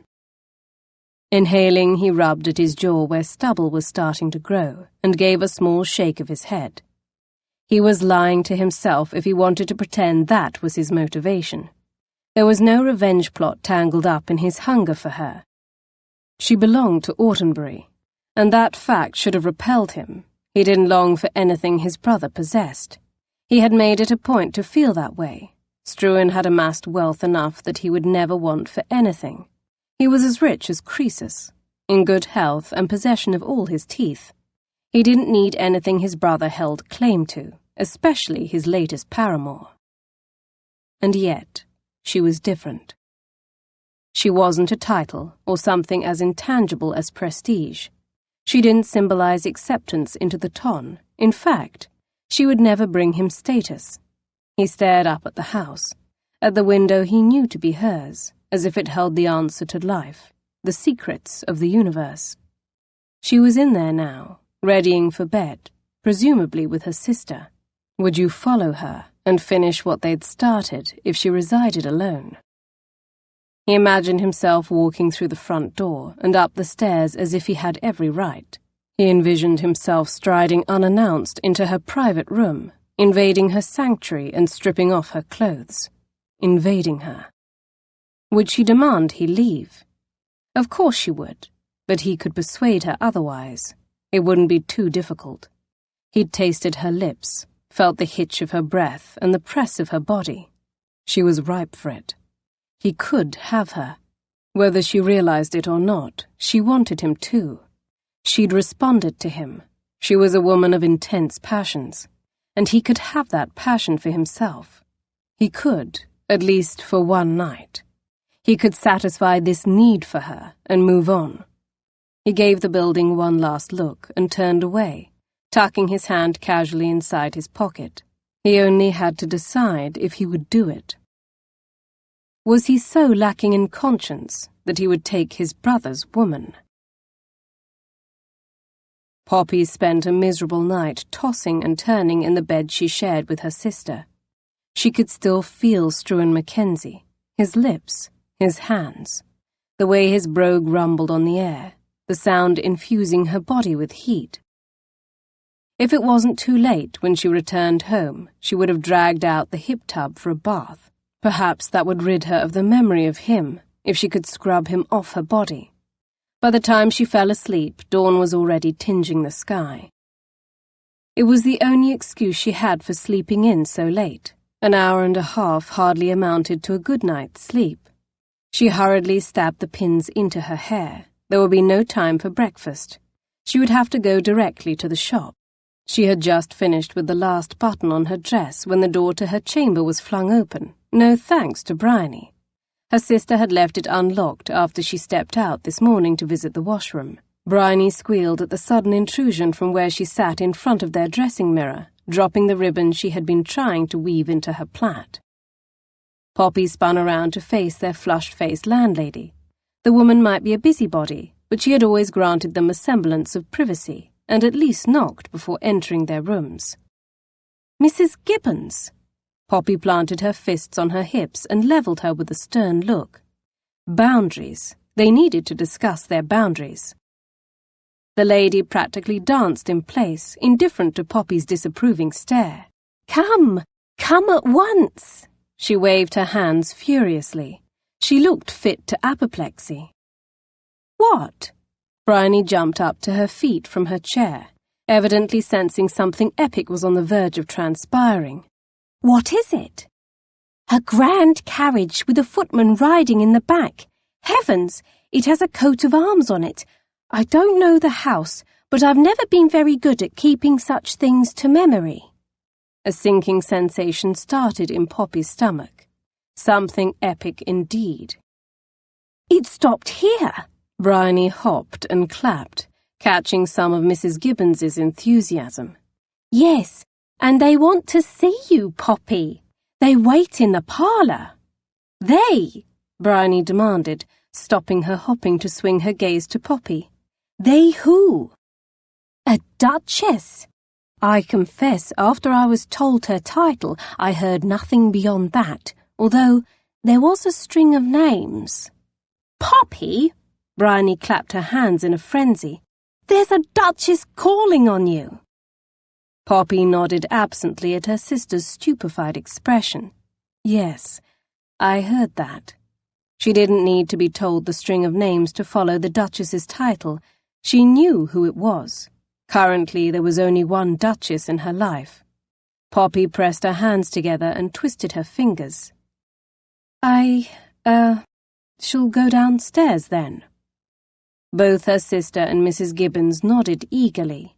Yes, do hurry. Don't keep her waiting. She smoothed her hands over her dress and walked with far more composure than she felt down the stairs and into the parlour. Mrs. Gibbons and her sister refrained from following, and she knew that must have been a true feat for the both of them. Indeed, the Duchess was there, waiting in the parlour, as well as her daughter and stepdaughter. All three were elegantly attired for travelling, their hands delicately folded in their laps. Your Grace, ladies. Poppy executed what she hoped was an adequate curtsy. Ah, there you are, dearest. Her Grace rose from Mrs. Gibbons's shabby sofa and crossed the room to embrace her, the sensation of her slim, beringed fingers patting her back still strange and bewildering. Poppy closed her eyes in a long blink and patted the lady's back in turn, still marvelling over how she ended up in this situation. Poppy? She pulled back and turned quickly at her sister's arrival in the parlour. Her stomach sank. So much for her staying put. Bryony, she returned. This is the Duchess of Autumnbury, and her daughter and stepdaughter, the ladies Clara and Enid. Bryony, never at a loss for words, was speechless. She could only gawk, her head bobbing up and down as she assessed the three ladies in all their finery and elegant coiffures. They were resplendent in colourful dresses, the drab background of Mrs. Gibbons's parlour all the more dreary as it framed them. I didn't know you had a sister, the young Duchess exclaimed, stepping forward to assess Bryony with keen, interested eyes. Bryony pressed a little closer to Poppy's side, for once appearing almost shy. I didn't know you had a duchess, she whispered for Poppy's ears alone, as she in turn assessed the ebony-haired beauty. The Dowager Duchess of Autumnbury stopped directly in front of Bryony, her dark eyes softly reprimanding as they settled on Poppy. How remiss of you! What a stunning creature! How old are you, dear? 15, Ma'am, my lady, she stammered, and performed a clumsy curtsy. Poppy leaned toward her ear. Your Grace, she corrected. Your Grace, Bryony chirped, colour suffusing her face. Your Grace. The Dowager clapped her hands together and held her palms pressed together. Charming, she pronounced in her heavy accent. You're near the same age as my own sweet daughter. She motioned to Clara. I am certain you will be fast friends. The girl stepped forward and nodded in greeting at Bryony. Bryony's wide eyes travelled over the girl in her stylish pink and blue striped muslin trimmed with matching fur. How delightful, Poppy murmured. It will be nice to have two girls of like age in the family. Yes, Lady Enid chimed in drolly. Perhaps I won't be the only one to endure the little magpie now. Oh, posh! Your life would be a dreadful bore without me, Enid. You love me, Clara insisted with easy conviction, flashing a dimple as she grinned.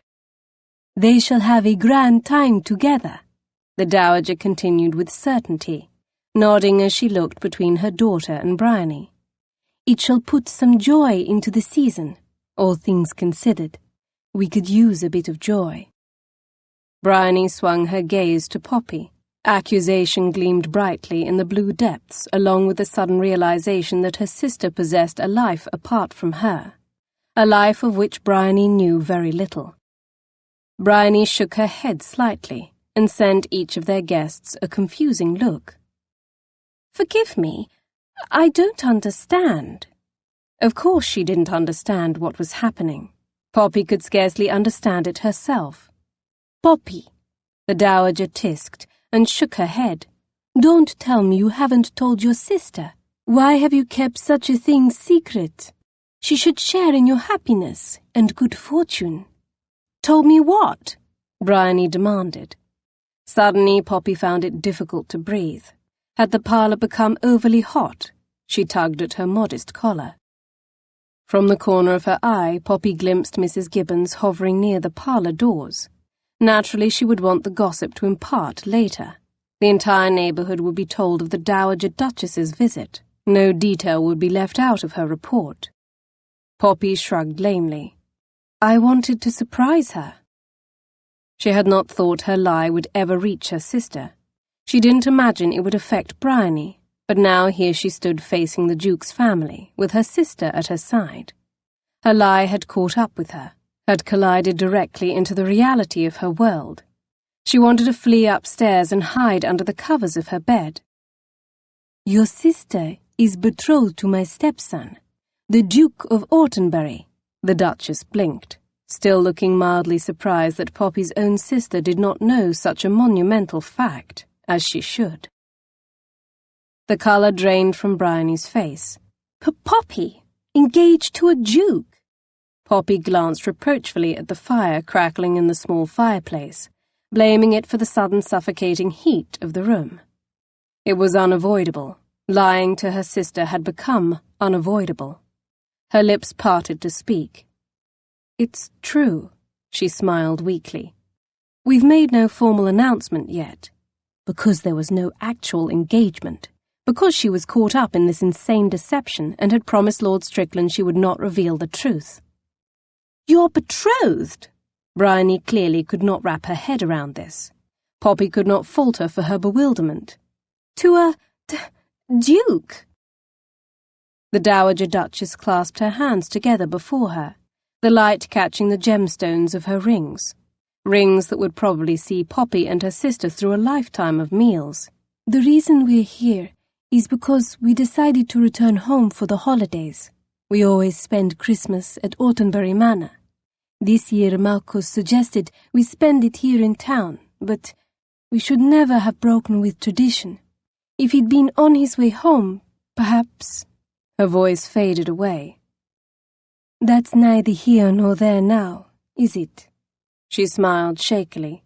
Of course, we want you there with us. You belong with us. The Duchess shot a glance to Bryony as an afterthought. Both of you, of course. We're family now. Poppy could scarcely draw a breath in the oven-heated room. You want me to leave town? With you? What of His Grace? We've secured Marcus in a coach and made him as comfortable as possible. He's already left for the country. The Dowager explained this as though it were the most normal of things. Poppy blinked at the odd image of this, the Duke in a coma, strapped inside a carriage and bumping along on the way to his country home. The Dowager must have read some of her thoughts on her face. Dr. Mercer said it was fine to do so, she said with a touch of defensiveness. Poppy recalled the physician's face. Of course he'd sanctioned such a thing. He behaved as though the Duke were already dead. Lord Strickland is with him. He will make certain all is well, she added as though this made it all acceptable. Strickland spends every holiday with us, she explained. He has no family himself. It's just us. Has been ever since the boys attended Eton together. The Dowager's eyes grew shiny with moisture. It is for the best. Marcus belongs at home right now. I can't help thinking it might help him recover. Poppy nodded. Yes, the Dowager was unconventional, but perhaps she was correct. Perhaps the Duke would heal better at home. Of course. And you belong there too. The Dowager nodded once, bobbing her glossy dark head, her dark eyes gleaming with determination. Poppy! Bryony hissed her name and tugged on the cuff of her sleeve, clearly insistent on letting her know her thoughts on the matter. She wanted to go to Autenbury Manor, of course. Who wouldn't want to spend Christmas at a duke's manor? I can't just leave. I have a position. Poppy shook her head. They were quite busy this time of year at the shop. I can't hair off to... I've already spoken with Mrs. Barclay this very morning. She's the one who told me where you live. The Duchess sniffed and paused to flick a disapproving glance around the shabby parlour, reminding Poppy of Struan Mackenzie in that moment when he had first assessed her home and so obviously found it lacking. She insisted you come with us. She said for you to take all the time you need. Now it was her turn to be speechless, until logic settled over her. Of course Mrs. Barclay would want her to go. She valued the Duke's business. She would never refuse a Duchess's request for anything. I'm not certain, Your Grace. We'd hate to impose. Bryony inched closer and squeezed her elbow, communicating her desires. She, of course, wanted them to impose. The Duchess stepped forward and closed her hands around Poppy's arms, giving her a squeeze. Poppy, first of all, call me Graciela, or Ella. We are past formal titles, no? She glanced at her daughters to confirm this. Young Clara nodded happily. The stoic Lady Enid offered a single nod that seemed to say, I've learned not to resist. Now, no more protests. It's no imposition. Family needs to be together over the holidays, and especially in times of hardships. But do not deny me in this. Back home, I had so many cousins, aunts, and uncles. I could not count them all. I miss having a big family. I've longed to see our own grow, and I'm thrilled it is finally happening. The Dowager Duchess's dark eyes took on a steely glint. Think of Marcus. He needs you there. If he's to recover, he needs the woman he loves at his side. The Duchess of Autumnbury, Graciela, was clearly a romantic at heart. And yet she was not without sense. The Duke was gravely ill. He might not even survive. Of course his betrothed would want to be at his side. She should be there. That was only natural and right. Refusing to go would appear illogical and insensitive. And truthfully, she wanted to go. She was worried about the Duke. She cared. She wanted to be at his side. A voice whispered through her. Wouldn't it also be nice to spend Christmas with these kind ladies away from town? It wouldn't be just Poppy and Bryony anymore. They would be part of a family, at least for a little while. She couldn't deny it would be a treat for both of them. For a short time she could forget all about her responsibilities. She could forget about Struan Mackenzie and her unconscionable behaviour with him. Her face heated, and it wasn't from the overly warm room. No, it was with the memory of Mackenzie and the liberties she'd permitted him. The delightful sensation of his mouth and hands on her. The memory of her wanton response to him. She sucked in a sharp breath. It wouldn't hurt to remove herself from town for a bit, and any chance encounters with him. Indeed not. Perhaps that would be the wisest, safest course of action. She shot a quick glance at her sister, whose eager gaze fixed on her, pleading and conveying her most fervent wishes. Poppy sucked in a breath. Yes, thank you for your most kind invitation, she heard herself saying. We would love to join you for the holidays. Chapter 15. The coach was crowded with the 5 females, and it quickly became apparent that 5 was too many. Clara and Bryony were incessant chatterboxes. Seated to the left of Poppy, their animated discussion spilled over into their actions. It wasn't long before Poppy was pressed up against the carriage wall, jostled from the movements of their bodies. When they stopped to lunch at a village en route to Autumnbury Manor, Poppy practically tripped down the steps in her eagerness to be free of the coach. The Duchess was right. Bryony and Clara had become fast friends. I need a cool compress. Lady Enid pressed fingertips to her temples. Clearly Poppy was not the only one overcome from the girls' constant babbling. She grimaced. Enid should try sitting beside them. She'd need more than a cool compress. Don't sound like such an old lady, the dowager admonished. You're still young. You should be giggling with the girls. I'm not that young, Enid said, as they were escorted into a private dining room where they took their seats and ordered drinks and food. I don't think Enid has ever giggled, Clara snickered. Outside the wind howled, and Poppy watched small flakes of snow churning in the air through the large mullioned window. Winter had arrived in earnest. They would have snow by Christmas.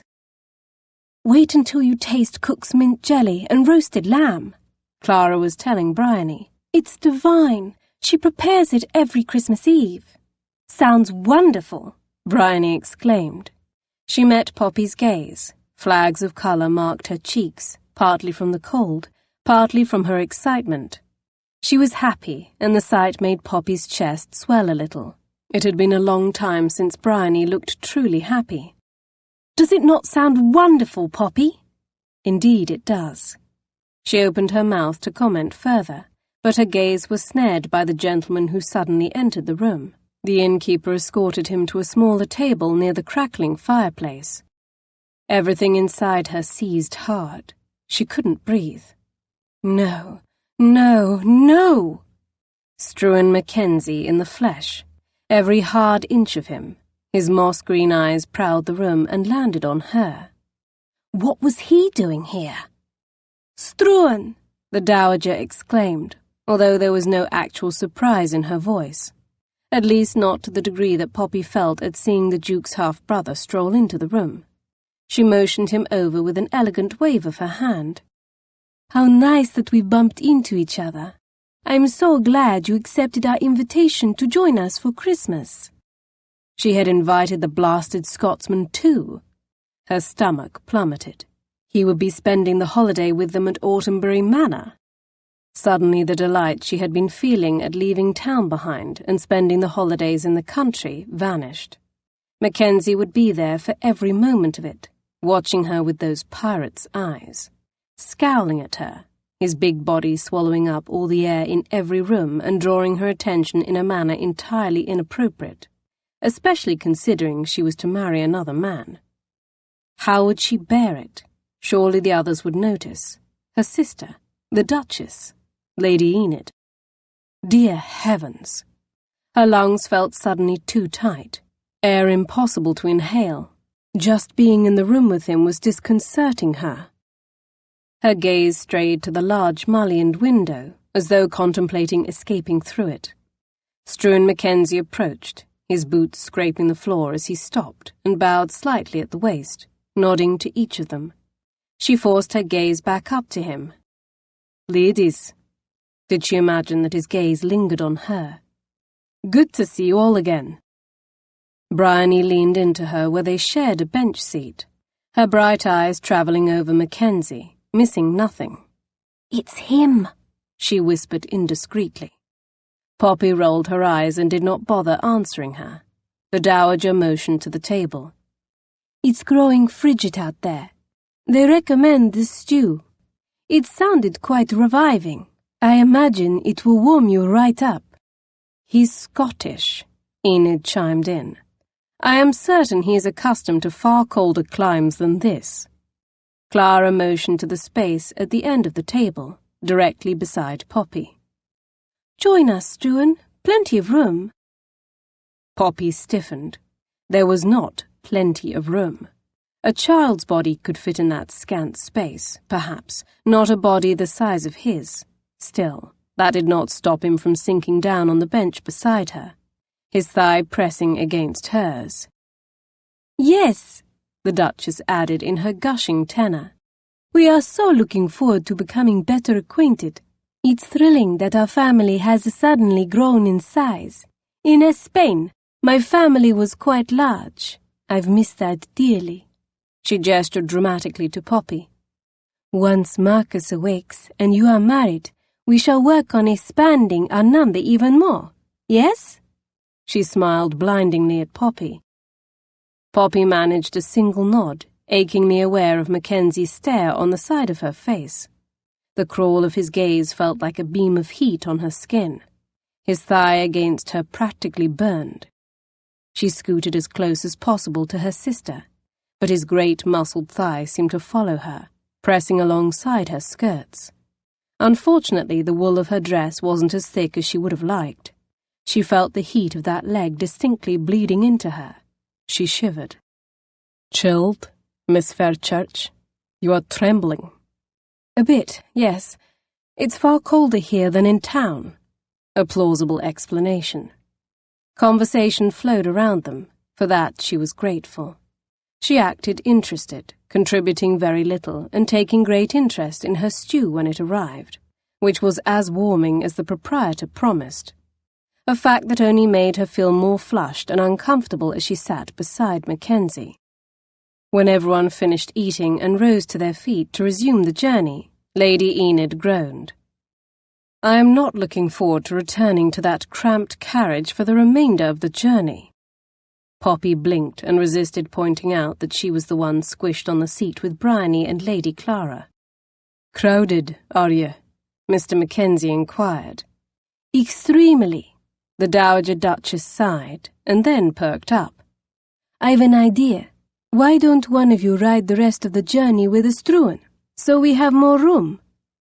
Her mouth dried as the Duchess scanned all of them. Clara and Bryony clung to each other as though the idea of being separated terrified them. The Dowager Duchess laughed at the picture they made. The proprietor appeared to help the Dowager slip on her cloak. "Have no fear," she assured. "I wouldn't dream of separating you two, nor would I punish Struan by sticking him with you both." "Don't look at me. Don't suggest me." Her gaze stopped on Poppy. "Poppy," she proclaimed. Poppy winced. She had been afraid she was going to be called out.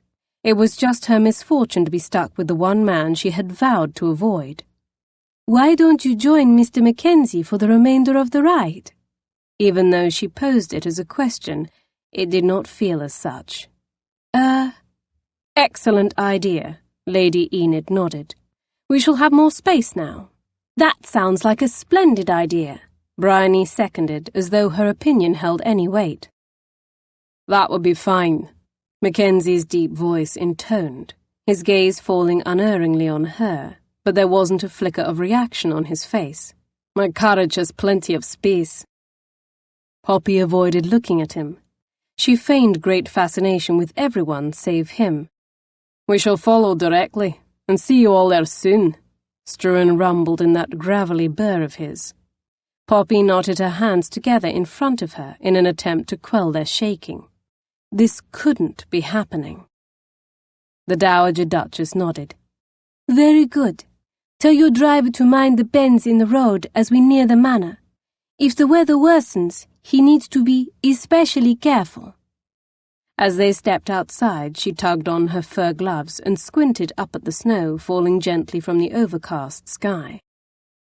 "I'll do that," Mr. Mackenzie agreed, his hand very properly coming to rest on the small of her back. The ladies waved cheerfully at them as they made their way to the waiting carriage. "See you soon," Bryony called. Poppy watched helplessly as her sister trotted alongside the Dowager Duchess of Autumnbury and her daughters. She swallowed thickly as Mackenzie's hand at her back increased its pressure, turning in the direction of his carriage. "This way." His free hand gestured to the carriage sitting on the other side of the yard. This one was even more magnificent than the Dowager's carriage. Poppy knew that he was a gentleman of some means, but it had not occurred to her that he might be wealthier than Autumnbury. Not that it mattered. It wasn't the Duke's pocketbook that attracted her.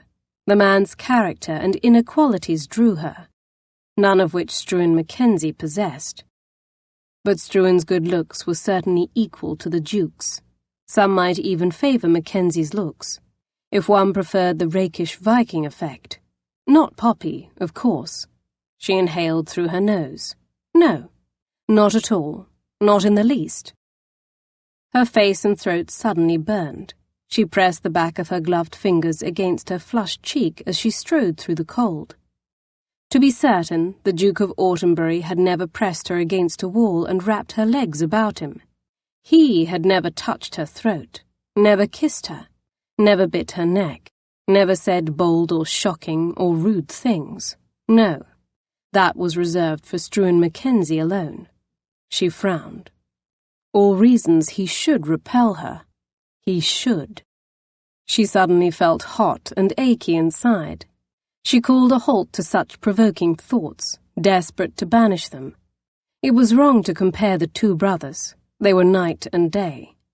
She walked a bit faster, so that his hand fell away from her back, severing their contact. Only one man deserved her affection, and he was lost to a coma. Chapter 16. Struan imagined this was what it felt like to be a spider when a tasty bit of prey stumbled into its web. He watched Poppy settle herself on the seat across from him. She shifted several times, as though she could not find a comfortable position, all the while avoiding his gaze. It almost made him smile. He had her alone again. He knew she had not anticipated his arrival. She especially did not anticipate he would be joining them for the holiday at Autumnbury's family seat. He'd seen the brief flash of shock on her face when he entered the room, followed by panic. She thought she was done with him. She thought she wouldn't have to see him again. She had hoped that, even if she didn't want it. She stared out the window, fidgeting and pushing an errant strand of hair back off her cheek. She might think she wanted that, but he knew better. Last night had not been a chance occurrence. It had been real. She'd wanted him as much as he wanted her. Tension still hummed between them. Even now, watching her, his gaze narrowed on the madly thrumming pulse at her neck. She was aware of him. She only wanted to appear unaffected. He simply had to show her that pretending around him wasn't going to work. She might belong to Autumnbury, but she wasn't immune to Struan, and Autumnbury wasn't here. He was. He cleared his throat. Her gaze remained fixed on the window. Miss Fairchurch. He scowled. She still didn't look his way. Stubborn chit. If he didn't want her to look at him so very much, he would find humour in the situation. His irritation grew. She'd avoided looking at him during lunch, but he thought that would come to an end once he had her in his carriage. He had plans for them during this carriage ride, and it didn't consist of silence between them. Deciding to provoke her into looking at him, he said, "I imagine spending Christmas at Autumnbury Manor will be quite the treat for you, Miss Fairchurch." He succeeded. Her gaze snapped to his, and he felt a hot zing of triumph. "Whatever do you mean?" she demanded hotly.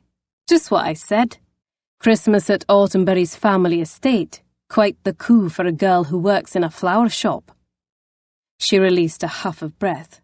"I am sure it will be quite lovely. Not as lovely as it could be if the Duke himself were present for it." He arched an eyebrow. "I agree. That would make it far more interesting." Her eyes narrowed. "Indeed, I can just imagine the two of you together, singing carols, trimming the tree. The best of friends. Brothers." He chuckled at her sneering tone. She meant to bait him in return. Little did she know that he had ceased to suffer years ago at the hands of his family, if he could even call them such. His father's rejection had been the deepest cut. What was one half-brother's rebuff? "It would be an occasion, to be certain," he agreed mildly, his gaze sliding over her. She was modestly attired, covered in that worn and threadbare cloak. He remembered the weight of her thighs in his hands, even through all the voluminous fabric of her dress, and felt a stirring in his cock. "We shall have to endeavour to have an interesting time while he recuperates." Her nostrils flared. "That will be challenging." Her voice came out tight and offended. "I think we can do it." He let the words hang between them, his double meaning clear. "In fact, we can begin, if you like, by making this carriage ride more interesting." There. Now she knew. He wasn't so loyal to Autumnbury that he would not pursue her. In fact, he wasn't loyal to Autumnbury at all. It wasn't in his nature to deny himself something he wanted, and he wanted her. "You're incorrigible." She let out a huff of breath and wrenched her gaze back to the window. He chuckled again, satisfied that he had planted the seed in her mind. It would grow. The invitation was there. She need only take it. Alone in a carriage with Struan Mackenzie was every bit the bad idea she feared it would be. It was too late, however. Her sister was already gone in the carriage with the Duchess and the other girls. Unless she wanted to jump from a moving carriage, Poppy was stuck, alone with a man who was much too dangerous to her senses. And he was dangerous. Just because she didn't fear for her life didn't mean he posed no threat. There was more than one way to pose a danger. She had their time in the alleyway to serve as a constant reminder of that. Shivering, she burrowed deeper into her cloak. "Here." He lifted the great fur blanket off the seat beside him and unfolded it. Shaking it out slightly, he draped it over her. She shook her head. She wasn't shivering because of the cold, but she wasn't going to tell him that. "You don't have to." "Don't be stubborn. I can hear your teeth clacking. You need a new cloak. This one is worn thin." "It was my mother's." She lifted her chin, an undeniable edge of defensiveness creeping into her voice. "Sentimentality is good and well until you take chill and sicken."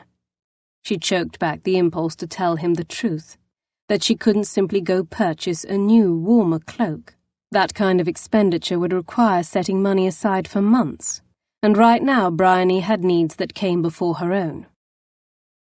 They rode in silence for a good while, and some of the tension began to ebb from her shoulders. Perhaps they could pass this journey in relative peace and without incident after all. She stared out the small crack in the curtains, at the sliver of world awash in winter grey. "Where is your mother, that she does not need her cloak?" he asked suddenly. She started, her gaze returning to his. Was he interested in such things about her? "She's gone," she said after a few moments.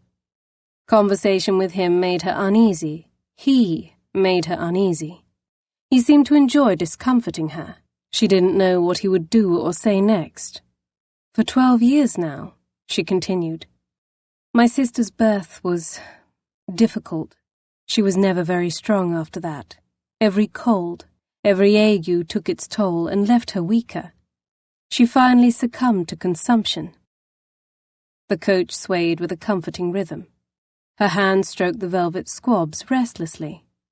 She had never been in so fine a carriage. Even her brief time in the Duchess's carriage had not treated her to such luxury, and she had thought that was the finest carriage she would ever grace. Her fingers stroked the fine seat.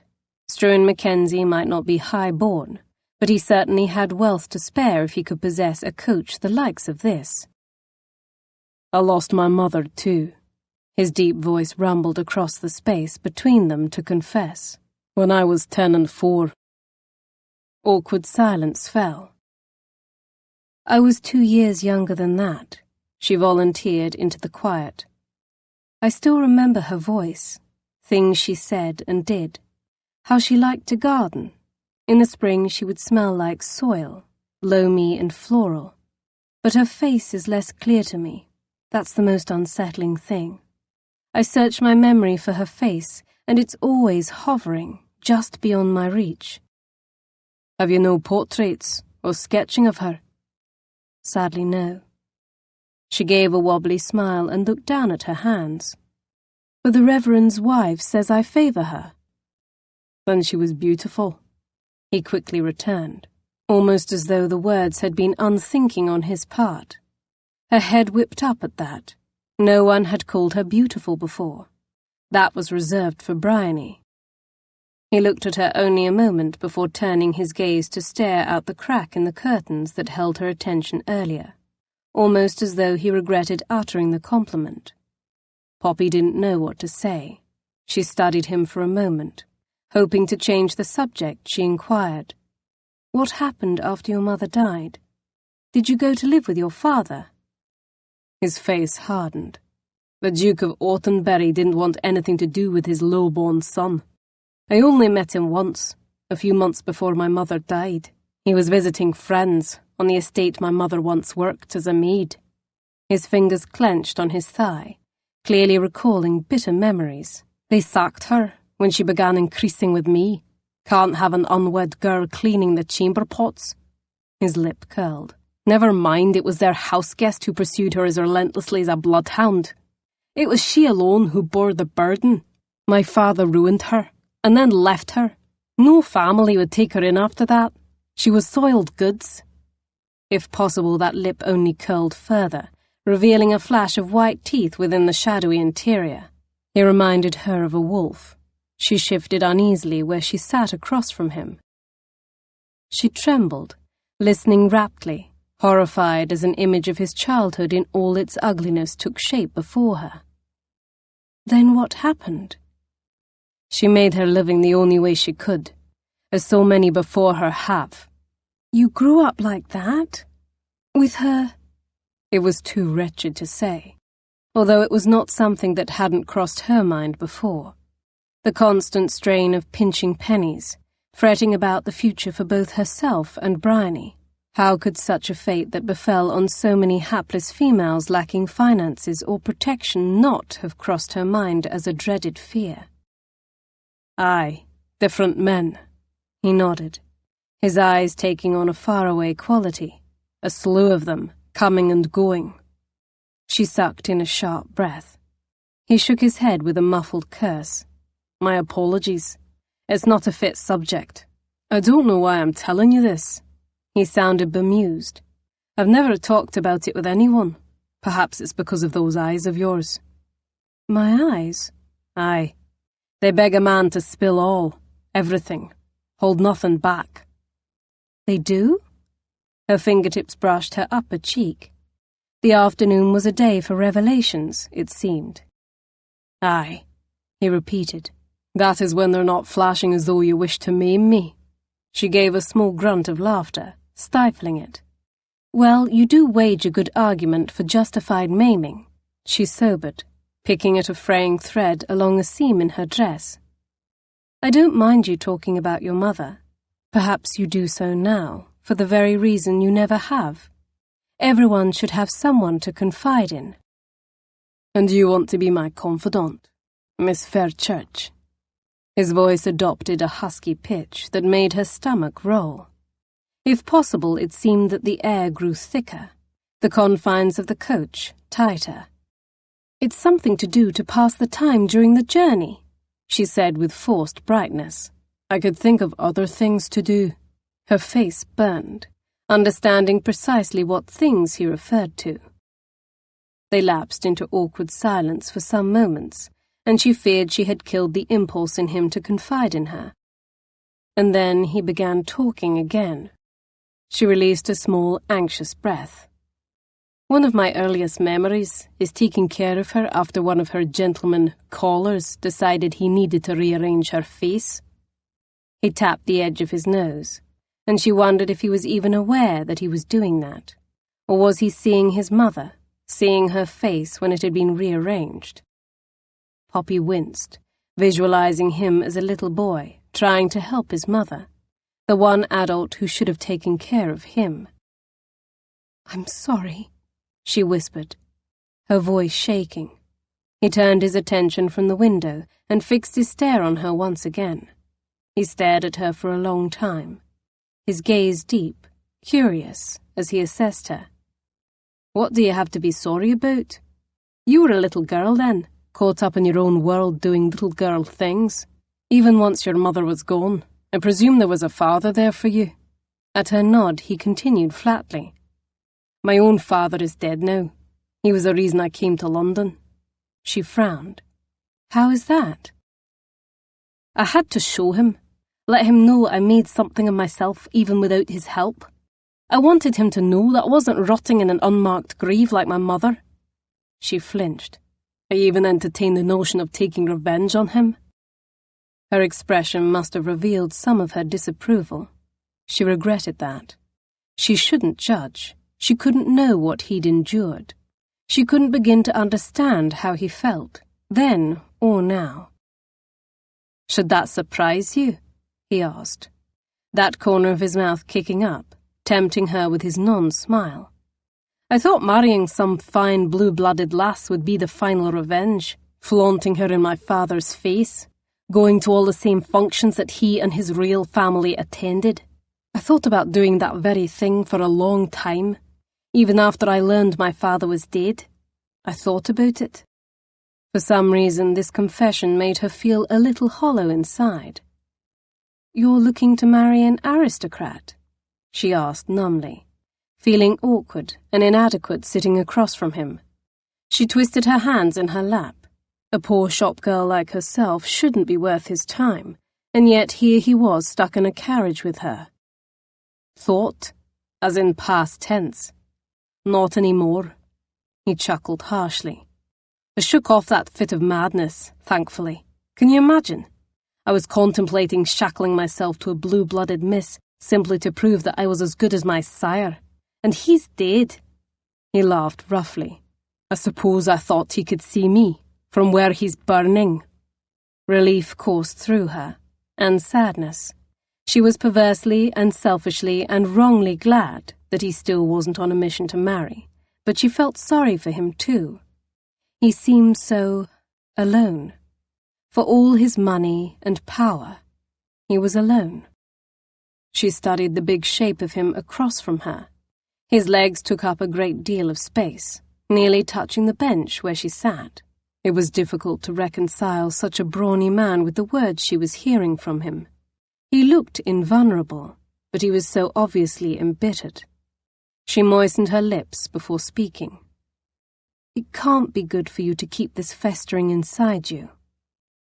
He was silent for a moment, his eyes black as a graveyard in the confines of the carriage, and she was quite certain he did not appreciate her advice. He leaned forward slightly, propping one elbow on his knee in a gesture that felt faintly menacing. "My mother took me to him once, you know, as I mentioned, presented me as though he might be proud at the sight of me." He laughed harshly again. "I was the spitting image of him, resembled him even more than Marcus. Ironic, that." So Autenbury saw his dead father when he looked at his bastard half-brother. That must be a struggle. What else did he see when he looked at Struan? His father's infidelity? The sting of betrayal? Suddenly the fight outside Barclay's made a little more sense. As difficult as Struan's life had been, this couldn't be easy for Autenbury either. Struan continued. "My mother wanted him to acknowledge me, take me home with him. Can you believe that? She still believed in fairy tales after everything that happened to her." "She was your mother," Poppy said slowly, thoughtfully. "She loved you and wanted the best for you. Yes, I can imagine that." "Well, it didn't happen. Instead, he left us to starve and freeze through a Highland winter. My mother was already weak. Too few meals over a long period of time. Years. She would always see to me first. Food and clothing, shoes went to me first." Poppy nodded slowly, tears clogging her throat as he uttered all of this so impassively, his face a stone mask. Wouldn't she do the same if she were a mother? Would she not do the same for Bryony? "She never saw the spring," he finished. She inhaled, uncertain how to proceed after his admission. She had to tamp down the urge to reach across the space separating them and touch him, to offer some measure of comfort. For him or yourself? She shook off the question, pushing it down deep inside her. Undeniably, she did not trust herself with him, not after last night. There was too much tension between them, too much temptation wrapped up in him. He was a magnet for which she could not resist. "You do have a family that cares about you, or you wouldn't be on the way to Autenbury Manor. The Dowager Duchess, Clara, Enid. She's your half-sister," she reminded him. "I scarcely know them." "As of now," she acknowledged, "but they clearly have no wish to remain strangers." He chuckled. still managing not to smile as he studied her contemplatively. You are full of sunshine. I wager you've never met a soul that didn't like you. You're a rare thing, kitten. Not everyone is like you. He exhaled. I'm on the way to Autumnbury Manor because my half-brother is in a coma. When the Duke wakes, that invitation shall be revoked, and I'll be cast out, heading back to town. He shrugged. Or Scotland. A stranger yet again to the Autumnbury clan. She shook her head. Lord Strickland thinks when his grace awakes, you two could put everything behind you, and become, at the very least, friendly. Does he now? Amusement laced his voice. I'm the bastard son. The dirty evidence of the late Duke's indiscretion. Autumnbury admired his father greatly, and I'm evidence that his lauded father was far less than the great man he believed him to be. Trust me, my brother didn't want me around before his coma. He won't want me around after. She lifted her chin, thinking of the Duke coming into Berkeley's every week. His ready smile and kind words didn't match the man that Struan was describing. I think you're wrong. Oh, that's right. His lips curled in a sneer. Something sparked in his dark moss eyes that made gooseflesh break out across her skin. Her stomach quivered, and her breath caught. He leaned forward, draping his wrists on his knees, so that his big hands with their long tapering fingers dangled loose on the air. She tried not to stare hard at those hands, those fingers, tried not to remember how they felt on her. He's your perfect prince of a man, he bit out, his brogue hard and clipped. I didn't say that. No one is perfect. Autumnbury just happened to be close. At least, the notion of him that she had created in her head was close to perfection. Oh, you'll admit that. I'm shocked. Your fiancé isn't perfection. She flushed, not about to malign a man in a coma, especially one to whom she was supposedly affianced. That's not what I said either. You're twisting my words. Autumnbury is quite nearly perfect. Quite nearly? So he's imperfect? Stop it, she snapped. Is it his kissing technique? He angled his head. Is that where he falls short? She flushed hot. I didn't say he falls short, and his kissing is perfectly fine. Fine? Mockery again. Well, that's a ringing endorsement. He's splendid. Brilliant. She tossed her hands in the air, astonished that she was even having this conversation. Why was it that around this man all sense of propriety failed her? A glorious kisser. Is that a fact? Yes. She should stop now, but she kept going, the words flying out like barbed arrows. Who do you think taught me to kiss? The Duke is more than adequate. She didn't know where these lies were coming from. Mackenzie did something to her, made her not even recognize herself. Oh? The word was uttered in such stillness, almost too quiet. It should have warned her. And what else did that brother of mine teach you? He growled, reaching across the seat to seize her waist with both hands. Before she could get out a word, he plopped her on his lap, her skirts a froth of fabric around them. She squeaked, her hands coming up to balance herself on his shoulders. I have an idea. His brogue, deep as the forest of his eyes, dragged across her skin, a physical caress. Why don't you just show me? Chapter 17. His mouth slanted over hers. Liquid heat rushed through her as his hand curled around her jaw. His other hand slid inside her cloak, the broad palm spanning her back. Air escaped her nose in rapid little pants. The sound was embarrassing. It gave away just how affected she was, just how devastated she found his mouth on hers, his hand on her, his voice. No running away this time, kitten.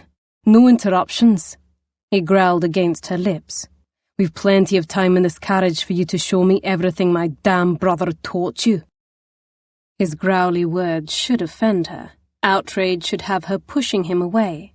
But the way his mouth worked over hers, hot and punishing, hungry, as though she were the last meal he would ever eat, had her hands doing other things. Instead of pushing him away, her fingers relaxed and crept up his shoulders to curl around his neck and tangle in the 2 long strands of his hair. The dark gold strands felt like silk, the ends soft as feathers brushing her palms. Did Vikings have hair this soft?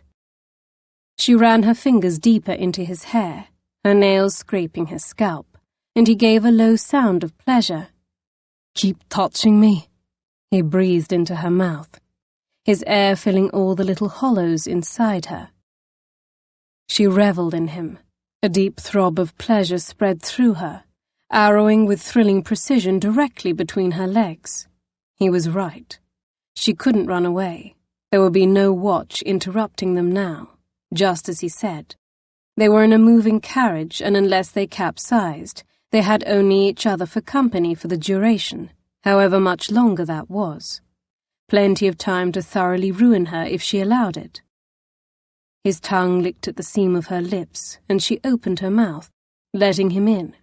He stroked the inside of her mouth, tasting her, touching her tongue with his. She copied the move, surrendering to the madness and the demanding throb at her core.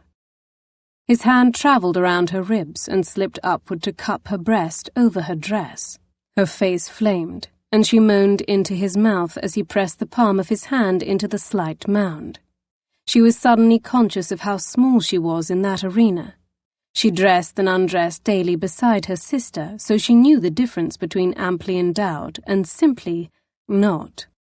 He kneaded her breast, fondling her until she had to bite her lip to keep from crying out.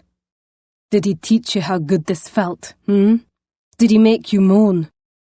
She clenched her teeth harder into her lip in an attempt to stifle her moan, scarcely understanding what he was saying but knowing it was wrong. She was supposed to be affianced to his brother. She shouldn't be letting him do this to her.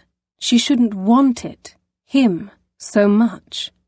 "Does that feel good?" He chafed his thumb back and forth against her nipple through the fabric of her dress.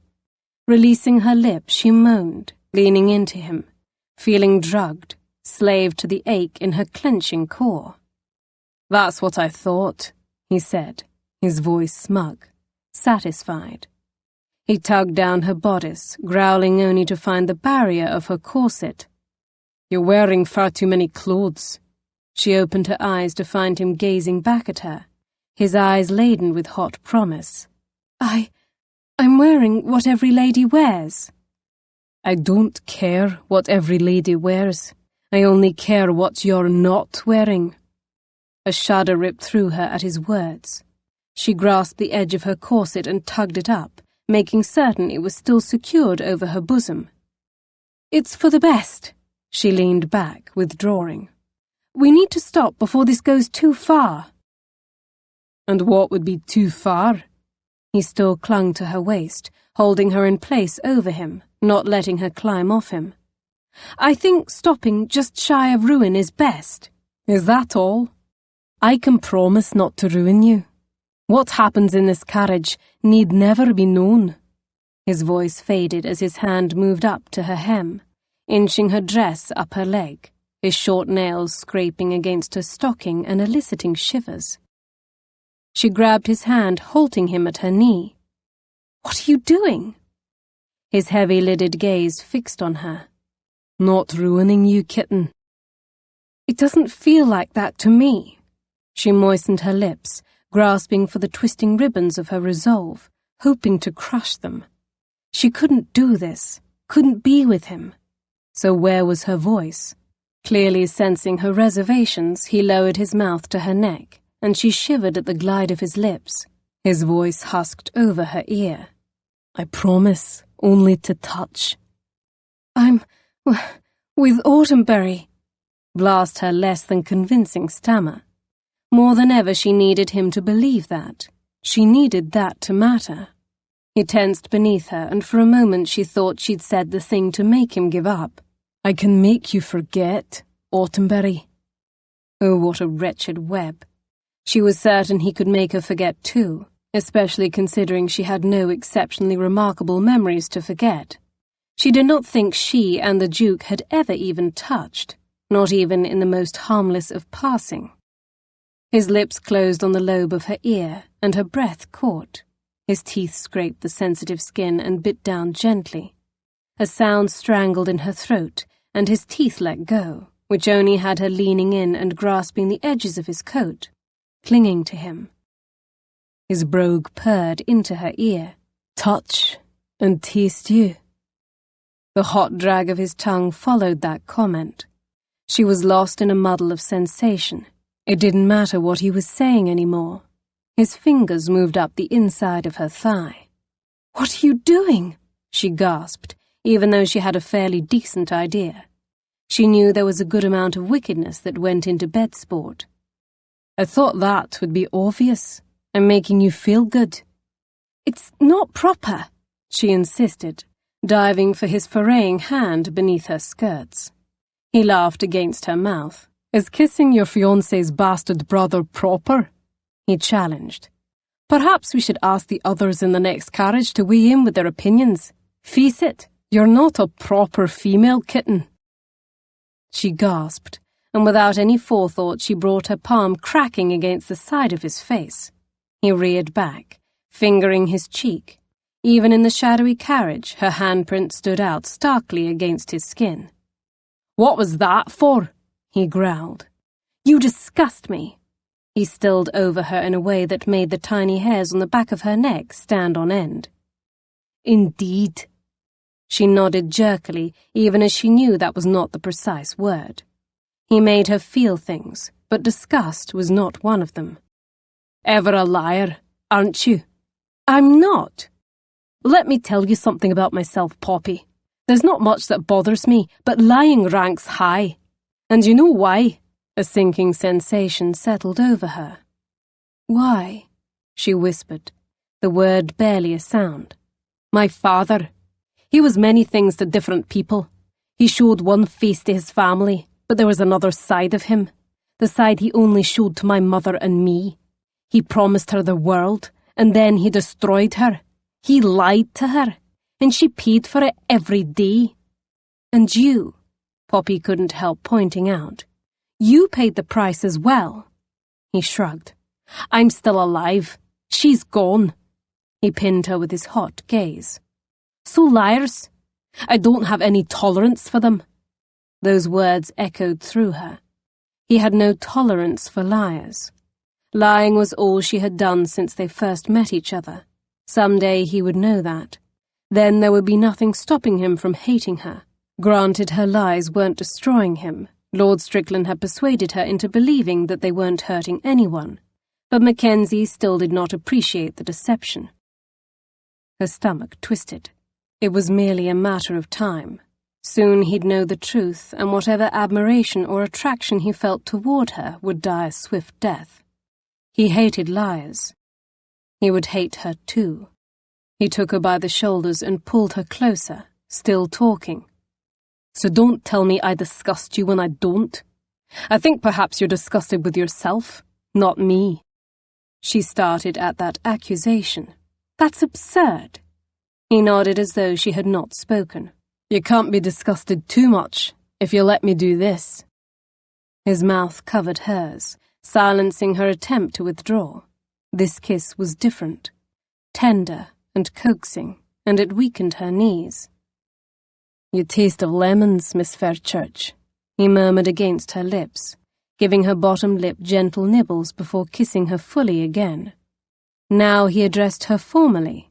"Poppy," she sighed in relent, breathing into his mouth, shaking from the battle of resisting him, from fighting herself. His hand skimmed over her stockings, and her limbs turned to pudding. He kissed her again. She kissed him back, but the more intimate his touch, the more ragged and sloppy their kissing grew. She moaned into his mouth when his fingers slipped through the slit in her drawers to brush her sex. "Oh!" she cried into his mouth as his finger eased inside her. He pushed deep and held his finger there for a moment, letting her get accustomed to the fit and sensation of him. He shifted, and she felt him, his erection hard underneath her bottom. She couldn't help herself. She ground down against him. "God, you're tight, Poppy." He withdrew his finger and thrust it back inside, curling it as he did so, hitting her in some invisible spot that brought forth a rush of bewildering sensation. She started shaking, feeling herself coming apart. "Struan," she whimpered. He groaned and stroked deeper. The drag of his finger against her oversensitive flesh was driving her to the brink of something.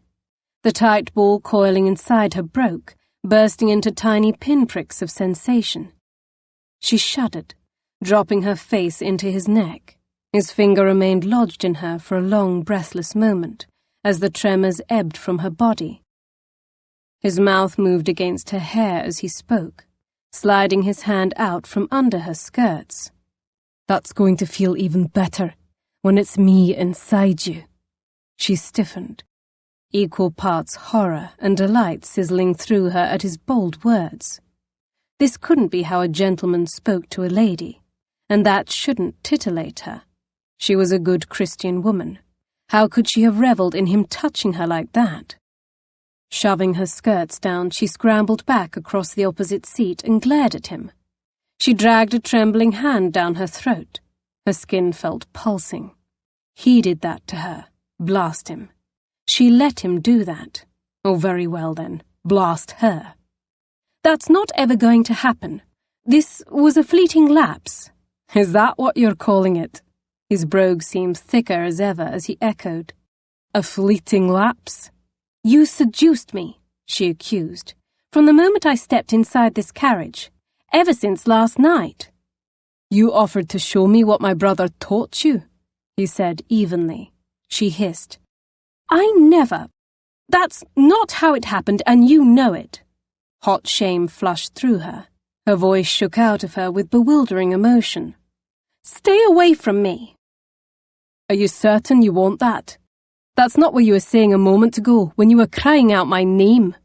She lifted her hand to strike him again, and he caught her wrist, his eyes glittering black. "You struck me once. Never again." She yanked her hand free and glared at him. She didn't even know herself around this man. She'd never felt moved to violence before. You'd never been moved to passion before either. How could she have allowed him such liberties after so short an acquaintance? Heaven knew Edmund had pressed her for more, and she had stood firm against him. Over professions of love and promises of marriage, she had resisted. It was this man, Struan Mackenzie. Edmund possessed a nice enough face, but he did not look like Struan Mackenzie, nor did he talk like him, or kiss like him, or infuriate her like him. "I am certain of what I want. Leave me alone." He gazed at her, and a ghost of a smile curved his mouth, taunting her. She could still taste him on her lips, still feel his expert touch. Angling his head, Struan looked so insufferably enticing right then, and she knew she was in serious trouble. He was correct. She was ever a liar, because she wasn't certain what she wanted anymore, to curl right back up in his lap or strike him squarely in the nose. Autenbury had been her dream. Mackenzie was a brute. She shouldn't be feeling this way. "You don't want me to do that?" That brogue of his only stoked the flames higher inside her. She scowled and pressed back into the carriage squabs, shrinking like a wilting bloom against a frigid wind. Frustration rose up and squeezed inside of her. "Very well. My body is a traitorous and weak thing and isn't repulsed by you," she sniffed. "Is that what you want me to admit?" He nodded. "It's a start." He leaned forward as though he would join her on her side of the carriage. She held up a hand to ward him off.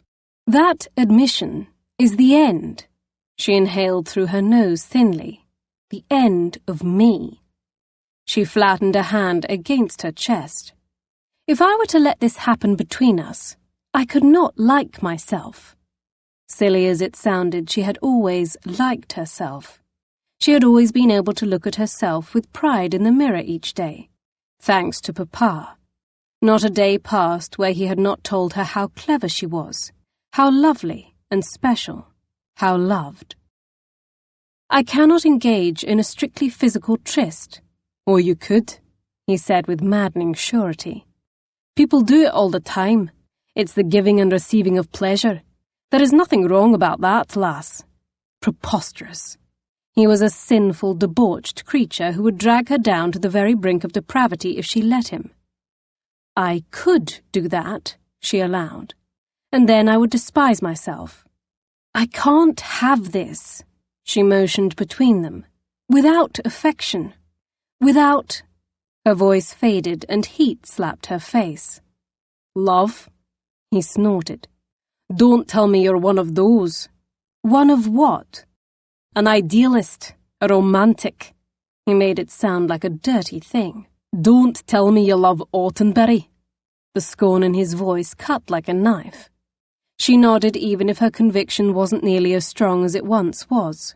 "Of course I love him," she whispered, telling herself it was the necessary falsehood. "I'm going to marry him." Never since she started the charade had the lie felt more necessary than in this moment. "I love him. I've loved him since the first time we met." "Bollocks!" She pulled back, a hard breath escaping her. "I beg your pardon." Did he know? Had he seen through her ruse? Love at first sight? Bollocks!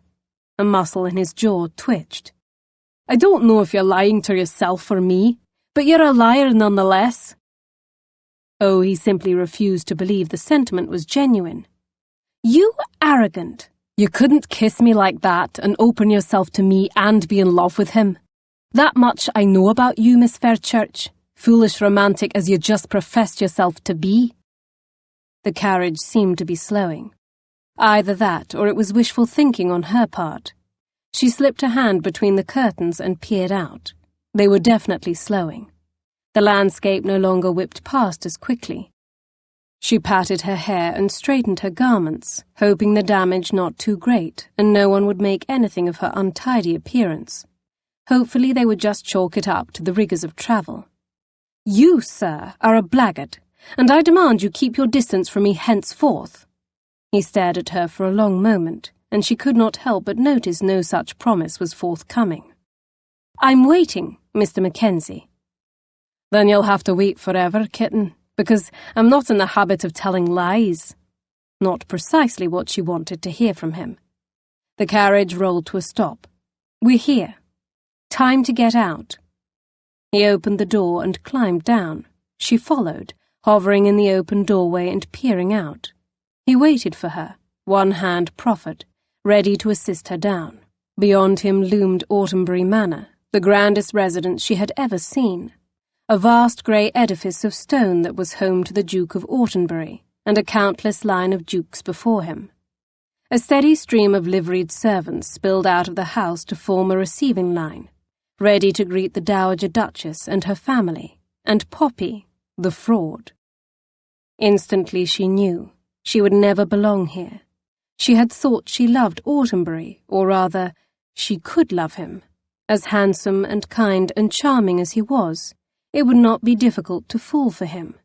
She had thought that perhaps he could love her too. Perhaps. If he only knew her. Now she knew that would never be. Life wasn't some fairy tale. She loved the idea of the Duke of Autenbury, the myth. Confronted with this mausoleum, she knew that the reality was far, far removed from her. She had made a mistake in coming here, in ever perpetrating this charade. She needed to go home at once, and put all of this, him, behind her. Easier said than done. Unfortunately, for the time being, she was trapped. She lifted her chin in resolve. There would be no more stumbling into his arms, no more kissing, no more anything. She didn't have to be so weak-willed again. No more future trysts. He saw too much. She had to make certain that he did not see all, everything. Her. The man had not lifted himself from poverty to such heights without a keen gift of scrutiny. She would be cautious and have a care around the man. Struan Mackenzie dropped into step beside her. The large shadow of him fell over her just as it began to snow in earnest. Trapped with a wolf breathing down her neck, ready to devour her if she made one misstep. Maybe her life was a fairy tale, after all. Chapter 18. The next few days for Struan passed in a blur of frustration. Poppy avoided him. He never caught her alone. After their carriage ride, he supposed it was inevitable that she would wish to avoid him. She had yet to realize she would be his. Even if she would never be his because she belonged to his brother. He shoved the unwelcome reminder aside. He didn't want to keep her. He didn't want forever. He simply wanted her.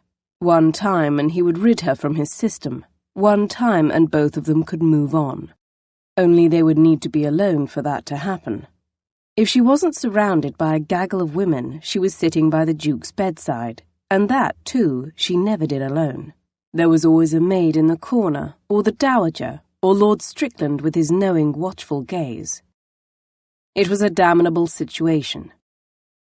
She might be avoiding him, but the Dowager and Lady Enid were not. They were interested in knowing him. Naturally, Lady Clara was more interested in spending time with Bryony. He saw the girls rushing about the grounds, playing with the hounds, walking the snow-draped gardens, and building puny-looking snowmen that collapsed by the following morning. Enid showed him around the manor, from the grounds to the vast house. She took him down the portrait gallery, pointing out their ancestors. That was a strange experience. One predecessor in particular, his great-grandfather, bore a striking resemblance to him. Their eyes were the same green, deeply set. Enid remarked on it. "See? You belong here. Your roots are here." She smiled mildly at him. He nodded once in acknowledgement, not agreement. His roots were in poverty, in Glasgow, in bastardy. He was the son of a prostitute, a woman bought and abused daily. There was no shaking that past. "I'm glad you came," Enid said, moving along the gallery. "I didn't think you would." He strolled beside her, hands clasped behind his back. "No?" "Marcus, your arrival to town, your existence has been difficult for him." Struan laughed harshly. "My existence has been difficult for him. Somehow I doubt it was any more difficult than growing up unacknowledged by our father." Marcus loved our father. He thought him everything good and noble. That's how Papa presented himself. Learning about you, learning your beloved parent was another person entirely. It's disillusioning, to say the least. Marcus was worried you wanted to hurt us. Struan stopped to face her. "What about you?" "At first I worried that you were out for revenge too." She studied him thoughtfully. "Then I learned more about you." She shook her head. "I waited, but you never attempted to see us. That didn't sound like someone who wanted to hurt us." She laughed lightly. "I was actually bothered because you didn't want to meet us. I... She stammered in a way that seemed uncharacteristic for her. "I wanted to meet you." They stared at each other for a long, assessing moment. "And now that you have?" She lifted one shoulder in a half shrug. "I have another brother. I want you in my life, whatever happens with Marcus. I want you in my life." He shifted his weight on his feet, feeling unaccountably abashed. "Yes, I would like that." She smiled again, her lips curving widely, taking her from plain to strikingly pretty. "Splendid. Now, would you like to join me in the kitchen? Cook makes the best ginger snaps. Your life is truly not complete until you've tasted at least a score of them." He smiled slightly and motioned ahead. "Then by all means, lead the way." Struan owned several properties. The aristocracy was renowned for living beyond their means, and that had a way of catching up with one. Generations of living like royalty without paying for it eventually came to an end for all. Eventually, someone had to be paid, and Struan was often that someone. He was the man scooping up properties that weren't entailed to ancient noble titles, properties that had to be sold off to honor outstanding debts. That said, even as many fine, resplendent homes as he had acquired, restored and sold again over the years, Autenbury Manor was the finest he had ever seen. He tried not to let the old feelings of inadequacy creep over him as he sat at the centuries-old dining table, a dining table that had fed his ancestors. Men and women of his bloodline sat at this very table and feasted. And yet he didn't belong here. Despite how welcoming the dowager was, despite Enid escorting him through the gallery and pointing out his resemblance to his forefathers, he felt like an interloper. "And why are you still here?" Of his own volition his gaze drifted toward Poppy Fairchurch. She wore an elegant gown of blue silk that he knew she could not possibly own. Clearly they'd been here long enough for the dowager to find appropriate dresses for both Mrs. Fairchurch. Young Bryony preened in a peach-coloured gown like she was born to wear such finery. Poppy appeared less comfortable, and he wondered again at her relationship with Autenbury. Why had his brother not showered her with silks? Why should she sit in this dining room and look so ill at ease if she was to marry into this glittering world? He forced his gaze away from her and back to the others at the table. "Thank you, Darby," the dowager said in that effusive manner of hers, her elegant hand brushing the server's arm in additional thanks. "And how is your grandmother?" She shifted in her seat to more fully face the servant and hear his response. That in itself was singular, a duchess that gave a damn about someone's stations under her. His gaze drifted to Poppy. She watched the exchange too, looking equally mystified. That delicious mouth of hers that filled far too much of his thoughts parted slightly in wonder. "Much improved, Your Grace." The man bobbed his head, his eyes adoring but reflecting no surprise or bewilderment, because this was normal. The young dowager, caring for those lesser than she, was normal. "Thank you for inquiring." Her dark eyes flashed in Enid and Clara's direction. "We must call on her tomorrow. Have cook prepare some of my abuela's magical caldo. It cures all ailments." "All?" Enid dryly interjected. The dowager fluttered a hand in her direction dismissively. "Indeed, yes. I know what I speak." Struan gave his head a slight shake. He wanted to dislike her. She was the woman his father had remarried. Even when his own mother had still been alive, he had chosen her, married her. Forgot about him and the woman he'd seduced and discarded in Scotland. He'd chosen a young foreign beauty. Even if born to a noble Spanish family, the English peerage couldn't have fully embraced her. And yet none of that had mattered to the late Duke. He'd chosen her. Struan wanted to hate her, and yet he could not find it in him. The noblewoman was an anomaly, warm and welcoming. The fact that he and Poppy were even here was a testament to her kindness and openness, a definite eccentricity among the ton. He glanced around the table and caught Lord Strickland gazing at the dowager in a way that was more than friendly. The Earl was affable, if not guarded. Struan usually found him unreadable, except for right now. For a brief moment that wall came down, and Struan read the admiration in the young man's eyes. Hell, more than admiration. If the man wasn't in love with the dowager, he was certainly in lust. Struan observed her as she accepted a refill of Madeira in her glass. Unlike many English ladies of her class, she did not eschew spirits. She drank deeply from her cup. Her upswept hair gleamed like a moonless dark ocean. Her golden skin beckoned a man's fingers. What sane man wouldn't want her in his bed? She laughed gaily at something Clara said to Bryony, tossing back her head with abandon. Lord Strickland watched her hungrily, and Struan almost felt sorry for the man. He was her stepson's best friend, several years younger than she and of lesser rank. The poor bastard did not have a chance. Sane or not, Struan did not want his late father's wife. His gaze drifted again to Poppy Fairchurch. He wanted her.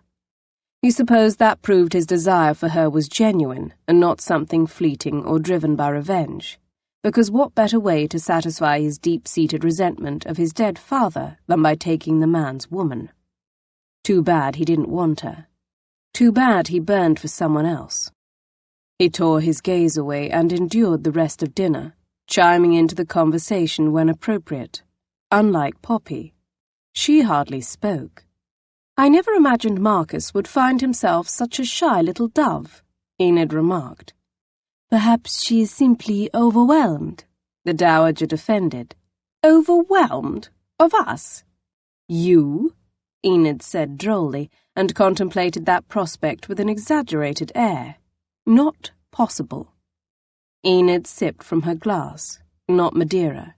She was not quite as eccentric as her stepmother, but then her roots were English after all. Poppy never responded to their questioning, simply managed a tight smile. They scarcely finished their meal before Poppy excused herself. She didn't have to say where she was going. He knew.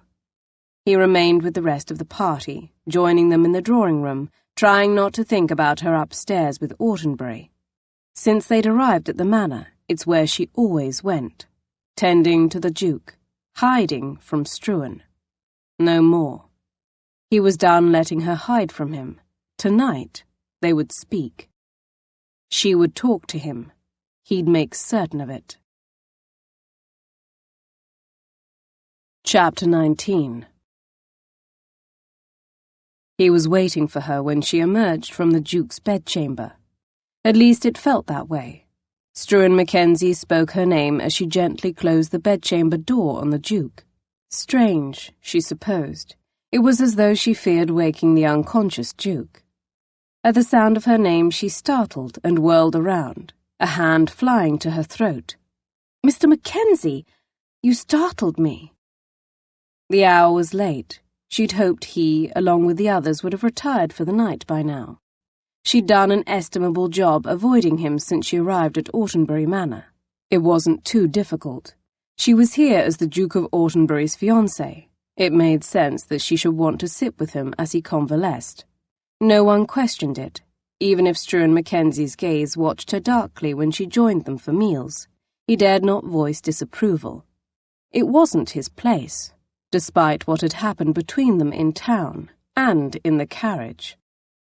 Good heavens, that was sordid. Her face burned as it did whenever her thoughts roamed in that direction. How did she go from the overlooked sister, grateful for the attention of the village baker, to this?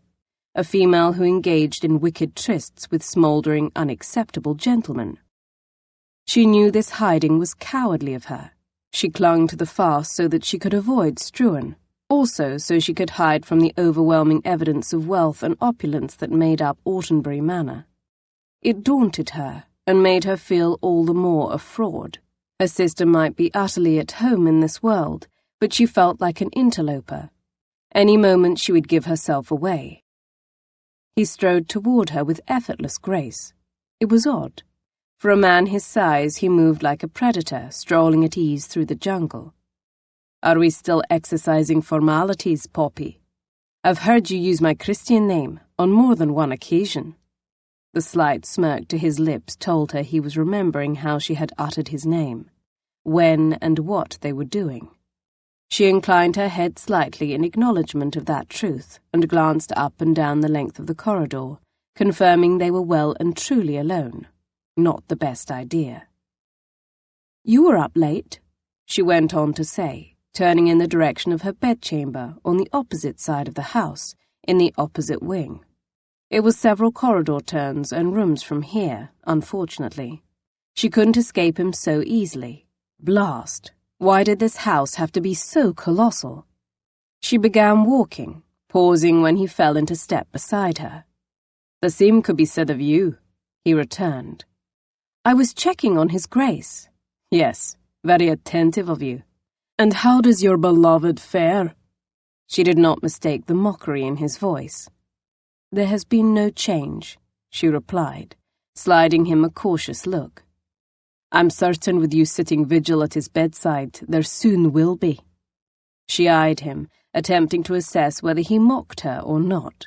It was difficult to know. "I know a thing or two about caretaking." Her voice rang out defensively. Do you now? And how was that? Before Bryony and I moved to town, I cared for my father for the better part of a year, before he passed away. Did you? You are a regular angel of mercy, Poppy. She stopped and faced him. I cannot infer if you are toying with me or not, Mr. Mackenzie. I would never toy with you, kitten. And yet, as he uttered this, she did in fact feel like he toyed with her, as though she were in reality a kitten, and he her tormentor, dangling a ball of yarn before her.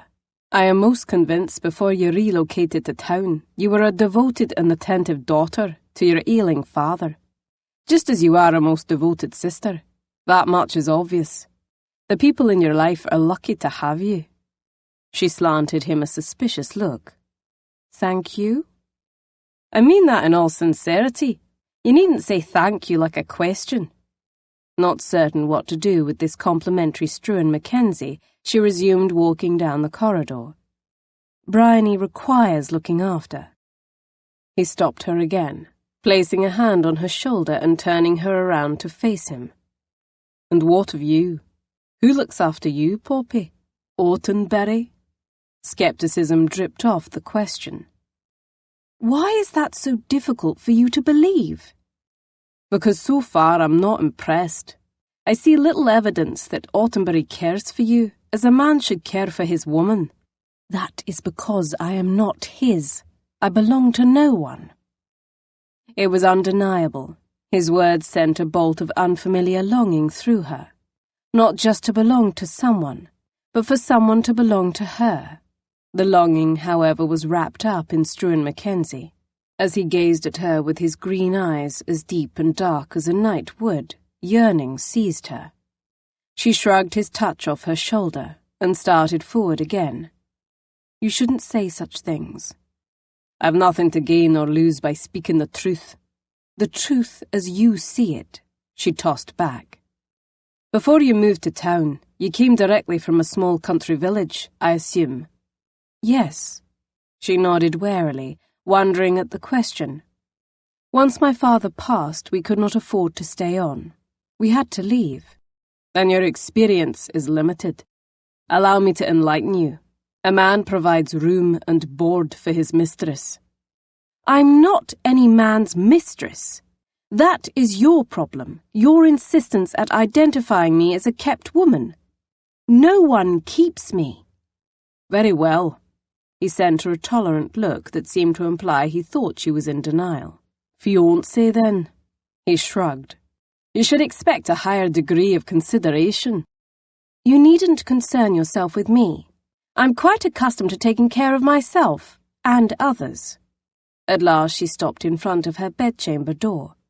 He reached up a hand and brushed back a lock of her hair off her shoulder, his fingers lingering on the tendrils. Isn't that tiresome? Always taking care of others, having no one to take care for you. She twisted her neck so that his hand fell away from her. I have someone. The lie was becoming quite a comfort, and easier to utter with every passing day, a defence that she clung to around him, something to put between them, a barrier of sorts, not that he seemed to overly care at its presence. For whatever reason he still pursued her, even knowing that, which was a curious thing.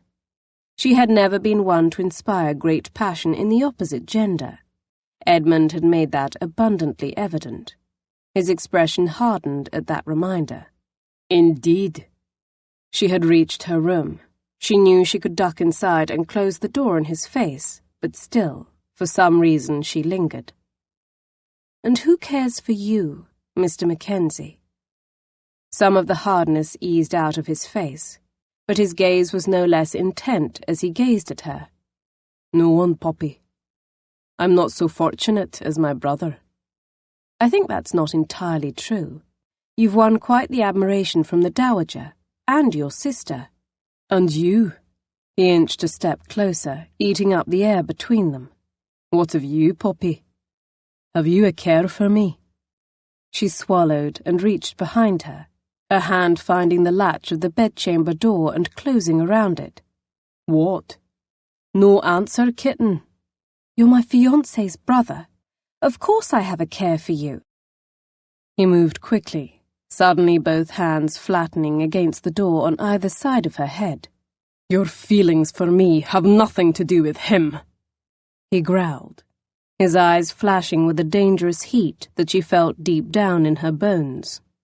She sucked in a breath and pushed her spine back against the door as far as she could go, the scent of him invading her, filling her senses. You're wrong. That's all there is, all there can ever be between us. She turned the latch. The door opened behind her. Before he responded, she plunged inside and shut the door on him with a snap. Breathing raggedly, she collapsed against the door's supportive length. She waited, praying he did not attempt to follow her into the chamber. Several moments passed, and she heard his steps fade away. Her prayer had been answered. So why was there that stab of disappointment in her chest? Chapter 20. On his 4th day at Audenbury Manor, Struan went for a ride, hoping to release some of the restless energy plaguing him, even if the bitter cold wind happened to freeze his face. He wanted the chit, badly, and if he was to take a clue from her continued avoidance of him, or her continued bedside vigil of Audenbury, she didn't want him back. She wanted his half-brother. Oh, he might possess the ability to arouse her, but that was merely the longing of her body, desires of the flesh. Her head, her heart, wanted nothing to do with him, and that stung. It made him feel like the lad he was all those years ago, standing before his father and facing his rejection. Who knew he could still feel so small and vulnerable? He rode his mount into the stables, escaping the worst of the cold. The snow had ceased to fall, but the wind whipped bitterly. He waved off a groom who appeared to help him and unsaddled his horse himself, needing something to do with his hands and enjoying being alone with the animal that made no demands of him. Tension ebbed from his shoulders as he rubbed down the stallion, only to return at the sudden arrival of a feminine voice behind him. There you are. I've looked everywhere for you. Bryony. Whereas her sister had avoided him, she had been his constant shadow. He glanced over his shoulder at where she stood at the stall's entrance. Good morning, Miss Fairchurch. She pouted prettily. Please call me Bryony. Miss Fairchurch is my sister. He inclined his head, but didn't utter her name. Poppy had her hands full with this one.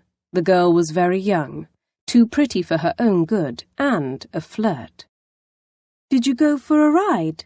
She asked in a sing-song voice, reminding him that she was just a little girl, even if her face and body belonged to a woman. Yes. He turned to rub down the horse with a brush. How invigorating. I would love to go riding. Do you know how? The rhythmic strokes of the brush filled the air. No, but you could teach me. She sidled closer. He cast a quick glance over his shoulder. She affected a coquettish smile, her bottom lip thrust out. Shaking his head, he returned his attention to his brushing. It's cold. You should be inside.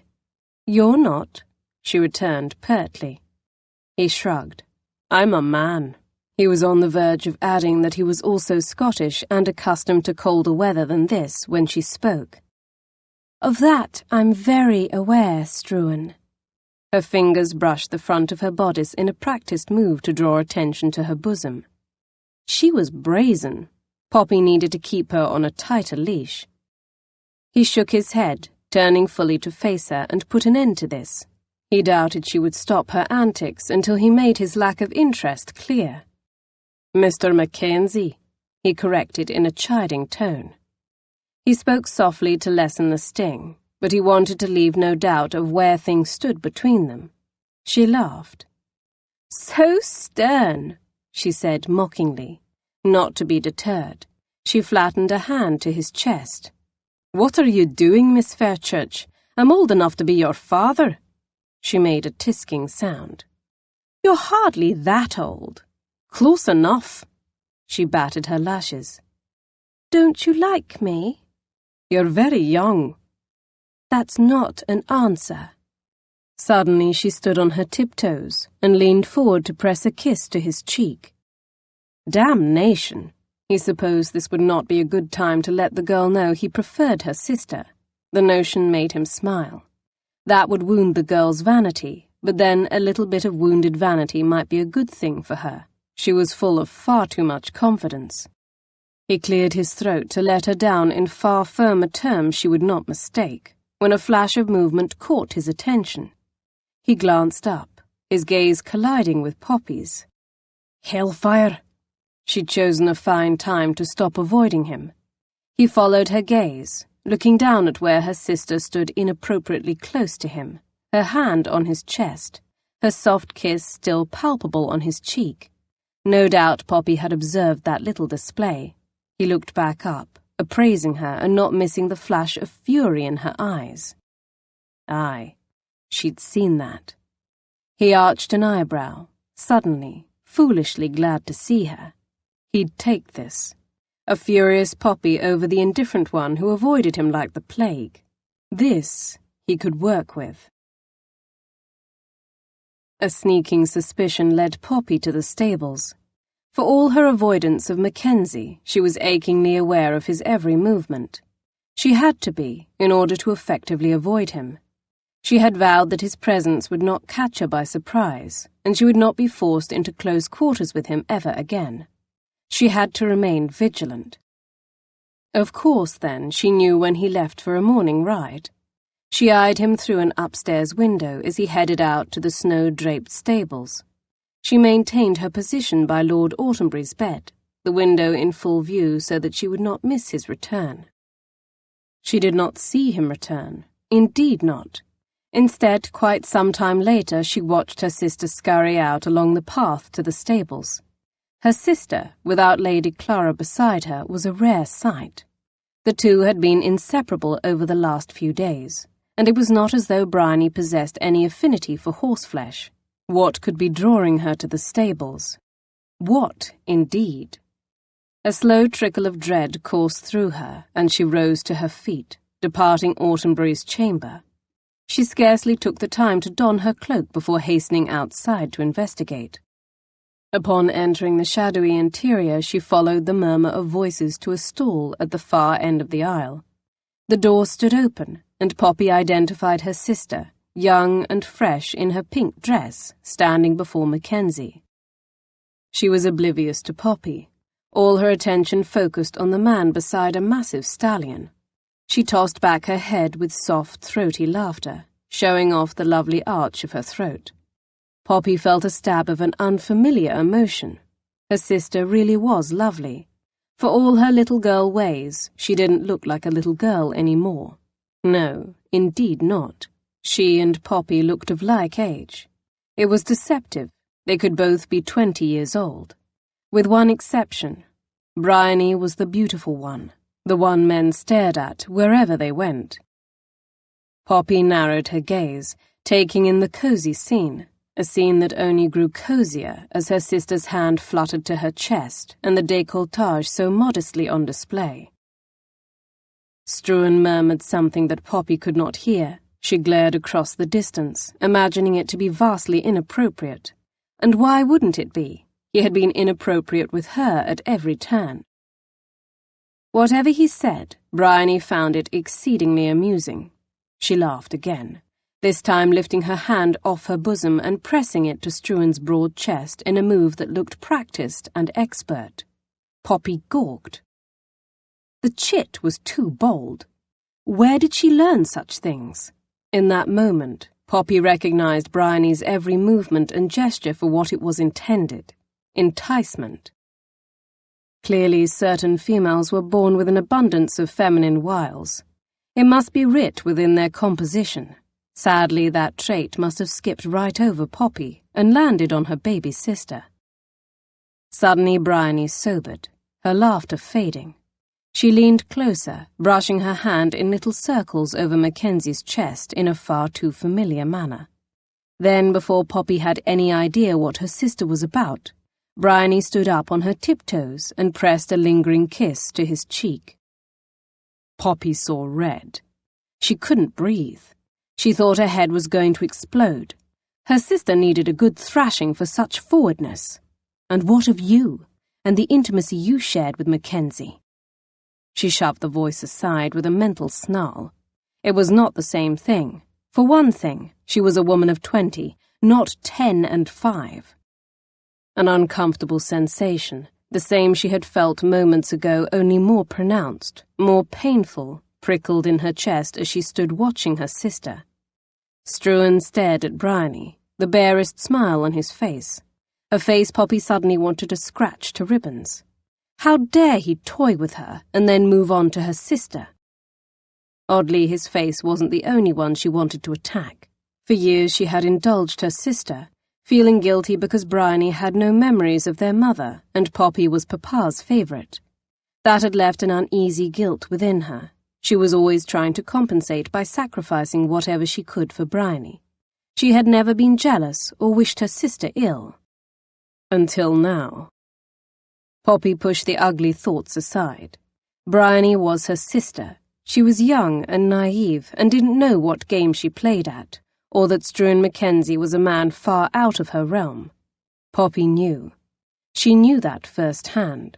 She needed Poppy's understanding and guidance now, not some foolish, misplaced jealousy. Poppy narrowed her gaze back onto the Lothario in question. What was he thinking as he looked at her much too impressionable sister? The reprobate! He was likely thinking how quickly he might find his way beneath her skirts. Over my dead body! As though he could feel the knife of her stare, he turned and his gaze landed on her. For once it wasn't hard to maintain his gaze.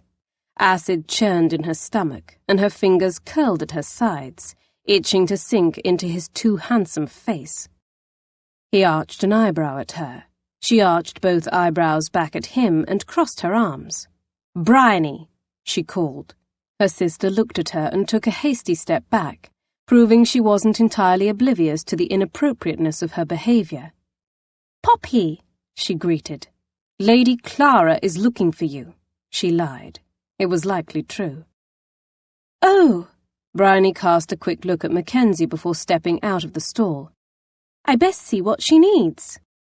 Poppy nodded, still not averting her gaze from Mackenzie. Not even when her sister hurried past, her footsteps fading out of the stables, did she break their gaze. She held his stare, not about to back down. He strolled toward her, his gait indolent and unhurried. "Poppy," he greeted. "Miss Fairchurch," she snapped. His eyes darkened on her, the moss green deepening to a wooded night. "That seems silly, does it not, given our shared intimacies?" Hearing him put that to words on the heels of his inappropriate behaviour with her sister only intensified her temper. "Stay away from my sister!" He smiled slowly then, actually showing a flash of white teeth. It was disarming, enticing as sin. Her stomach muscles tightened. Her hands curled tightly at her sides. She wanted to wipe that smile off his face. There was something sinister and manipulative in it. The seductive curve of those handsome lips made her shiver. Clearly he knew the appeal of his smile. It made her want to run after her sister and throw a blanket over her head. A man who looked as he did and smiled so wickedly couldn't be trusted in any proximity to Bryony. She already knew how weak she was around him. Her sister was made of far less resistance. He stepped toward her, and she took a step back. He kept coming, backing her up until she bumped the wall of the stall. His arms came up on each side of her, caging her in. It was a decidedly familiar moment. Except this time she could see his face much clearer. She could practically count each and every one of his ridiculously long and lush eyelashes. She inhaled, scenting his maleness, fresh hay, and horseflesh. A sense of vulnerability swept over her. She hated that. Her eyes locked with his. "What are you doing? Anyone can happen upon us. Is it not enough that you risk my sister's reputation? Must you?" "Your sister is a little girl." She paused, taken aback that he should agree on anything with her. Precisely, she said slowly. For that exact reason, I demand you give her a wide berth. She doesn't need the likes of you two. Your warning is needless. My appetites run to slightly more seasoned fare.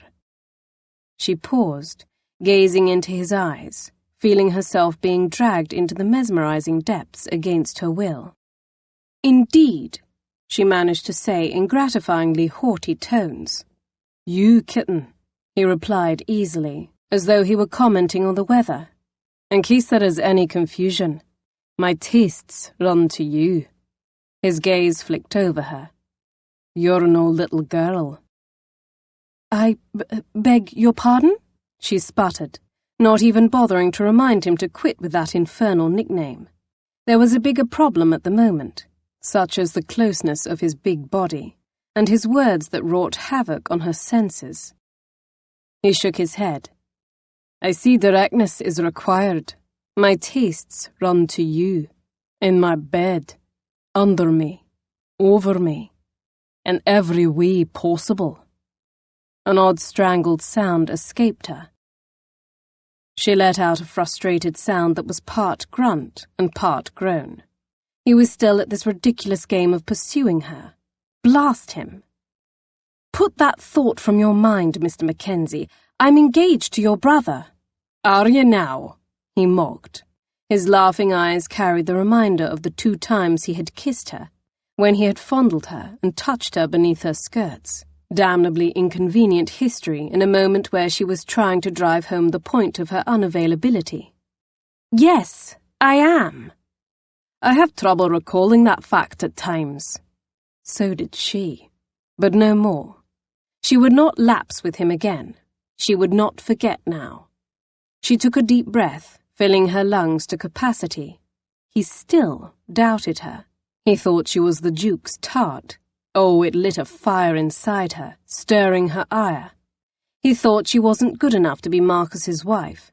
Even more insulting, he assumed men were interchangeable for her, and she would be receptive to his advances. Oh, the temerity! Stay away from my sister. Stay away from me. The humor faded from his eyes, and she was reminded of something she had already realized about this man. He did not like being denied. I've no issue with the first request. As to you, Poppy, you know where I stand on that matter. He leaned in, those delicious-looking lips of his descending. With a yelp, she ducked under one of his arms and darted forward, feeling quite smug at evading him so neatly. That smugness died a swift death when he snatched her wrist and tumbled her back into his arms, his chest a hard wall at her back. Oomph! She cried out at the impact, then stilled as his arm slipped around her waist, his big warm hand searing her ribcage, directly beneath her breast. If she relaxed, she could rest her head on his shoulder. She could turn her face slightly and graze her lips to his jaw. Only in no way could she ever relax like this. Especially when he lowered his head and placed his open mouth just over the whorls of her ear. His hot, warm breath tickled the sensitive skin. It wasn't a kiss, but it was just as distracting, just as dangerous to her senses. You needn't be jealous, lass. It's you I prefer. His lips brushed over the lobe of her ear as he spoke, and her belly clenched. Just as you prefer me. I don't prefer you. Heat climbed up her neck as his actual words penetrated. Her face throbbed with mortification. And I'm not jealous. Yes, you do, and you are. But you needn't be. Not when it's you I imagine in my bed. His fingers fanned out on her ribs, his thumb brushing the underside of her breast. And you imagine it too. Admit it. I'll admit no such thing. You arrogant, honest, insufferable, irresistible, he supplied. Oh! Her cheeks burned with outrage. His head dipped even lower, his face turning so that his mouth grazed the side of her neck. He was going to kiss her, again, perhaps even bite her as he did that once. Heat throbbed between her legs. Her chest squeezed, the air trapped inside, no longer flowing in and out of her. She couldn't let that happen, not when she was so desperately trying to stand strong and show him exactly how objectionable she found him to be. She was too late, of course. In a manner. He didn't kiss her. No, it was worse. He opened his mouth over the side of her throat. The velvet warmth of his tongue slid over her skin, tasting and turning her limbs to jam. She whimpered, her legs giving out. His arm tightened around her waist, holding her up, and then he bit down, his teeth scoring the stretched cord of her neck. A strangled sound escaped her at the pleasure-pain of his teeth sinking into her. One of his hands lifted to her head, his fingers fisted in her hair, forcing her head back so that he had more of her to taste and bite. If she had any doubt before that this man was wicked, she no longer did. The things his hands and mouth did could only be called sinful, perhaps even evil. Before she could sink deeper under his spell, she lifted her foot and brought her heel down hard on his foot. Pain flared in the sole of her foot from the force of her kick, but she didn't care. Desperate times, desperate measures and all that. He cursed, his hold loosening, and she bolted. "Poppy!" he growled as she raced down the wide aisle. She heard his steps fast on her heels, and her heart hammered with equal parts fear and something else that felt horribly close to excitement. Blast her contrary heart.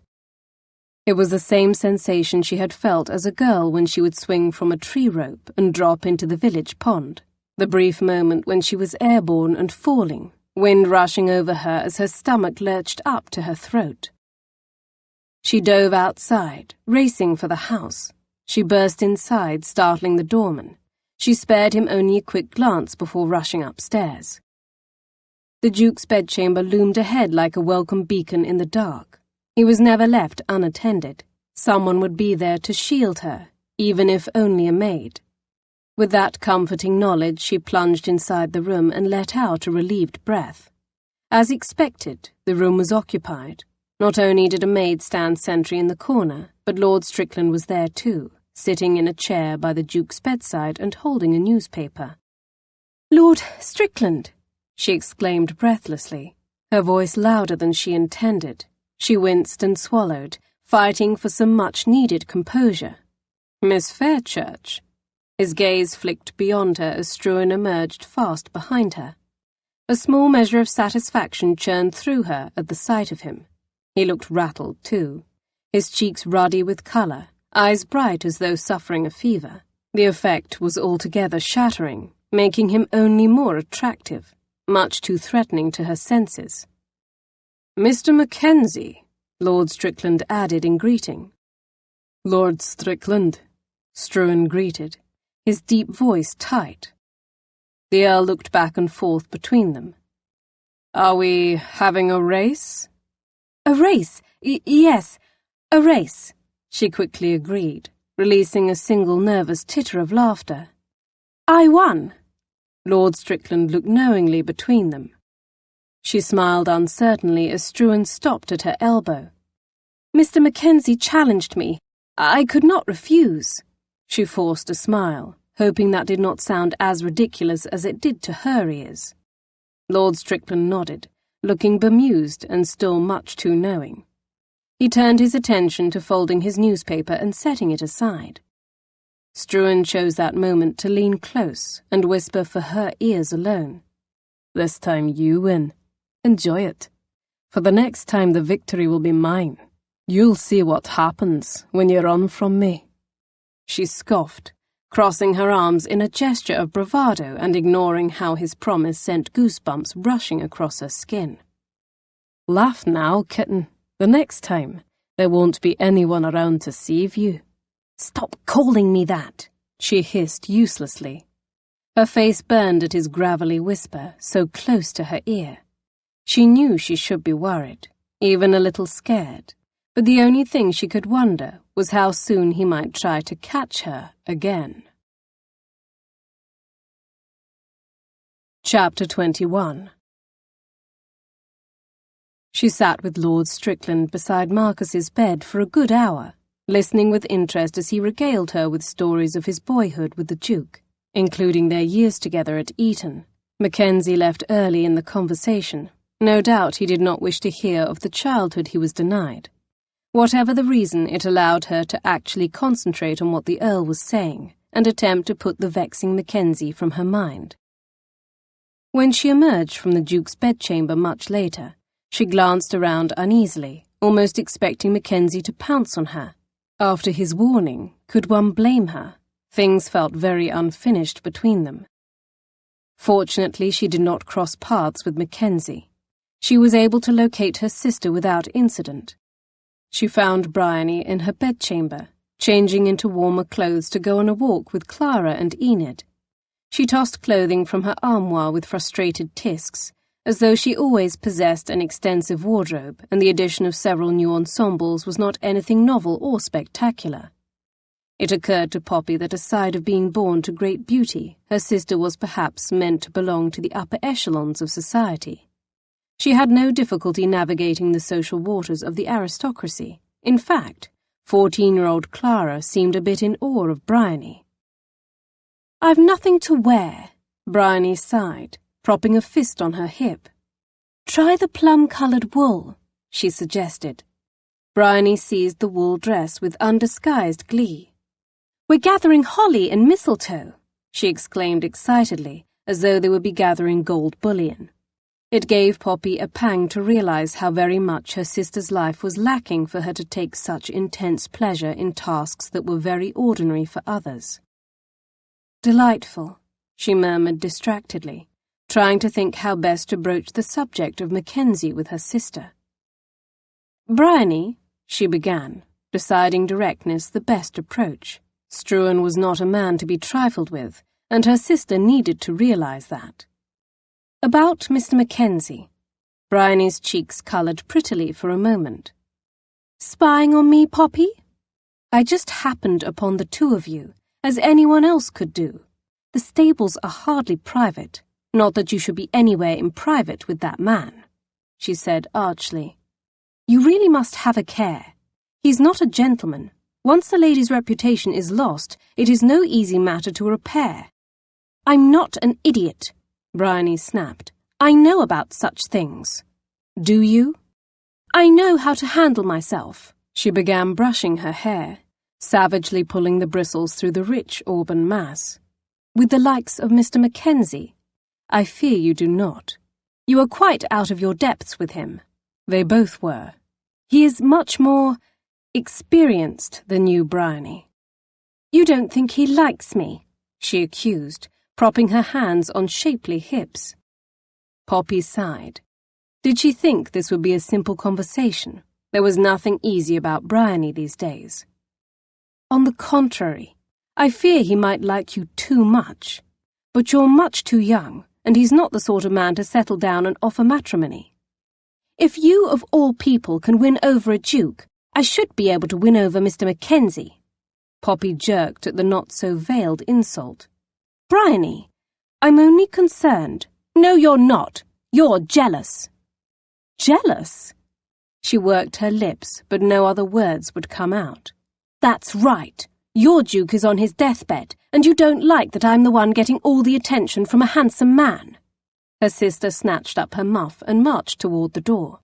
"And don't think I haven't seen the way you look at Mr. Mackenzie either." She gaped after Bryony, speechless. If her sister had noticed something afoot between Struan and herself, who else had noticed? With one hand on the door latch, Bryony's razor-sharp eyes flashed with a fine fury as she accused. "You already have the Duke. Must you have Mr. Mackenzie too?" At that charge, Poppy found her voice. "Bryony, it's not like that." Shaking her head, the girl yanked the door open. Before storming out, she cast one last withering glare at Poppy. "You make me so mad. I can't wait until I'm married, and you can't tell me what to do anymore." Poppy had never seen her sister look at her in such a way. It was definitely not sisterly. No, she glared at her like she was a rival. Poppy adopted a placating tone. "Bryony, you know I would never. Clara is waiting for me. I need to go." She angled her chin at a proud angle. I'm sure I'll forgive you later, but right now, I don't want to talk to you." That said, the girl flounced out of the room, slamming the door after her. Poppy stood there, stunned, the sound of the door slamming reverberating in her ears. Never had she seen her sister in such a temper, and for what reason? Because Poppy had admonished her to behave herself with Mackenzie. Her own temper flared.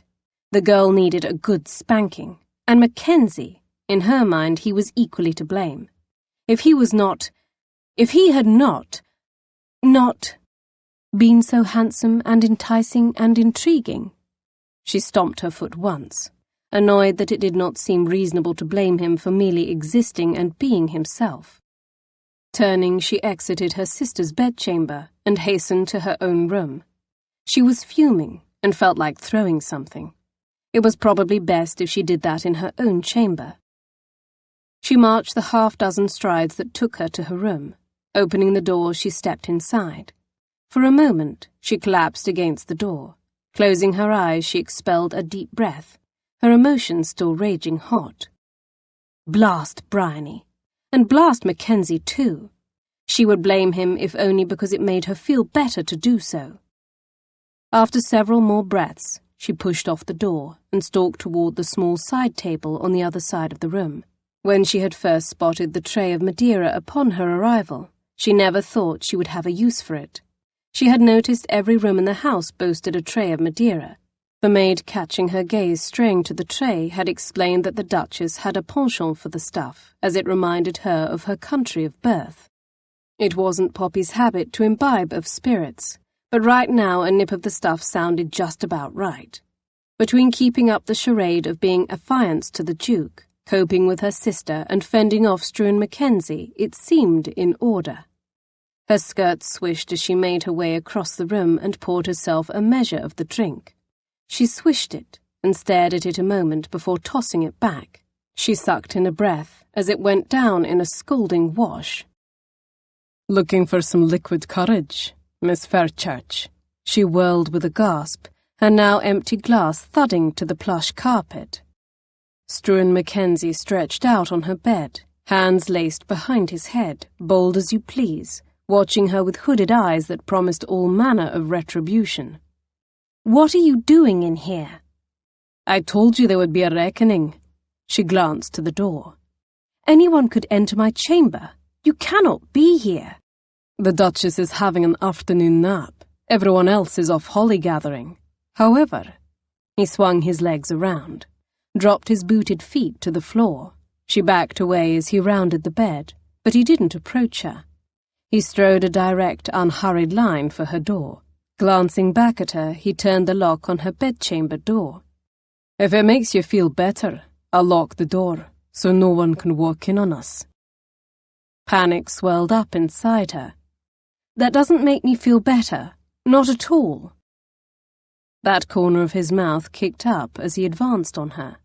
She continued to back away, making certain that she moved in the opposite direction of that looming bed. She stopped when she reached the wall, her hands pressing, palms flat against the cool plaster. He stopped, keeping a good space between them. It did little to comfort her. She still didn't trust him, especially not alone with her in here. "You won't quit," she stated flatly. "It's not in my makeup." "I'll scream," she warned. He chuckled. "No, you won't." She felt her nostrils flare on a breath. "Why are you so intent on pursuing me?" He paused, giving her words careful consideration. "I don't rightly know. There's something about you, Miss Fairchurch. Something between us. I can't ignore it. Neither can you, if you'd be honest with yourself." He took one step closer and brought his hand to her throat. His thumb gently swiped over her pulse. "But honesty, I realize, is elusive for you." Her pulse jumped from his touch. Or was it his words? She knew he was referring to her betrothal to the Duke, and the fact that he didn't believe it to be true. He wouldn't drop the matter. "I mean it," she threatened. He leaned in, still holding her throat, his mouth a hair's breadth over her own. "Do it. Scream then. She opened her mouth, debating letting a scream fly free. It would be nice just to surprise him, to prove him wrong about her. Of course, there were other ways to do that. Perhaps it was the Madeira swirling hotly through her blood, addling her thoughts, lending her courage. She closed that last bit of space separating them. Wrapping her arms around his neck, she pressed her body against him and mashed her mouth into his. Perhaps if she shocked him, it would wipe that arrogant smugness from his face. She succeeded in shocking him. He didn't move for a long stretch of moments. And then he did. His arms went around her. She squeaked as he lifted her off the floor. Her feet dangled in the air. It added to the floating sensation his lips already stirred inside her. They kissed until there was nothing but the combined frenzy of their lips and tongues. She brought her hands up to his face, holding him, and reveling in the sensation of his strong jaw as she explored the taste of him. Suddenly she was falling. She grabbed onto his shoulders with a soft yelp as they fell back onto the bed. The sensation of the brocade counterpane beneath her woke her. She curled her hands into his shoulders and pushed. "No, stop." He froze, his chest panting with soaring breaths as he looked down at her with eyes gone dark and heavy. She felt an answering pull in her belly. "You don't want me to stop?" he growled, his brogue thicker than usual. She moistened her lips. She knew she should probably be afraid. She was alone with him. He was big and strong, capable of overpowering her. He could easily do that. "I'm in love with Marcus," she blurted. A shutter slammed over his gaze. He sat back, lifting off her. "Of course you are. He's rich and powerful and titled. How could I forget?" She flinched as his hand came down suddenly toward her. His eyes flashed, clearly aware that for a moment she thought he might strike her. "You think I would strike you?" She shook her head. Shame coursed through her.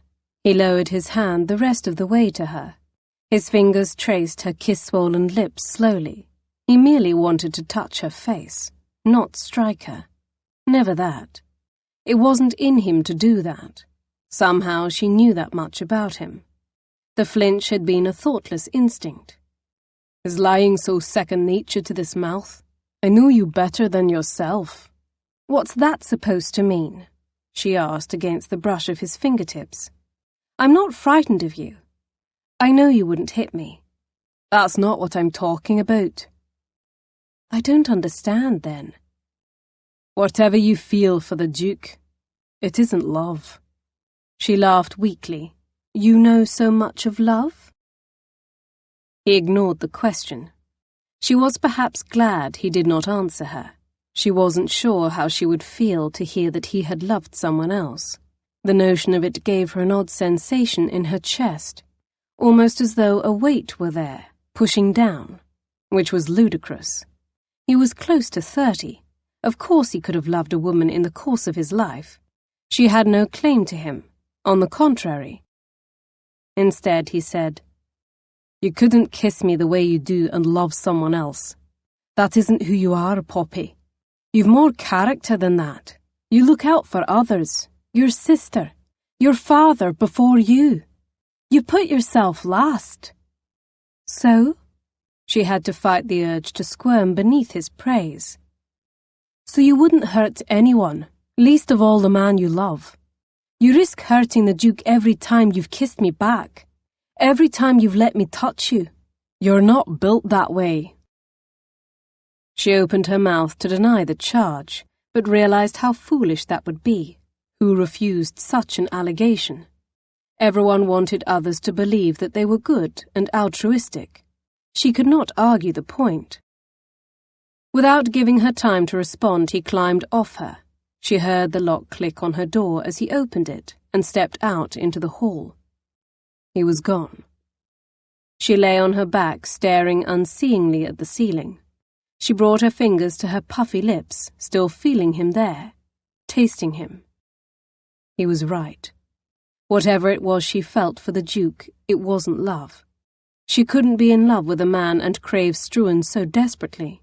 She'd known this for a while, but she hadn't acknowledged it until Struan said the words. Groaning, she covered her face with her hands. She was vastly tempted to grab her sister and flee back to London, if it wouldn't raise so many eyebrows. If she couldn't be convinced that Struan wouldn't follow her, she would. He had proven exceptionally persistent in his pursuit of her. Of course, you could tell him the truth. Admit who you are, or rather, who you're not. And then he would hate her for the lie. Or worse, he might not be interested in her at all anymore. Perhaps he was only interested in her out of a misplaced competition with his brother. There was no easy way out of this. Perhaps she could approach Lord Strickland tomorrow, explain how untenable the situation was becoming. She would leave out the part about falling in love with Struan Mackenzie. She swallowed hard and shook her head against the mattress. Groaning, she covered her face with both hands. She was not falling in love with Struan Mackenzie. That would be madness. She didn't love the man. She wasn't that foolish. No. It was far safer falling in love with an impossible fantasy. A fantasy couldn't come true. A fantasy couldn't hurt you. Chapter 22. Struan reminded himself that there was a reason he only ever pursued women who clearly wanted his attentions. There was no confusion in those instances.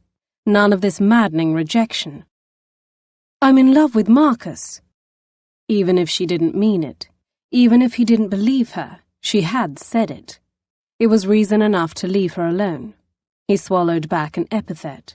He should tumble the maid that changed the linens on his bed. She kept giving him inviting smiles and accidentally happening upon him while he was at his bath.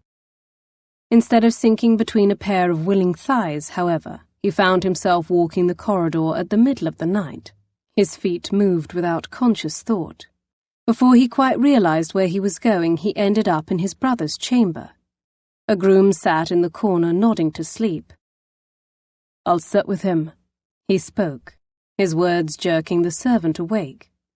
Give us a moment. The groom nodded and hastily left the room, no doubt sensing some of his dangerous mood. Struan sank down in the chair beside the bed, gazing dispassionately at his slumbering half-brother. After some time, he spoke. I know you hate me. He waited a long moment as though he expected a response. I suffered a great deal as a result of our father. You will never know how much. He shrugged. Specifics didn't matter. He gave you everything, and me nothing. Even so, I never blamed you. I never hated you, or wanted anything that was yours. Until now. He didn't say the words. He simply let them hang in his mind, hovering like a great toxic cloud. Perhaps Poppy had the right of it, and he needed to give her a wide berth, for the both of them. Funny thing, I actually admire you. I never thought I could feel like that about you, but choosing someone as special as Poppy, hell, you've a lot more than I gave you credit for. He released a shuddering breath and then jerked up from the chair. He stalked out of the room and found a groom waiting outside. One glance at his face, and he scurried back into the room as though he feared Struan would level him with his wrath. He didn't have anything to worry about. Right now, the only person he was angry with was himself. He strode down the corridor, deliberately not glancing at the door to her room. He passed it without looking. If he was determined to banish her from his mind, he needed to stop giving her so much power over him. As though the thought of her conjured her, he stopped hard. She stood ahead of him wearing nothing more than her nightwear. Her bare feet peeked out from beneath the hem of her nightgown and robe. She hadn't noticed him yet. She knocked softly yet persistently at a bedchamber door. Bryony, please let me inside. I want to talk to you. There was no response that he could hear. Apparently she heard nothing either. Her profile scrunched up in frustration. Please, Bry, I don't want to fight with you. Go away! Ruin someone else's life and leave me alone! He flinched, and then wondered at that reaction. It wasn't as though the girl was attacking him. This had nothing to do with him. Poppy had made it clear they should have nothing to do with each other. He should turn and walk in the opposite direction, as though he hadn't seen her. "Walk away, Mackenzie. Just walk away." Poppy's shoulders slumped. She flattened her hand against the door and dropped her head, looking so forlorn that he couldn't move. "Don't be like that, Bri," she said so softly he could barely hear her. More silence greeted her. She waited as though hoping her sister would change her mind and open the door to her. Nothing. She turned, wiping at her eyes. The fact that she was moved to tears made something shift inside him. Hellfire! He didn't like it. She caught sight of him and froze. "What are you doing?" Accusation bit into each word. "Returning to my room." Her chin went up, and she wiped at her eyes as though trying to hide the evidence of her tears. "I was just checking on my sister." He advanced on her. "How is she doing?" An innocuous enough question. She squared her shoulders. "Fine. Tired." He stopped before her. "You're a terrible liar." Those tear-soaked eyes widened. "Very well. She's upset with me." "Why?" She shook her head and turned, striding away from him with quick little steps, her bare feet a whisper on the plush runner. He followed. "What's happened?" "I don't want to talk about it." "I assume it has to do with today, in the stables, with me." She spun around. "Because everything is about you, with your stupid handsome face, and your stupid brogue, and your stupid body." She gestured to him furiously. Tears clogged her voice and glistened in her eyes. "I take it you had words with her about her boldness." She sniffed back a sob. "Indeed, I had words with her about her boldness." "And?" "She didn't take it kindly.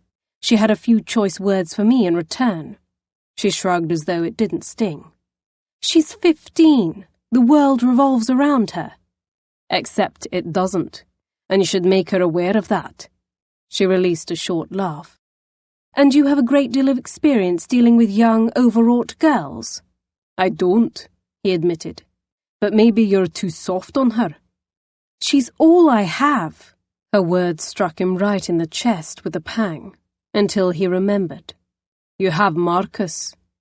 She glanced away, avoiding his gaze. "Yes, that's right," she remembered.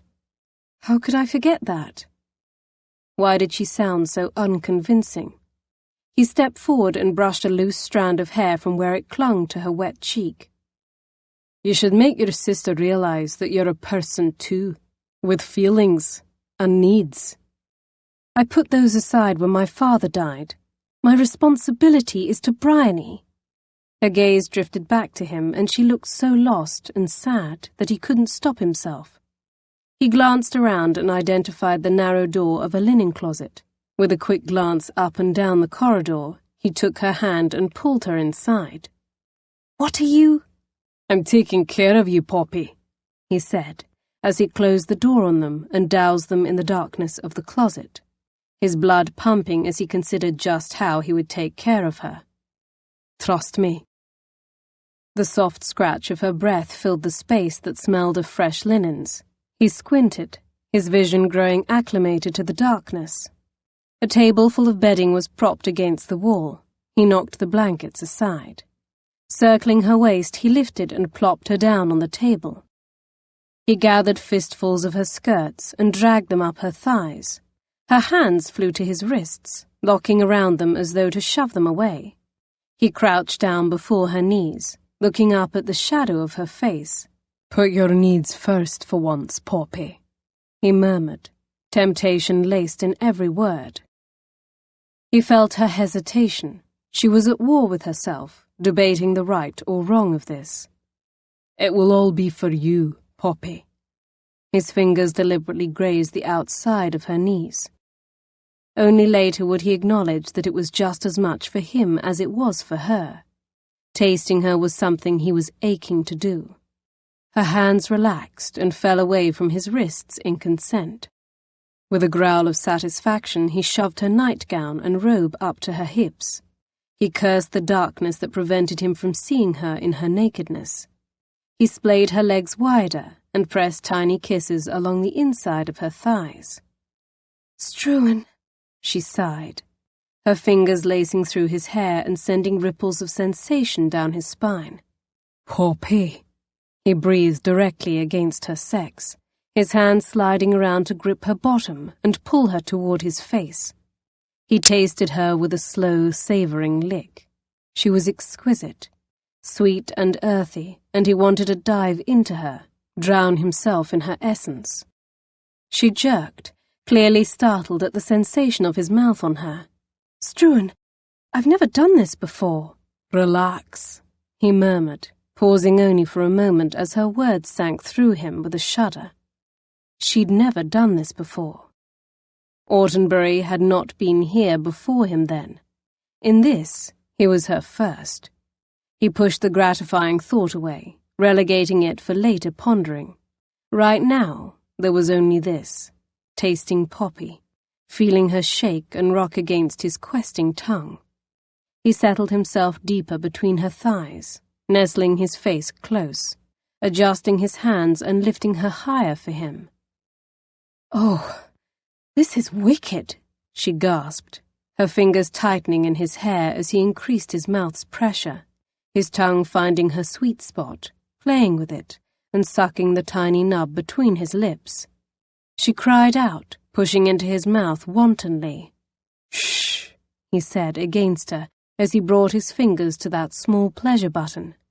He rolled it, pinching and then taking it between his lips again, scraping the nub with his teeth and thrumming his tongue over it until she released a muffled shriek, convulsing all around him.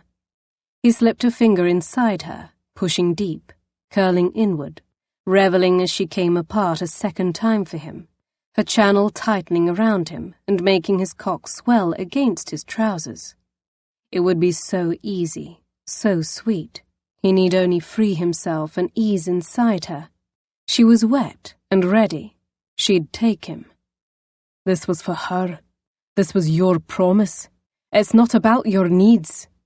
He lifted himself up. She shook, clinging to his shoulders, her gleaming eyes locked onto his in the darkness. She wasn't the only one shaking. His hands trembled and his jaw locked tight against the ache to take her, finish this, and slake his lust for her. Struan, she whispered, her hand lifting to fall on his chest, fingers splaying wide, each one a singeing imprint that he felt through his clothing. He straightened, brought her to her feet, and yanked her nightgown back down, covering her limbs. Go to your room. She stiffened, and he cursed himself. His words came out too harsh. He'd hurt her feelings. She didn't understand. He grabbed her hand and forced it between them over his swollen member. Go to your room before I break my word to you and make this about me. About my pleasure. She gasped. Even in the darkness, he could identify the shock in her eyes, the tremor of her hand on him. Her lips parted on a hitched breath. I did that to you? He said nothing for a moment, just let the sound of his laboured breath crash between them. Kitten, you have no idea what you do to me. He forced her hand to rub up and down against him. He dropped his head with a groan as she curled her fingers over him through the fabric of his trousers, exploring his shape as much as she could. She squeezed him, and he jerked. She yanked her hand away. I'm sorry. Did I hurt you? It's only the sweetest torment. He took a step back and inhaled a shuddering breath. Go, Poppy. She hesitated, and he knew she was considering breaking her resolve. He glanced around the darkened closet. He hadn't brought her in here for a quick romp. He'd wanted to make her feel better, to give her something with no expectations for himself. Go, he barked. She vaulted from the closet. The door clicked shut after her. He stayed in the closet for several moments after she left, taking bracing breaths, fighting to compose himself and willing his raging erection away. He clenched his hands into fists. Since when was he in the habit of giving and not taking? Especially when it came to a woman he wanted. Especially since he'd never wanted a woman as much as he wanted Poppy Fairchurch. For the first time he entertained the notion of leaving her alone, even if her responses to him had been ardent and welcoming and seemed in direct opposition of wanting such a thing. He had not lifted himself from the dregs of poverty by turning away from every challenge. Giving her a wide berth seemed like a sound plan, for her, for him. He couldn't promise her forever. He needed to kill this hunger for her once and for all. Forget it before they reached a point in which neither one of them could return. Chapter 23. It was a perfect evening. The kind of Christmas she had when Papa was alive and they would sit in front of the fire and sing carols. Just the three of them, Poppy, Bryony, and Papa. They'd eat oranges and mint scones and read from the Bible, a tradition Mamma had started and they maintained even after her passing. Her present reality felt like an echo of those times and made her feel warm and fuzzy inside. Those were good times. They were by no means well off then, but she didn't have to worry about money. She didn't have to worry about how she and her sister were going to survive. She didn't have to worry about any of those things at all, just as she did not have to worry about them right now, sitting with this wonderful family. True, it would all come to an end, but for however long it lasted, she would enjoy her time here, and evenings like this. This was the kind of evening Poppy had imagined for herself when she was a girl, weaving fantasies of a life with Edmund and a gaggle of children gathered before the fire at Christmas time.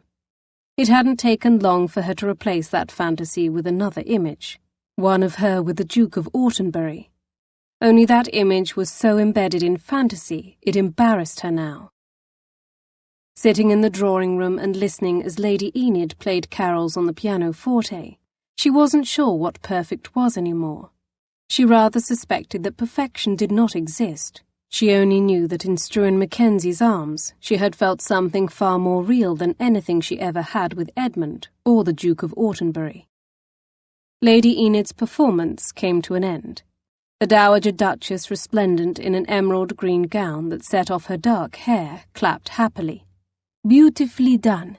You've improved so much, Enid.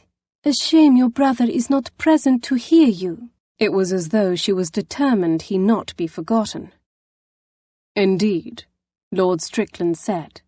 "The only thing missing is Autenbury, hale and hearty, and overseeing the festive occasion." For some reason his stare fell on Poppy. She smiled and held his gaze, struggling to show no reaction when he swung his gaze to Struan. Lord Strickland's eyes narrowed and turned far less kind as he considered the Scotsman, almost as though he knew something had transpired between them.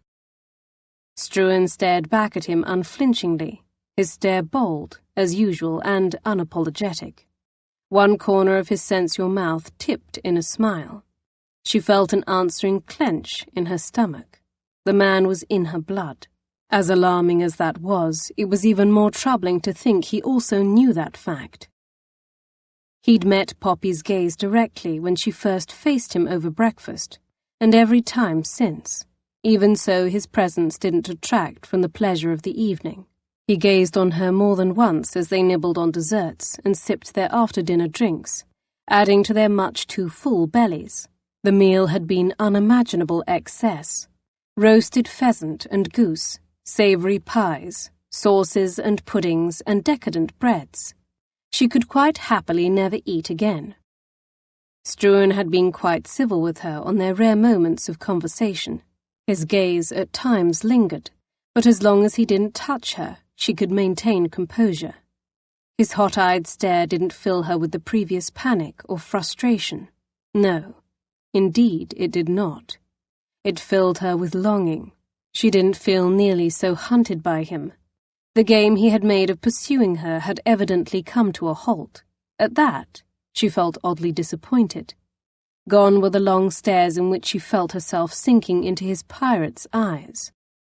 Ever since their tryst in the closet, They'd reached an unspoken truce of sorts. He kept his distance. Their conversations were limited. He was polite, yet distant, cool. It was everything she had demanded of him. And yet, she missed it all. She missed him. It was damnably bewildering, and made her feel the most contrary of creatures. She had demanded he leave her alone, and now that he had, she was forlorn for the loss of him. For once she wished he would stare at her with that feral look in his eyes. Oh, what a terrible contrary creature she was. She had warned him off time and time again, and yet now she missed his attention. "Marcus shall be with us soon," the Dowager Duchess proclaimed to the room at large. Everyone nodded and murmured agreement, for once appearing to mean it, and with good reason. That very afternoon Lord Strickland had reported that Marcus stirred, and even mumbled a few words. Heartening signs, according to the physician, and the Dowager Duchess couldn't stop talking about it. It was yet 3 days before Christmas, and the Dowager was hopeful that the Duke might yet awaken and join them for the celebration. Lady Enid finished at the pianoforte, and they moved into a game of charades. "Poppy, it's your turn. Your turn." Lady Clara clapped excitedly from where she sat after Bryony finished her turn. Poppy stood from the chaise longue, dusting her lush purple skirts free of invisible lint. She selected a slip of paper from the bowl, studied it, folded it back up, and then set it down on the glossy wood table that held their cups of steaming chocolate. She moved to stand before the fireplace, her mind already feverishly working on how she would perform this charade when the doors to the drawing-room burst open. All heads swiveled at the intrusion, wide eyes staring at the breathless maid. "It's the Duke! His Grace! He's up!" She shook her head as though jogging loose the proper words. "He's awake! Awake!" Precisely 5 seconds of silence met her vivid declaration before the room exploded into chaos. To describe everyone as joyous would be a gross understatement. There were tears and laughter and hugging. The Dowager Duchess, someone Poppy never suspected as being particularly devout, clapped her hands together and began praising and thanking God with all fervency and sincerity. The somewhat taciturn Enid was wiping tears from her eyes, and Clara was bouncing with more vigour than usual even for her. Even Bryony, who had never met Marcus, participated in the happy melee. "Let us go!" Lady Autenbury exclaimed. "Come, everyone!" "Wait!" Lord Strickland waved his hands in the air.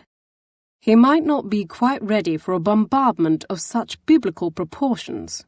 Lord Strickland's gaze seemed to land on her, conveying some manner of message. He was the only one present who knew the truth of her ruse, after all. He had to know the Duke would want an explanation for suddenly finding himself with a stranger for a fiancé. "Oh!" The Dowager's hand fluttered to her mouth. "Yes, I see your point." She glanced around the room, gnawing on her lip thoughtfully. "Yes, that would be a bit much." "Overwhelming indeed." Enid nodded in agreement. "Strickland, you should go." Everyone else nodded too, except Poppy. She couldn't move, and neither evidently could Struan. He held himself stiffly. Only his eyes showed any movement, looking only at her, sliding over her face, assessing her expression. "I'll just start weeping. Yes, you go and explain what has happened." The Dowager waved him on. "You'll be the most level-headed, and you can best assess whether or not he can cope with the lot of us." "Very well, then."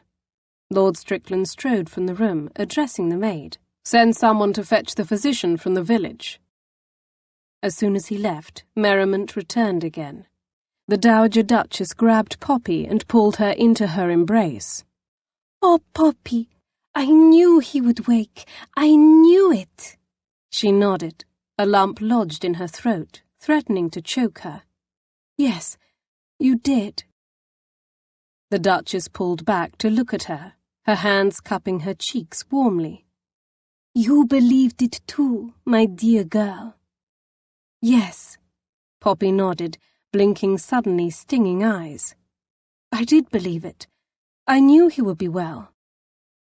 Then they were hugging again, and Poppy's heart was breaking. Not because the Duke was recovered, for that she was elated, her chest lighter, expanding with relief. She'd prayed for his recovery. No, it was because this would all come to an end now. The Duke was awake. He would tell everyone that she was a fraud, that she was no one to him. They would all know she was no one. She and her sister would have to leave this place, and this family for whom she had come to care. Worse than leaving them, worse than never seeing them again, was knowing that they would hate her, despise her for the liar she was. She looked over the Duchess's shoulder to find Struan Mackenzie staring at her intently, his gaze unreadable as his eyes drilled into her. Soon he would know too. He'd have the truth at last. Not that he ever thought she was good enough for Autenbury in the first place. He always thought her a liar. She pulled free of the Duchess's embrace. "Excuse me," she murmured. "I need a moment." The trail of her words was hardly noticed. Lady Autenbury turned to the rest of her family to celebrate the return of their loved one. For a moment, Poppy stood there, feeling once again every inch on the outside. Now more than ever, even though her sister was in the room as well, clinging happily and obliviously to the new best friend she found in Clara. Poppy was achingly aware of how very alone she was. She didn't belong here, and soon all of these kind people would know that within minutes. The sting in her eyes returned with a vengeance, and she turned, slipping from the room without a backward glance, determined no one see her cry.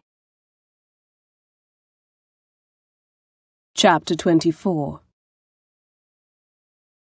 He watched her go amid the happy and noisy exchange.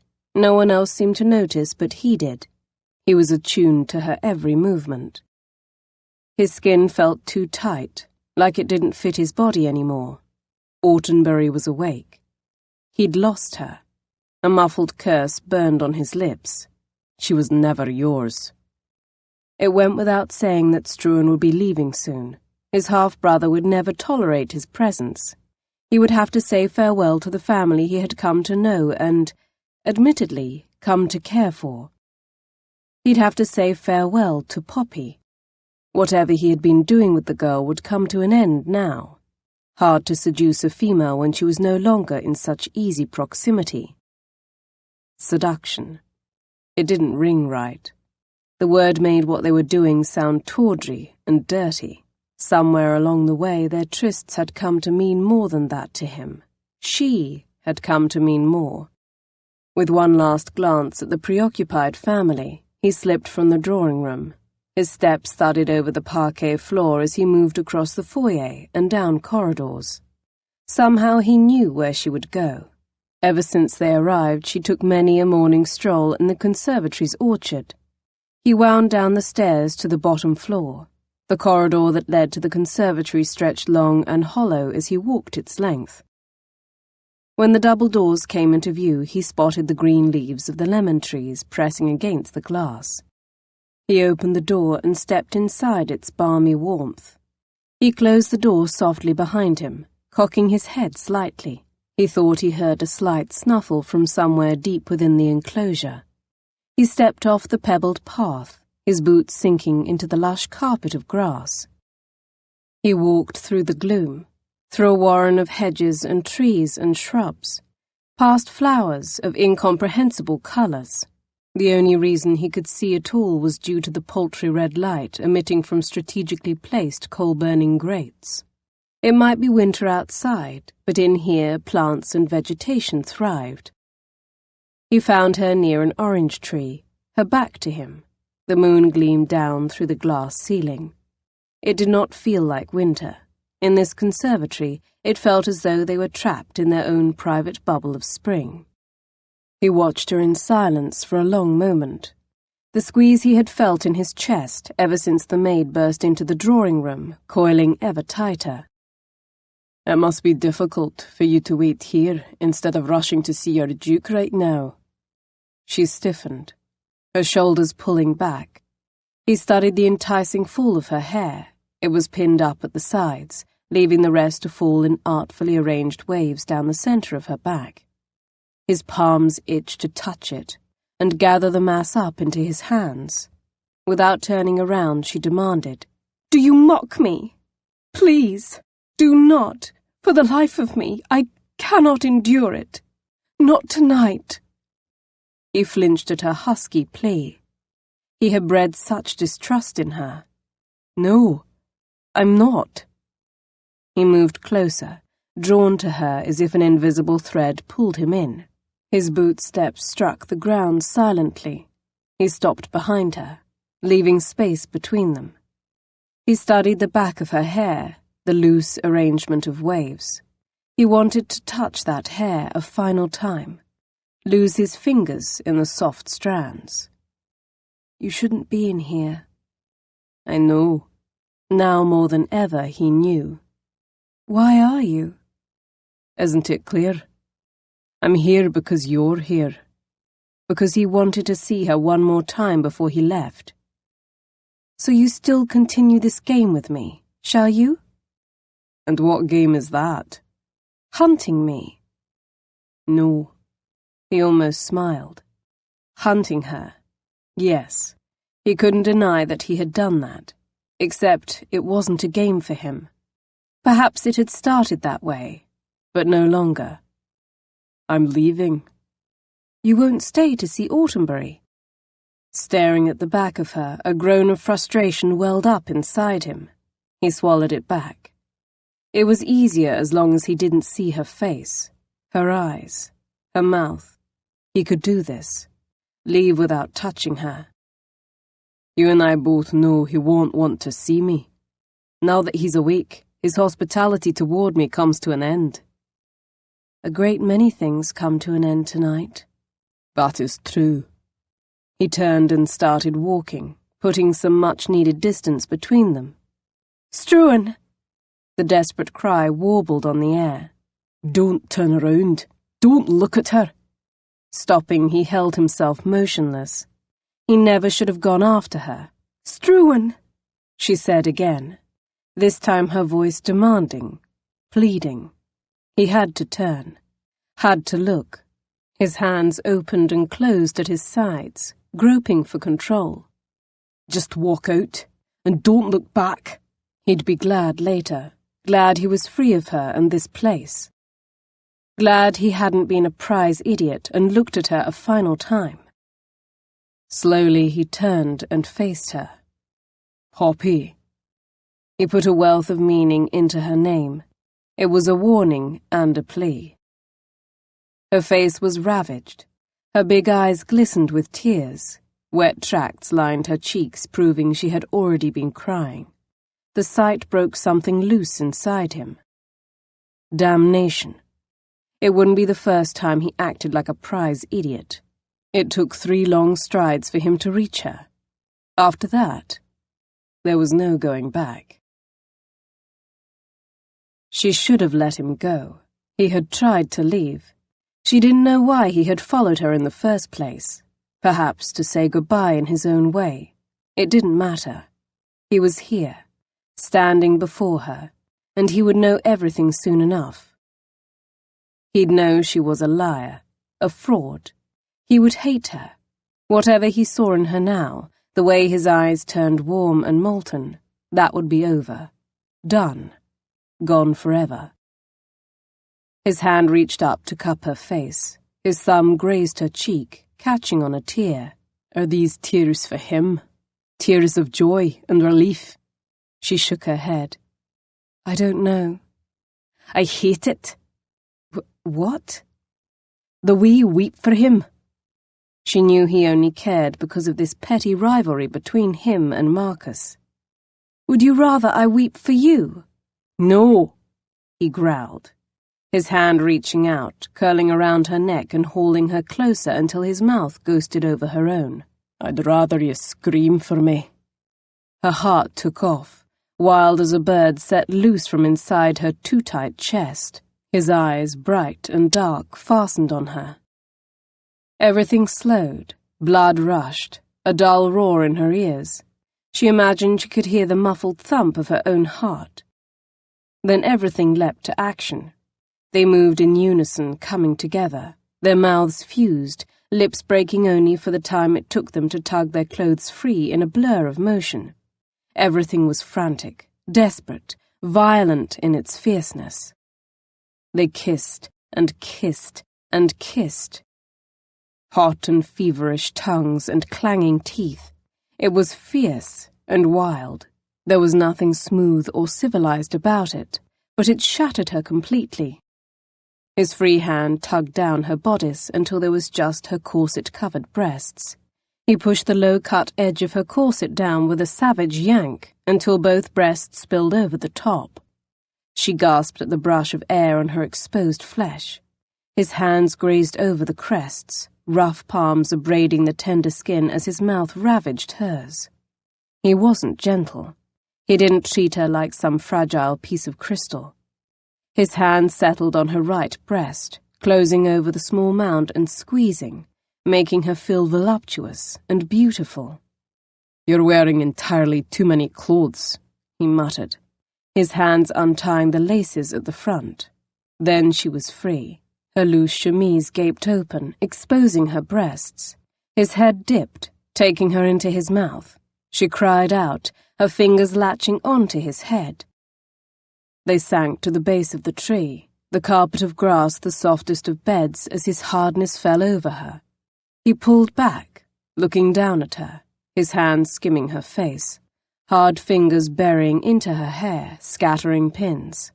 He gripped her scalp as his hot mouth crashed over hers, consuming. Her hands dove for the front of his trousers, eagerly unbuttoning the folds of his breeches to free him.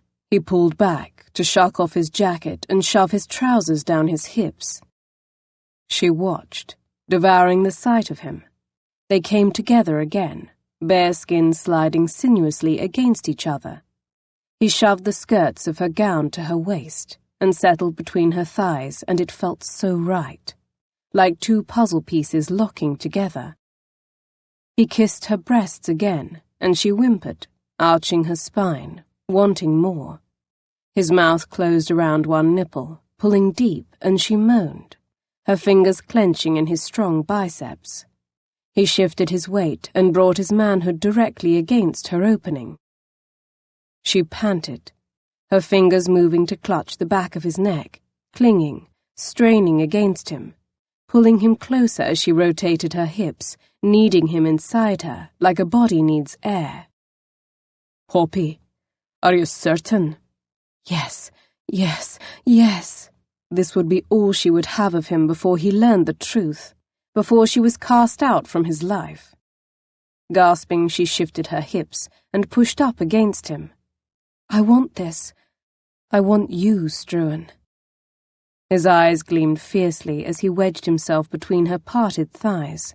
She looked down between them, watching as he took himself in hand, gripping his hard member and guiding it toward her.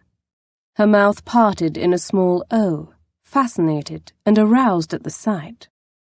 He wrapped an arm around her waist and hauled her closer, holding her steady as he began to sink inside her, his eyes locked with hers. It was a dreamlike moment, staring into the depths of his eyes, feeling his body joining with hers, stretching and filling her with a burn that wasn't entirely comfortable. Her body stretched to accommodate him. Gasping little breaths escaped her as she molded to fit him. "You're so bloody tight, Poppy," he hissed. Her eyes flared wide, and she whimpered as he pushed inside another fraction. He stilled, his biceps tensing, muscles bunching tightly. "Am I hurting you?" Just when she thought he was done, he pushed in deeper, and she cried out, partly in pain, and partly in relief to have him buried so deep, an answer at last to the clenching ache. He froze again. Her grip tightened on him. "Don't stop." The arm at her waist pulled her closer, mashing her breasts to his chest as he thrust himself fully inside, finally seating himself and wrenching a sharp gasp from her. "Oh my!" She choked. "Poppy?" he growled, his voice bewildered. Have you done this before?" She met his gaze and gave a swift shake of her head. "No." He stilled, his manhood lodged deep, pulsing inside her. Myriad emotions flickered across his face. "Why didn't you?" "I never said I wasn't a virgin." He shook his head, his eyes anguished. "But you let me think. I called you." She leaned forward and wrapped her arms around his neck. She pressed her mouth to his and kissed him for all she was worth, silencing what she knew he wanted to say. He felt remorse for judging her, for assuming she was something other than what she said. Given the lies she had been perpetrating, he'd reached only reasonable conclusions. But this wasn't supposed to be about revelations. Soon enough he would discover that he had not been wrong about her. She was a deceiver. For now, in this moment, she would have this: hunger, raw desire, strewn. She wiggled beneath him, gasping into his mouth as shards of pleasure spiked out from where they were joined. "Keep going," she commanded, her nails scoring his back through his shirt. He rocked his hips against her in reflex, and she cried out, arching against him. "Oh, hell, Poppy, you feel good." He withdrew and drove back inside her. "I'm sorry. It will feel better next time." It felt amazing now. An aching pressure built inside her as he moved faster, increasing the delicious friction and tightening that invisible coil low in her belly. It was like before, when he had made her fly apart just by using his hand and mouth, only better. Everything more intense. She writhed against him, desperate to reach that climax. He hooked her hand under her knee and wrapped her leg around his waist, angling her for deeper penetration. The next thrust shattered her, and she cried out hoarsely. She never felt anything so amazing, so good. Her vision blurred as he pumped inside her again. He continued to move against her, working a steady pace.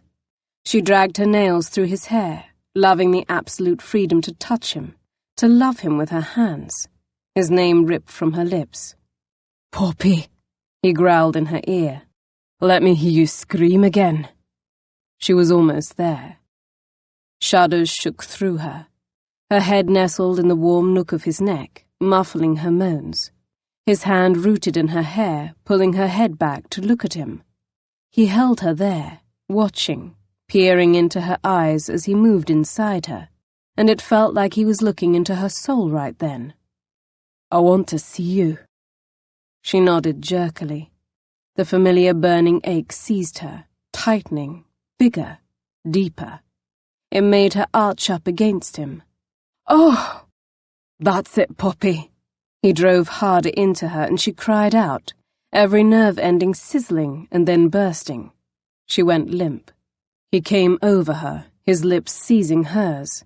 She groaned into his mouth, feeling his own release follow, and shuddered through him. They collapsed down to earth together, his weight on top of her. As heavy as he was, she didn't want him to ever move. She could stay like this, forever. Chapter 25. After they set their clothes to rights, Struan helped her to her feet.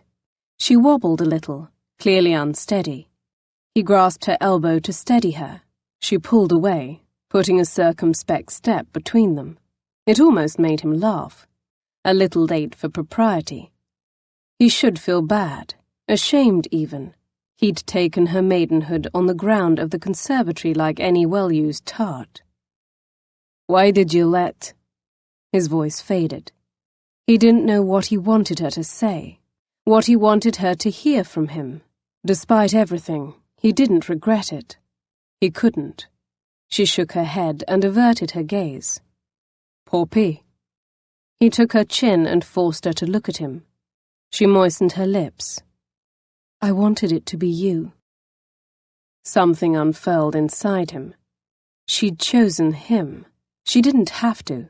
She had Autenbury, but she chose him. He waited, hoping she would say more, hoping she would say that this changed things for them. "Why?" he demanded. Autumnbury was awake now, and yet she gave herself to him. It could mean only one thing. She had to see that. "I'll tell you why," he snapped when she didn't respond. She eyed him warily, but said nothing. "You don't love him as you think you do." She inhaled a deep breath. "Struan, I can't do this right now. Soon it will all make sense, and then you'll—" Her voice faded, and bleakness flashed across her face. "I'll what?" he pressed. She closed her eyes in a tight blink. "You'll understand." "I understand you, Poppy. I see you," he whispered, desperate for her to hear him, to believe. She had to know that this had meant something to him, that she did. Poppy stopped abruptly and turned to face him. His heart hammered a wild drum as she gazed up at him. "No." She shook her head and tore her stare away as though his eyes, his face, were too much. "I see the real you. You're kind and selfless. You put others first, before yourself." She shook her head. "Stop. No," he continued. "You don't like attention. You don't want the light to shine on you, but I see you." "No." She pressed a hand to her stomach, almost as though his words made her sick. "You don't see me. You can't. You think you do, but you're wrong." The sharp edge of something sliced through his chest. Lifting her skirt, she headed across the grass toward the path leading out of the conservatory. He fell into step beside her. Something ugly started brewing inside him, threatening to boil over. He had just come as close as he ever had to laying himself bare for a woman, and she was walking away from him. She glanced at him. "We should not emerge together." "Yes, mustn't besmirch your reputation. Your Duke wouldn't like that. Tell me, how will he feel when he finds out he didn't have you first? Will you tell him it was me? Perhaps I should be the one to tell him that." She stopped and faced him, her expression stricken. "Is that what this was about for you? Beating your brother?" He glared at her, the blood rushing in his ears. He longed to say yes. He wanted to fling that lie at her so she could feel as miserable as he did. "No," he managed to get out. "I can promise you that Autumnbury was the last person I was thinking about while shagging you." She flinched, her eyes wounded as she held his gaze. Turning, she moved swiftly from him, disappearing amid the hedges. This time he did not go after her. He waited several minutes, inhaling the sweet aroma of Flora, letting her proceed far ahead of him and giving himself time to compose. At last he moved, striding from the conservatory and toward the study, eager for a drink, or four. He entered the room lined with bookcases and poured himself a brandy. He was on his second when the door to the study opened. Lord Strickland's voice rolled across the air behind him. "He wants to see you." Struan paused only a moment before downing the rest of his drink. "I imagine he does." Turning, he departed the study and made his way upstairs to the Duke's chamber. She eased into the chamber she had occupied so often over the last week, her slippered feet falling softly on the thick Aubusson carpet.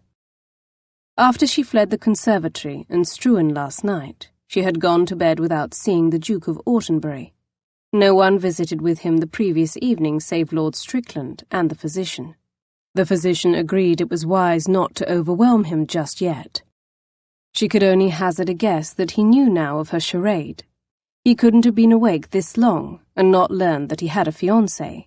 Aside of an evening spent with Lord Strickland, the Dowager had spent nearly an hour with him before breakfast. There was no way he could be unaware of her existence. Poppy gazed across the great length of space to the bed, verifying he was awake. She didn't want to disturb him if he slept. Her pulse thudded in hard beats. The coward in her begged for her to turn, grab her sister and run. Leave this place without ever facing the Duke. But she couldn't do that. She owed him an explanation. Hopefully he would bear no grudge. She had saved his life, after all. That must count for something. He was not asleep. "Miss Fairchurch." He smiled at the sight of her, sitting up a little higher and waving her forward. "Lovely to see you. Come inside." She inched deeper into his chamber, immediately feeling at ease in the face of his welcoming manner. "You look much better." She could not disguise the relief from her voice as she rounded the bed. He looked the picture of health with his dressing robe parted at the front, revealing a V of broad chest faintly sprinkled with hair. He might not be as muscled as his brother, but he was nonetheless a well-formed man. "There's colour in your cheeks again." "All thanks to you," he returned with that smile she had forgotten. Sweet and tender as though she and he alone knew a secret.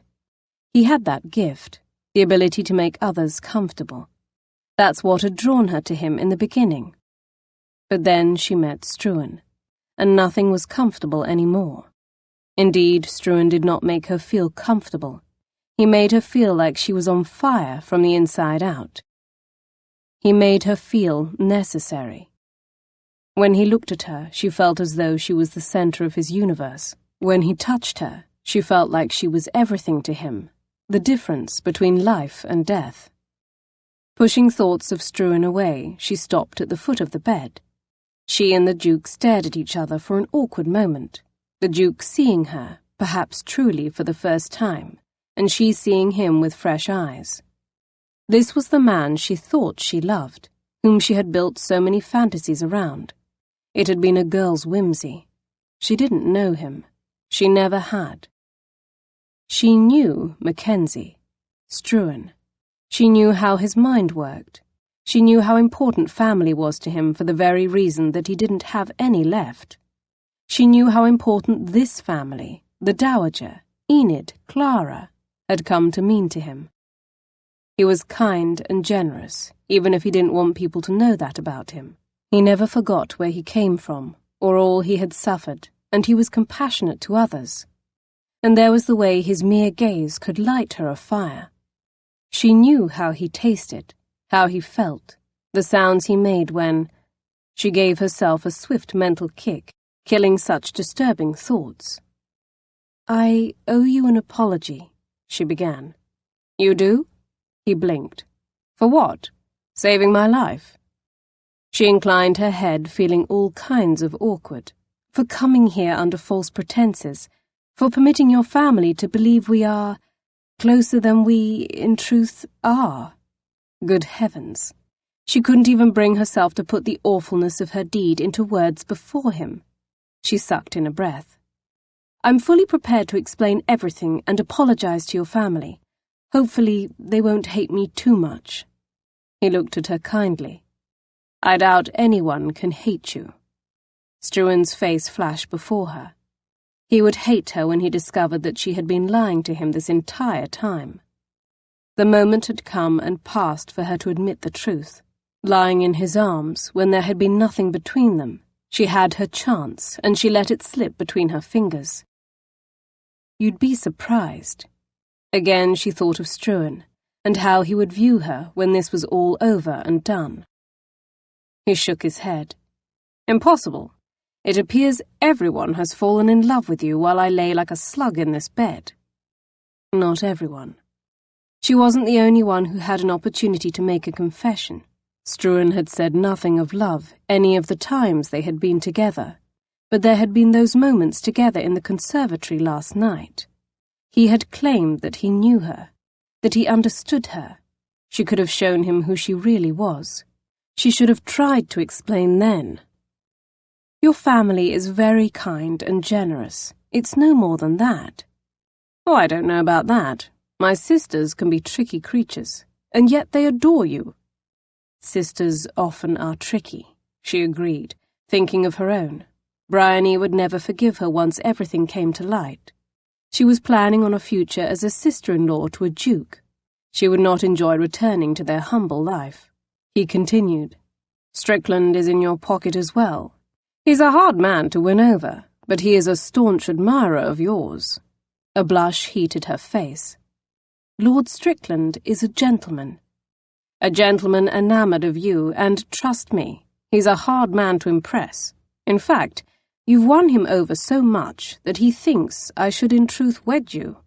She laughed. Marcus stared back at her soberly, his expression not cracking with humour, and her laughter faded. "Oh, I thought you were jesting." "He brings up a valid point. My entire family adores you, and I cannot remain a bachelor forever. I've heirs to produce after all." She stared at him a long moment, certain she had walked into some dream where dukes proposed to shopgirls who had lied to them, about them. "That is hardly reason enough to enter into matrimony," she whispered. "People marry for far less." She winced. "I was hoping for more." "Ah, you're a romantic. That's fine and well. I don't mind that.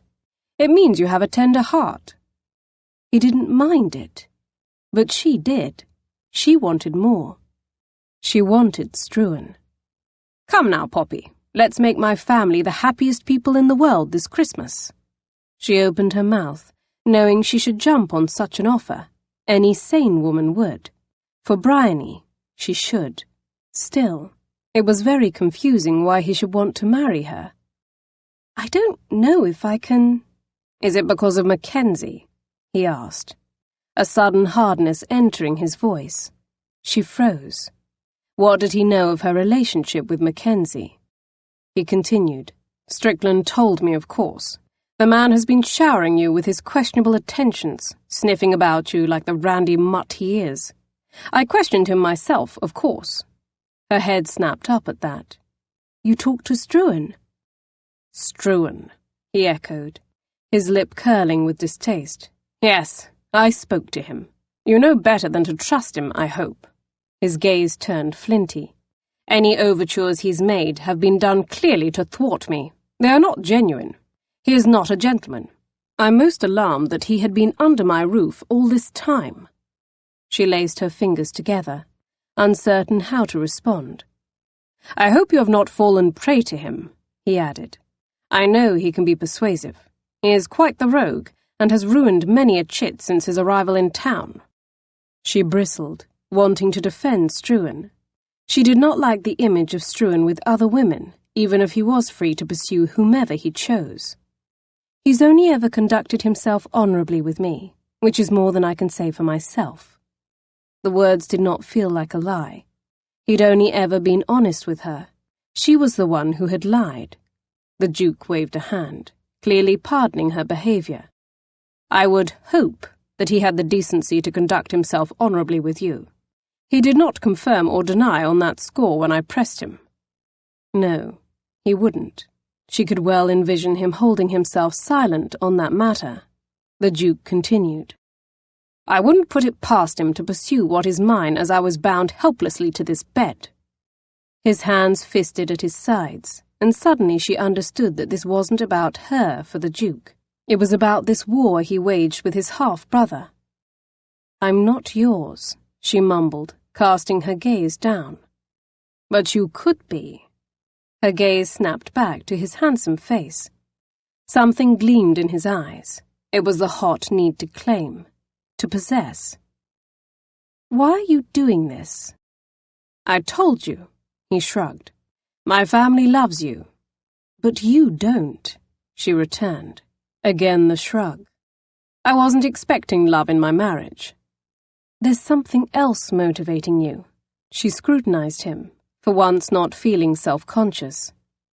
"It's because of your brother." He snorted. "He's the last person I care about making happy." "Precisely," she returned. "That's why you'll marry me. You think it will hurt him, and you want that." "So you don't deny, then, that he cares for you?" Satisfaction gleamed in his eyes. "Very good. That will be one perk." His stare refocused on her. "But what of the perks for you? I know your situation. I know of your sister. A young girl with no prospects, no money, no male to look out for her. The world can be a frightening place for such a girl, especially in London." Her throat thickened, and her eyes burned. He was right. She should not dismiss his offer. In fairness, she could not. Still, she hesitated. She couldn't help thinking about Struan, about what this would do to him. She didn't imagine he loved her. He wanted her, she knew, but love had never been uttered between them. "He's gone," the Duke declared. She blinked. "I beg your pardon?" "Mackenzie." He pursed his lips as though he had difficulty saying the word. "He's gone. He left early this morning." Struan was gone. "I see." And she did see. It was crystalline clear for her. Struan wanted her. He had her. Now he was gone. "Thank you, Your Grace." She squared her shoulders to face him. "I'd be honored to wed you." No more would she let herself worry about what this would do to Struan. She had to look out for Bryony, for herself. Later she would worry about what this would do to her. Chapter 26. That evening the Duke himself joined them for dinner.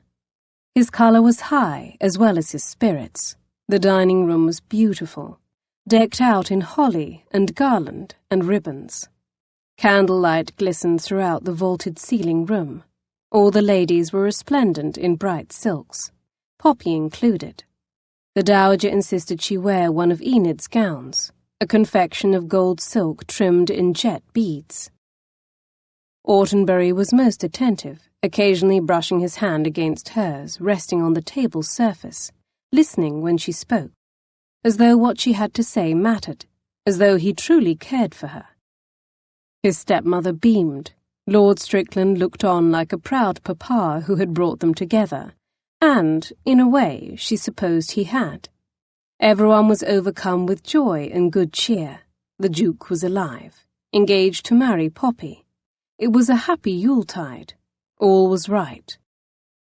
She had landed a duke. Her sister would never go without again. It was almost enough. Almost. Blast. It was enough. She pushed the petulant thought from her head.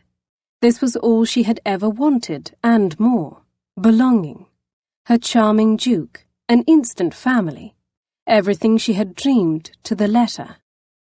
Only now she realized that getting what you want wasn't all she thought it would be. Sometimes other things exist. Better things. One couldn't dream it because they didn't know it. "As soon as Christmas ends, it's back to town," the dowager was saying. "We'll have to meet with Madame Estefana about your wedding gown." She bounced in her seat, her breasts jiggling dangerously in the daring cut of her bodice. "And, oh, the church! St. Paul's must be booked at once. Do you think we have enough time to plan a spring wedding? Perhaps it should be in the fall." She blinked her lush dark eyes and stared back and forth between Poppy and Autenbury expectantly. Her head spun. She brought her fingers up to massage her temples. A dull headache had started to throb there. To be fair, her head had been throbbing ever since she left the Duke's bedchamber this morning, ever since it became clear she would be marrying him, ever since it became clear that Struan was gone. Poppy's gaze drifted and locked on her sister. For once Bryony didn't seem quite so focused on Clara. She stared at Poppy with a slightly cocked head, as if mystified. She quickly looked away, glancing down at her plate, afraid her sister would see something in her expression that revealed just how unhappy she was. "Poppy?" the dowager pressed. "Did you not hear me? I was suggesting you honeymoon in the Mediterranean. You can visit with my family there. They will make certain you see everything you should see, and give you the desired space. They will understand the needs of newlyweds." Lady Clara grimaced, clearly not relishing the idea of her brother's needs. To be fair, Poppy had to fight her own grimace. She opened her mouth, and nothing came out. She tried to form words, but nothing happened. She felt like she was drowning, sinking through fathomless water and unable to breathe. "Poppy?" Bryony's pretty face scrunched in concern. "Are you well?" "Of course she is. the Duke assured, skirting the food around on his plate with a fork, presumably looking for the perfect bite. Perplexed, she watched him. Was he indifferent or simply did not care about the state of her heart and mind? Her gaze lifted, colliding with Bryony's again. Her sister looked at her in concern, her lips mouthing, "What is wrong?" What is wrong? Everything. Her gaze slid to where the Duke sat at the head of the table, handsome as ever. She could not stomach the idea of being his wife, no matter how much she tried to deny it. No matter how much she tried to talk herself into doing this. "I can't," she uttered. No matter how much it could benefit her sister, she could not. "I beg your pardon?" the Dowager asked, sipping from her glass. "I can't." "What did you say?" Lady Enid asked. "We can't hear you." "Poppy?" Bryony frowned at her from across the table. She couldn't bear it any more. She flung her napkin down on the table. There came a time when enough was enough. The madness had to stop. It was time for her to be honest, with herself and everyone else. She pushed up to her feet. "I'm sorry." She looked at the Duke. "I can't marry you." He reached for her hand, frowning and appearing suddenly alert. "What is wrong, Poppy? You agreed this morning." "No." She shook her head and slid her hand free. The Dowager stood and rushed to her side. "What do you mean? Is it because of me? Am I overwhelming you with wedding plans? I can stop." "She does tend to be overbearing," Lady Enid interjected dryly, stabbing at a bit of potato on her plate and bringing it to her mouth to chew. The Dowager nodded in dogged agreement. "I do." No, it's not that. I'm sorry all of this has become so complicated. I'm not His Grace's fiancé. I never was. He never proposed to me. Well, not until this morning, that is." "What?" The Dowager Duchess swung to glare at her stepson, as though he was somehow responsible for this matter. "Of course he proposed to you before today." "No, he didn't. He wouldn't have. I made it all up. I'm a mere shop girl. Your stepson and I have never been romantically involved. I work in Barclay's flower shop. That is the only way he knows me. As the shop girl that sells him flowers. I saved his life that day. But that's all. That's the only bit of truth that I've said to you. And I'm so very sorry for deceiving you." Everyone gaped. Lady Enid glared, actually looking unfriendly. Lord Strickland shook his head, looking disappointed, presumably with her. As for Bryony, Poppy couldn't meet her gaze. She wasn't prepared for the hatred she knew she would find there. She would be lucky if her sister even accompanied her home. She wouldn't want to leave this place, but she wouldn't have a choice. The Autenbury clan would hardly want to keep Bryony, considering what Poppy had done. "I'm sorry, truly. You've all been so kind to me. You treated me as one of your own, and I'll always be grateful to you for that." She shook her head and sucked back a sob. She inched away from the table, pausing at the dining room threshold, her grand skirt swishing with a whisper on the air. "I'll pack now." She fled, glad to escape. She felt only relief in that moment, that confrontation wasn't as hard as she feared. Staying, living a farce, that would have been immensely more difficult. "Poppy, wait!" Stopping, she turned to face the Duke striding toward her. She braced herself, squaring her shoulders. His handsome face was locked in a scowl. "This is because of him. You're throwing everything away for him, that degenerate."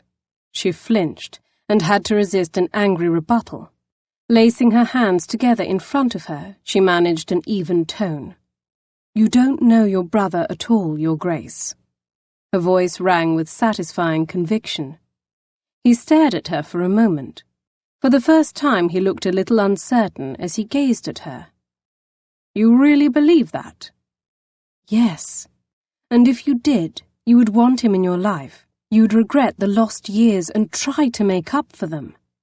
She moved away, stopping to add, Someday, I hope you have that chance. The chance she wouldn't have. The chance she had lost. Poppy wasn't certain if she ever really had such a chance. She'd never presented her true self to him. So had there ever been any hope for them? Almost as though he could read her mind, he uttered, "Struan Mackenzie is my father's byblow. My father abandoned him." His jaw clenched at this admission. "There is no component of that scenario in which my half-brother and I could be friends." Poppy shook her head, feeling immensely sad for the Duke right then. "You're better than that. Than this." "And now you think you know me?" He angled his head. "They're right about you. You see the good in everyone. You even managed to fall in love with my brother." He snorted. "While I was sleeping, no less, and according to everyone, you spent the majority of your time sitting vigil at my bedside. Impressive feat. I have to hand it to him. He works fast." "It wasn't like that." "It isn't." He shook his head. "It's fine. I'm not angry." He gestured for her to continue on. "Go, Poppy. Live your life. I wish you well." Turning, he walked away. She watched him for a moment. There was something lost about him. The Duke, she thought, had everything. He was as sad as she was. A little over an hour passed before Bryony entered Poppy's chamber. Poppy turned, halting her packing as her sister strolled into the room. Facing her, she squared her shoulders and braced herself for the verbal barrage she was certain would come. She would deserve no less. She had just destroyed her sister's chance for a privileged future as the sister to a duchess. All the advantages, all the opportunities such an existence could bring, were gone, lost because she couldn't bring herself to marry a rich, handsome duke. Because she was in love with his brother, a man who clearly didn't love her back. She waited, ready for her sister to call her selfish, ready and willing to accept all the names she would hurl upon her head. Bryony propped her hands on her hips and glanced at Poppy's open valise and the clothing strewn about the bed. "Can I help you pack?" She could say nothing for some moments. Poppy only watched as her sister stepped forward and began folding her stockings and tucking them inside the valise. She choked back a sob and nodded, tears burning in her eyes. "Thank you, Bry. Yes, that would be nice." It was the day before Christmas, and Struan had nowhere to go. No family, no friends noteworthy or special enough that they would miss him. He wasn't even certain what home was to him anymore. England?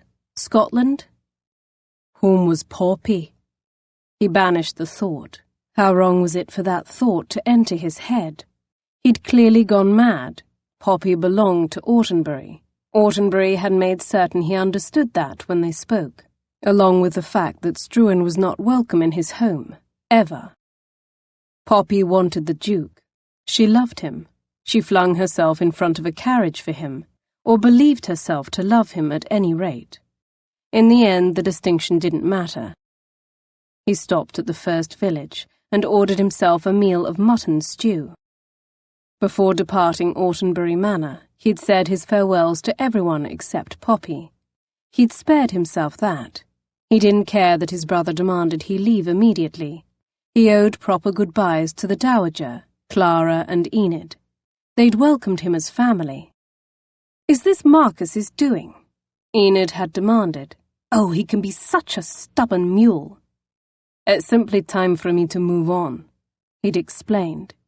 It wasn't his intention to sour Enid on her brother. To a degree, he even understood Marcus's motivation. He'd do the same thing in his position. The ladies had refused to let him leave without exacting a promise from him to call on them when they were next in London.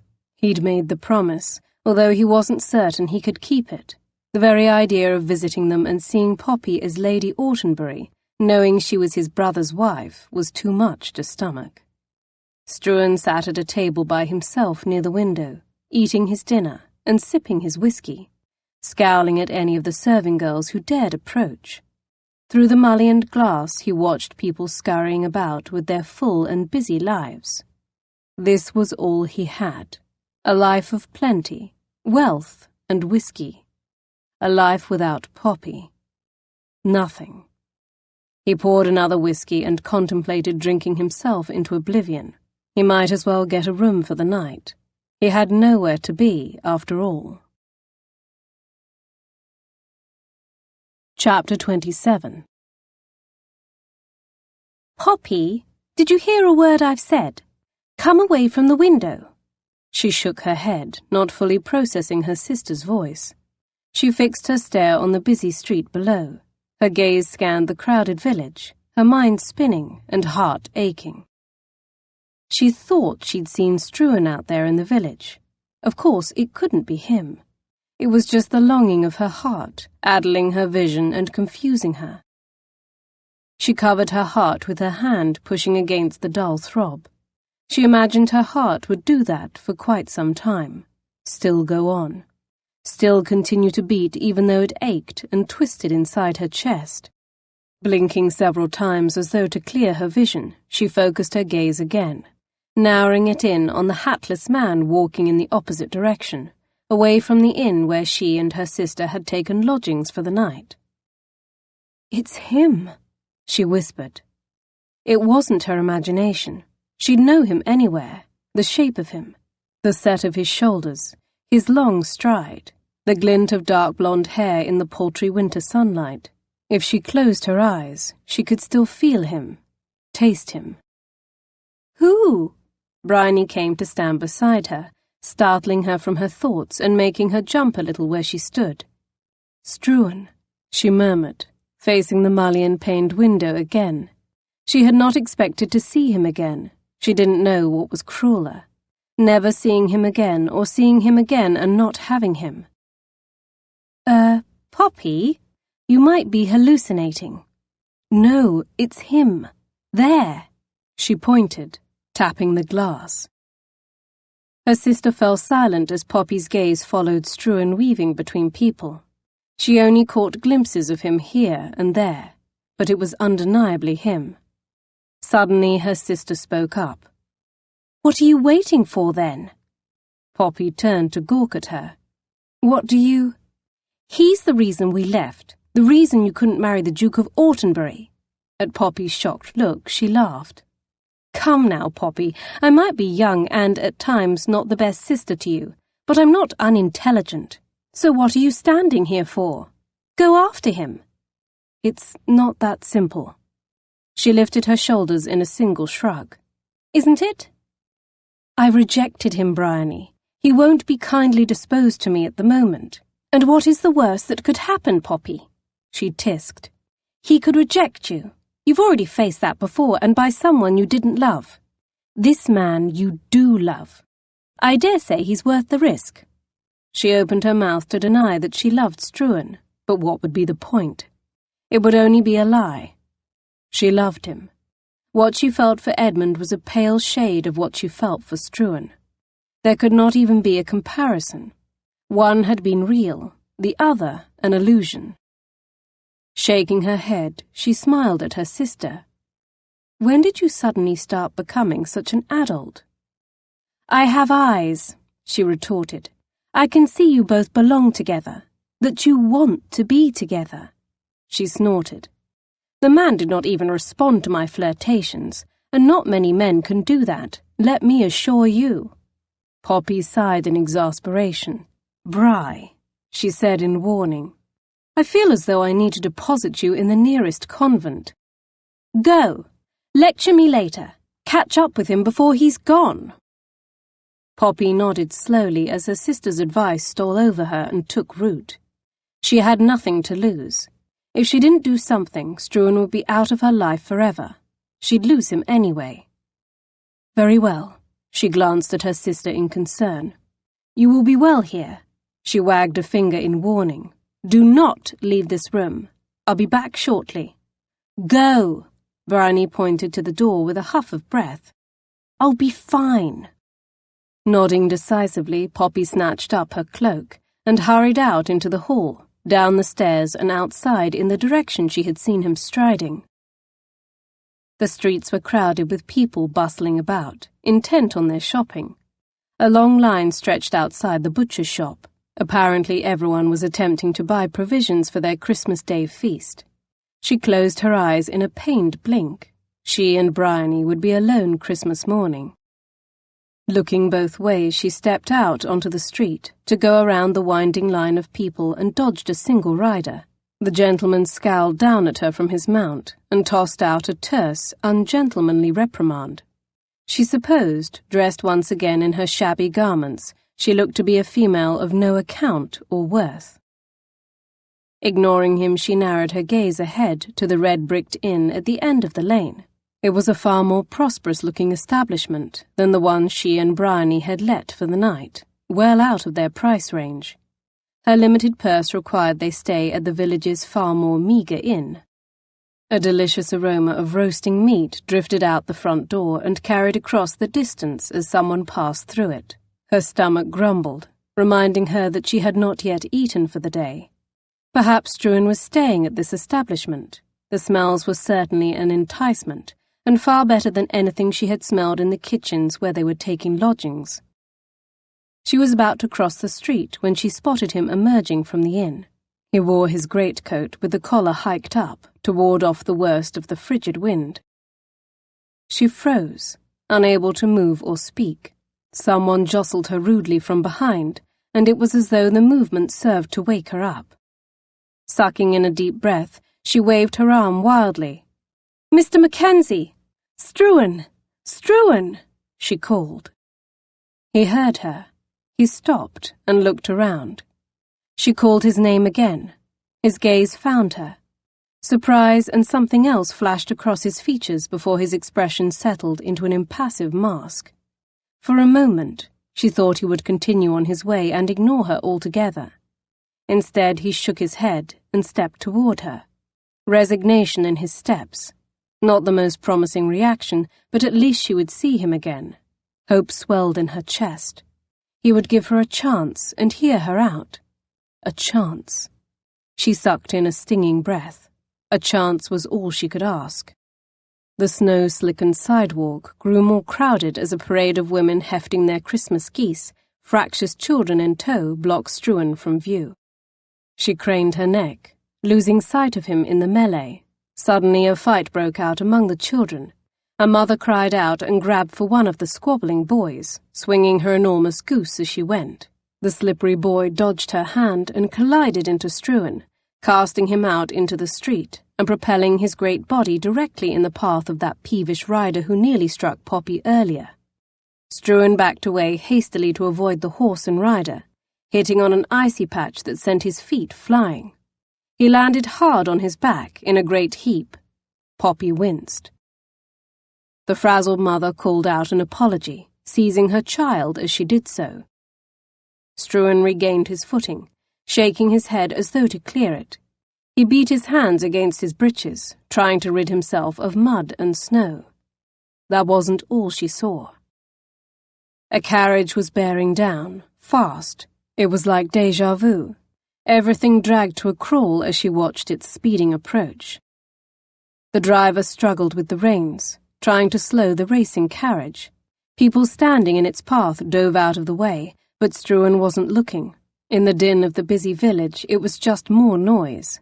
Struan bent to pick up a goose that had tumbled into the street with him. Her heart dropped to her feet as she watched the carriage and horses with their steaming breath and wild eyes closing the distance, mud and snow spitting up at their hooves. Struan called something to one of the mothers, holding up that blasted goose, oblivious to the impending collision. "No. God, please no."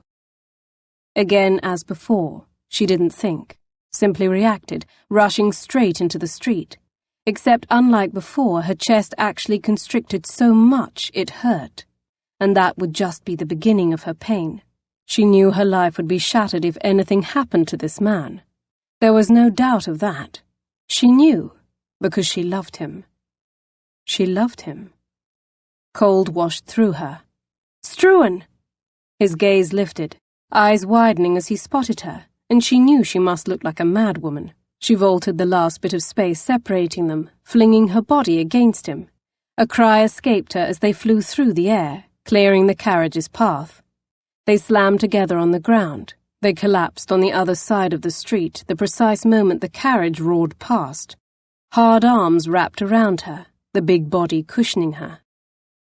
Hopefully she had pushed him to safety without harming him too much. If the result wasn't death or coma, she could count herself successful. The horses screamed in protest nearby as the driver pulled hard on the reins, still trying to get them to stop. She looked down at Struan beneath her. The big fuming Scot glared up at her, his face drawn tight in lines of pain. What the hell was that? The air left her in a rush, and she couldn't even make herself move for a moment. She let out a great exhale, assessing herself for injuries. Everything felt fine, nothing broken. You're welcome. She clambered off him. Are you trying to get yourself killed? He demanded. No, just saving your life, she returned. At risk to yourself. He closed his eyes and let loose a curse. You did it again, Poppy. That's right, you oaf, I did. She propped her hands on her hips. I did it for you because I didn't relish you being flattened and killed. She noticed then that there was a deathly pallor to his face, as though all the blood had been leached from his body. Are you hurt? Dear heavens, what if he was harmed? She quickly looked him over. She didn't note any obvious injuries. His broad chest rose and fell with laboured breaths, but he appeared otherwise healthy. You'll be the death of me yet, but I'm well. You can't take such risks. People take risks for those they care about, she shot back, only realizing she had said that once before. When he'd criticized her for shoving Autumnbury out of the way, she had said the same thing. People take risks for those they care about. It was the truth then, and now. Now more than ever. He stilled, a strange look coming over his face. They locked eyes, and she knew he was remembering that too. He hadn't forgotten her words either. Poppy. He whispered her name almost in reverence, and she shivered. Clearing her throat, she glanced around and noticed they were the subjects of many fascinated stares. What did you say? His question drew her gaze back to him. I said, people take risks for those they care about. Silence met her reply. Although there was all manner of people and sounds around them, it was as though they were the last two people on earth. A muscle feathered in his cheek, ticking madly. His lips quirked, and he finally found his voice. So, you care about me? She felt her heart pound savage and wild in her chest, desperate to break free. This was it then, the moment of truth. Her truth. She moistened her lips, but before she could form the inevitable answer, he continued. Poppy, what are you doing here? Shouldn't you be with Autumnbury? There was some scorn in his voice as he asked this, as though he had thought to grab the question and arm himself with it at the last moment. You left, she began. You didn't think the Duke would want me to stay, did you? You knew I would have to go once he woke. His lips twisted. Even if he hadn't demanded it of me, it was for the best, all things considered. She nodded. All things considered, meaning her lie. He still thought she was Autumnbury's fiancée.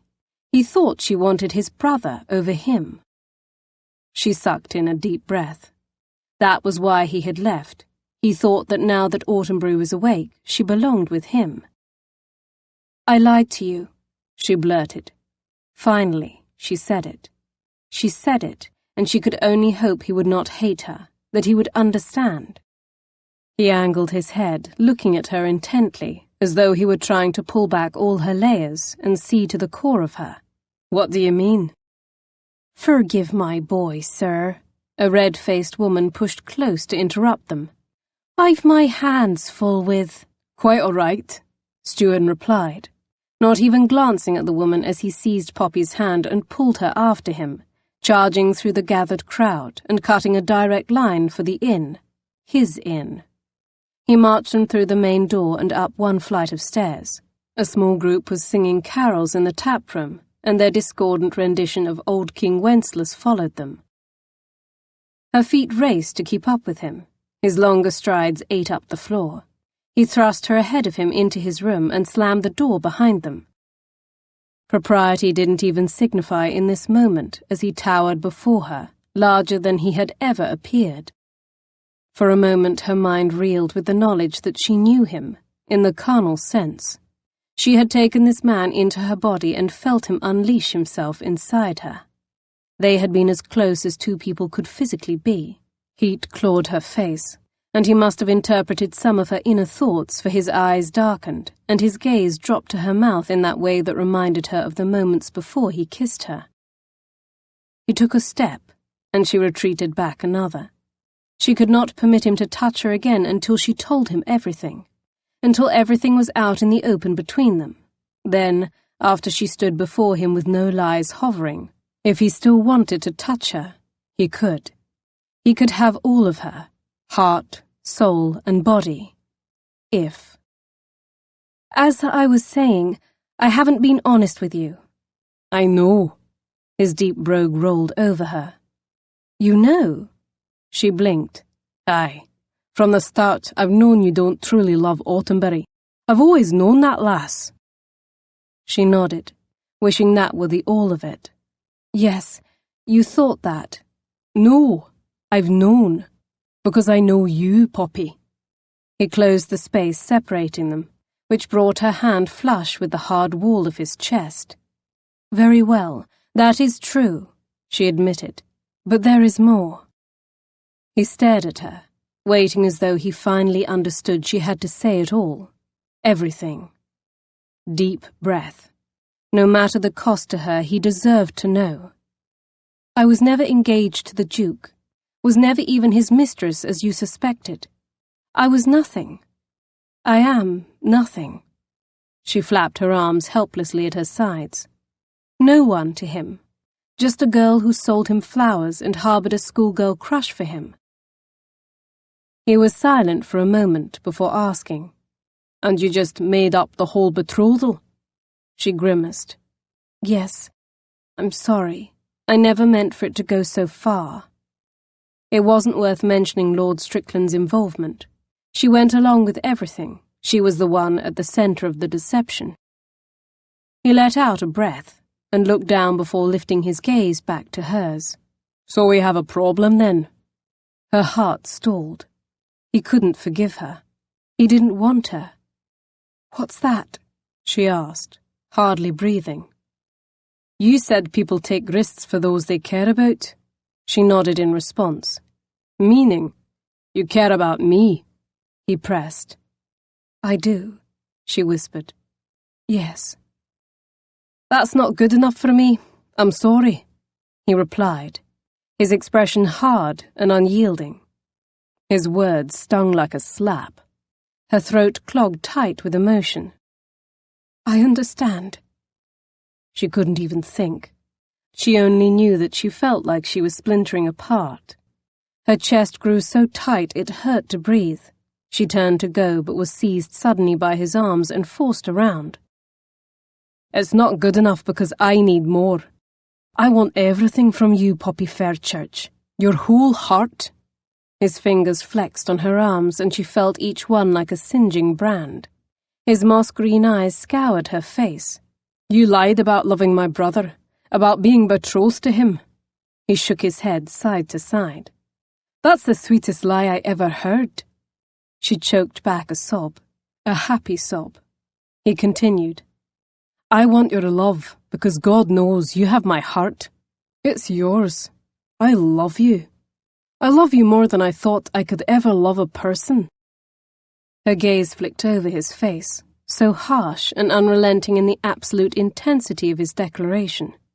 She smoothed a hand over his cheek. She shook her head, her eyes blurring. "I love you too. Almost from the start, although I didn't realize what was happening." The words burst from her in a choking torrent. I loved the idea of the Duke. He was a stranger that I built a romantic ideal around, but it wasn't real. That was never more obvious to me than when the Duke woke and proposed in truth. Autumnbury asked you to marry him? He stared at her in something akin to awe. She nodded. Yes, in a strange turn of events. I think he thought it would make his family happy. And thwart me, he grunted, his eyes glinting with anger. Perhaps, yes. That too, she allowed, covering his hand with her own. And you didn't want that? You're a duke? The fantasy? Being a duchess? She shook her head. The reality of you is better than any fantasy I've ever had. You choose me? He said, and his voice sounded faintly constricted. Aside of my mother, you're the first person who ever chose me. He was thinking of his father, of his rejection. She moistened her lips and swallowed. I choose you. I'll choose you every time, Struan. You came along, and the reality of you is so much more. You made me feel so much more. You woke me up to how love can truly be. Things I never thought I could feel. She lifted her shoulders, a sob catching in her voice. She motioned between them. I didn't know this existed. He swept her up in his arms, lifting her feet off the ground. It exists, kitten. This is real. And it's forever. She wrapped her arms around his neck and clung, hanging on, never wanting to let go. He kissed her then, a long, breathless kiss that tasted of forever. And she knew it would be. Epilogue. 4 months later. Poppy brushed her hair in long strokes, pausing in front of her dresser mirror as the bedchamber door opened. Smiling, she watched as Struan entered their chamber and approached. She parted her lips to greet him, but her words twisted in a yelp as he bent down and scooped her up from the dresser bench and tossed her onto the bed like she weighed nothing at all. He followed, dropping down beside her and tugging her closer with an arm around her waist. Struan, she laughed, her hands splaying against his chest. I'm trying to get ready. The guests will be here soon. He groaned. Do we have to go downstairs? You were the one who wanted to have this little soirée, she reminded pertly, rolling onto her side to face him. They'd been in London for several weeks now, after taking some time for themselves and spending a fortnight in Scotland. Bryony had spent that time with the Dowager and her family, revelling in her new family, and not missing Poppy in the least. Now her sister was settling in quite happily into her new home with Struan and Poppy, even if that meant enduring a governess and tutors. It was more than Poppy had ever dreamed for her sister. Her gaze roamed over her husband's face, revelling in every line and hollow, in the well-sculpted mouth she knew so well. This was more than any dream she ever had for herself. Do you blame me for wanting to show off my beautiful wife? Their noses practically touched as they reclined side to side on the bed. They were so close, they shared each other's very air. And that's the only reason? She asked. I thought this was to satisfy the Dowager. Well, she was rather angry that we did not invite her to the wedding, he mused. No doubt. We didn't invite anyone. The Dowager Duchess had been most displeased that they had eloped. She insisted they do something to commemorate their nuptials, so Struan had arrived at this solution. I don't think we'll ever hear the end of it, even after this party. She smiled at the thought of their wedding day. They'd married privately in a small village in Scotland, just the two of them, the minister and his family as witnesses. In all her imaginings of a grand church wedding, nothing could have been sweeter or more intimate or more perfect than the two of them staring into each other's eyes, uttering their vows and knowing that the other one meant every word with every fibre of their being. She savoured the memory even now, and she knew that she would savour the memory in years to come, alongside all the memories they would have of their lives together. Their story was just beginning. Do you think your brother will be here? she mused. His brow furrowed, and she reached her fingers up to smooth away the tension lines. There's been no word from him. Where can he be? She shook her head. The dowager is beside herself. He didn't even leave a note, just left without a... He's a grown man, Poppy. He can look after himself. He nearly died. That can change a person and alter their perspective. He'll come back when he's ready. She nodded and shoved away the troubling thoughts.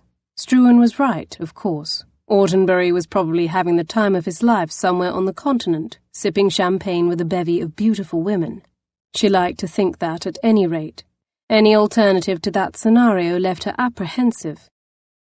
Struan leaned in and pressed a slow, savouring kiss to her mouth. Our guests, she murmured, not very insistently. Can wait, he finished for her. Very well, she agreed, sinking into his kiss. We can be quick. Struan's mouth roamed, nibbling down her throat. Quick? Her fingertips walked up his chest to rest against the warm skin of his throat. What I have in mind is going to take some time. An hour. An hour? She squeaked as he pulled open her dressing robe. Chill air skated over her, making her shiver. He ducked his head, his bigger body shielding her, and suddenly her shivers had nothing to do with the cold. His warm mouth closed over her breast, and she arched with a moan. Or two, he came up to say, his green eyes darkening. Two, she breathed, her heart palpitating the way it did whenever he looked at her like that. She doubted that would ever change. Even when she was grey-haired and doddering, one look from him would serve to do that to her. He nodded once. At least. She burrowed her fingers through his dark gold hair, tugging him closer to her again. At least, she agreed, no longer caring that they would be late to their own party. We have time. All the time in the world. This is Carmen Rose. We hope you have enjoyed this unabridged production of While the Duke Was Sleeping by Sophie Jordan. This program was produced by Common Mode. Paul Fowley, Technical Director. Executive Producer, Suzanne Mitchell. Text copyright 2016 by Sherry Kohler. Production copyright 2016 by HarperCollins Publishers. All rights reserved. Thank you for listening.